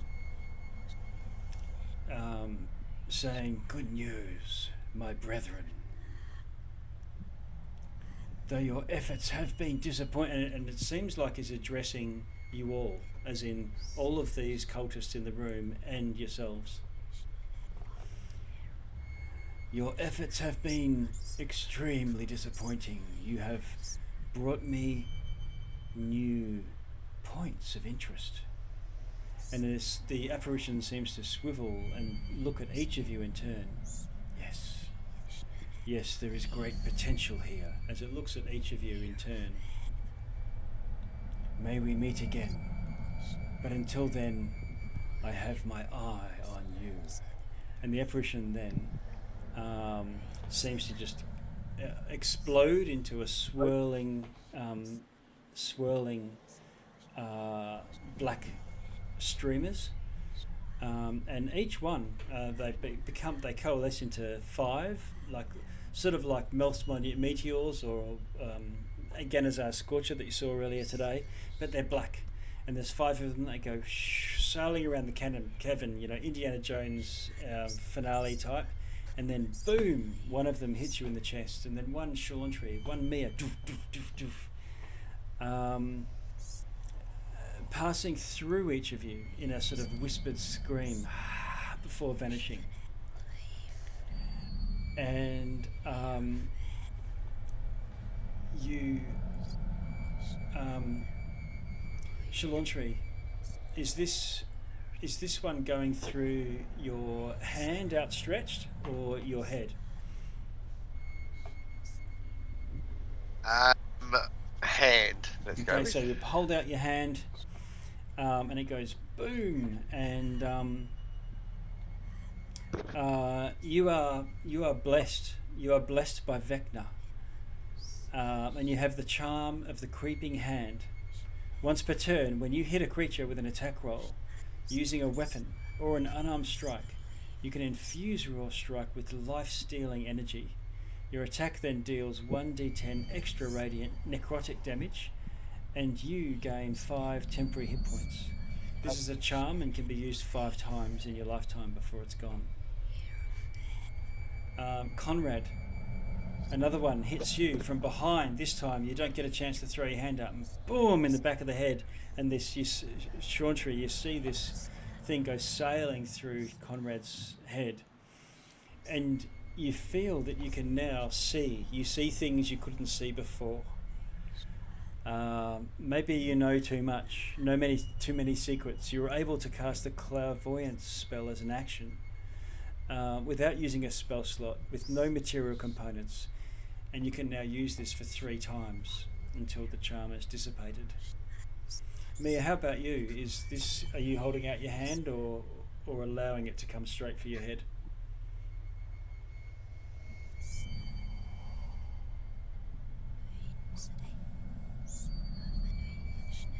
You might be on mute. Oren? I'm holding on my hand. You hold out your hand and boom, exactly the same thing. You have this charm of the creeping hand. You can now, for 5 times, when you hit something with an attack, a weapon attack or an unarmed strike, extra d10 damage, and when you do that, you gain 5 temporary hit points 5 times. Skulkin? Oh, my head, all my sonics live in there. I hold up my hand to protect it. Yes, okay. You go, talk to the hand, Drake, and boom, it then hits you, and now you've got this charm in your hand, this necrotic power to steal the life 5 times from someone you hit. Mia?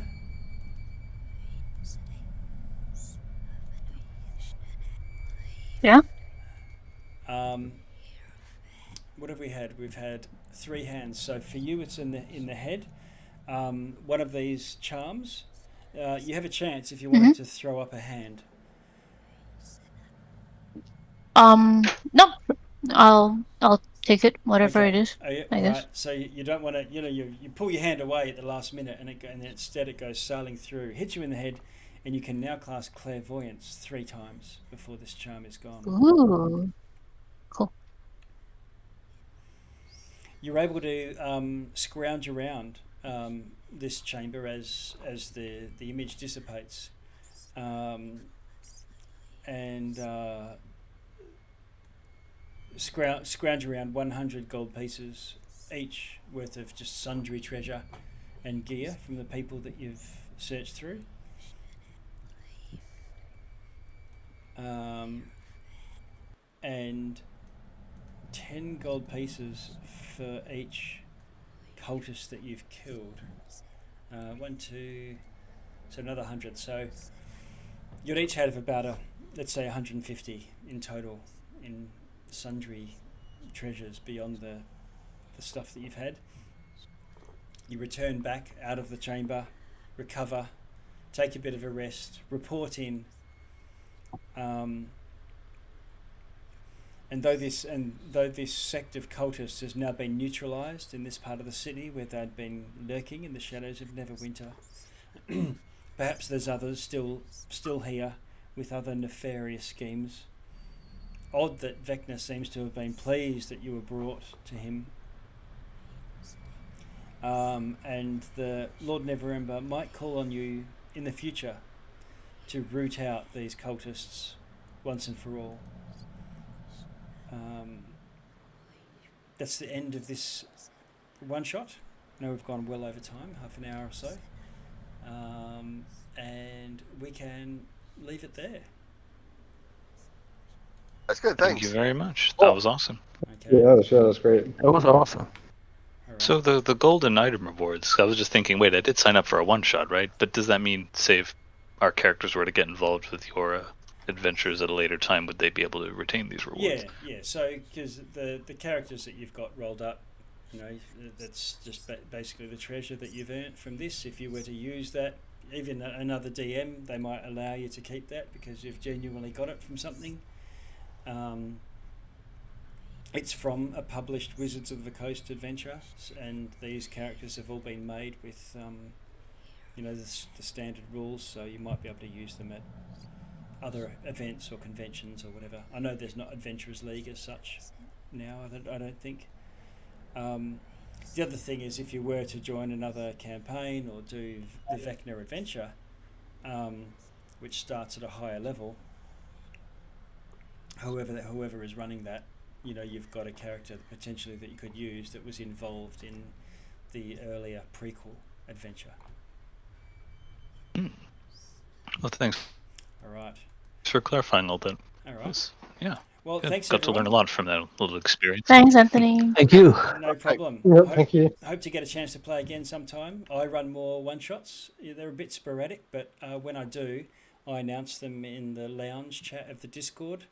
For what it's worth, well, there's a lot of people in that, just that that have access to that lounge. Not, everyone who requested through Roll20 to join was able to join. So I don't think anyone rejected, and so I guess it's not like there's a lot of people needing.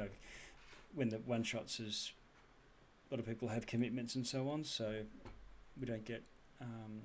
It means that there's opportunity, there's chances for those one shots and things, and I try to advertise them in the lounge first before opening out more broadly on Roll20.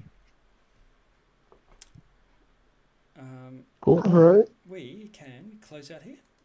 I'll stop the recording, and All right. this will be up on YouTube if you ever want to have a check it out and see from your perspective how it looked.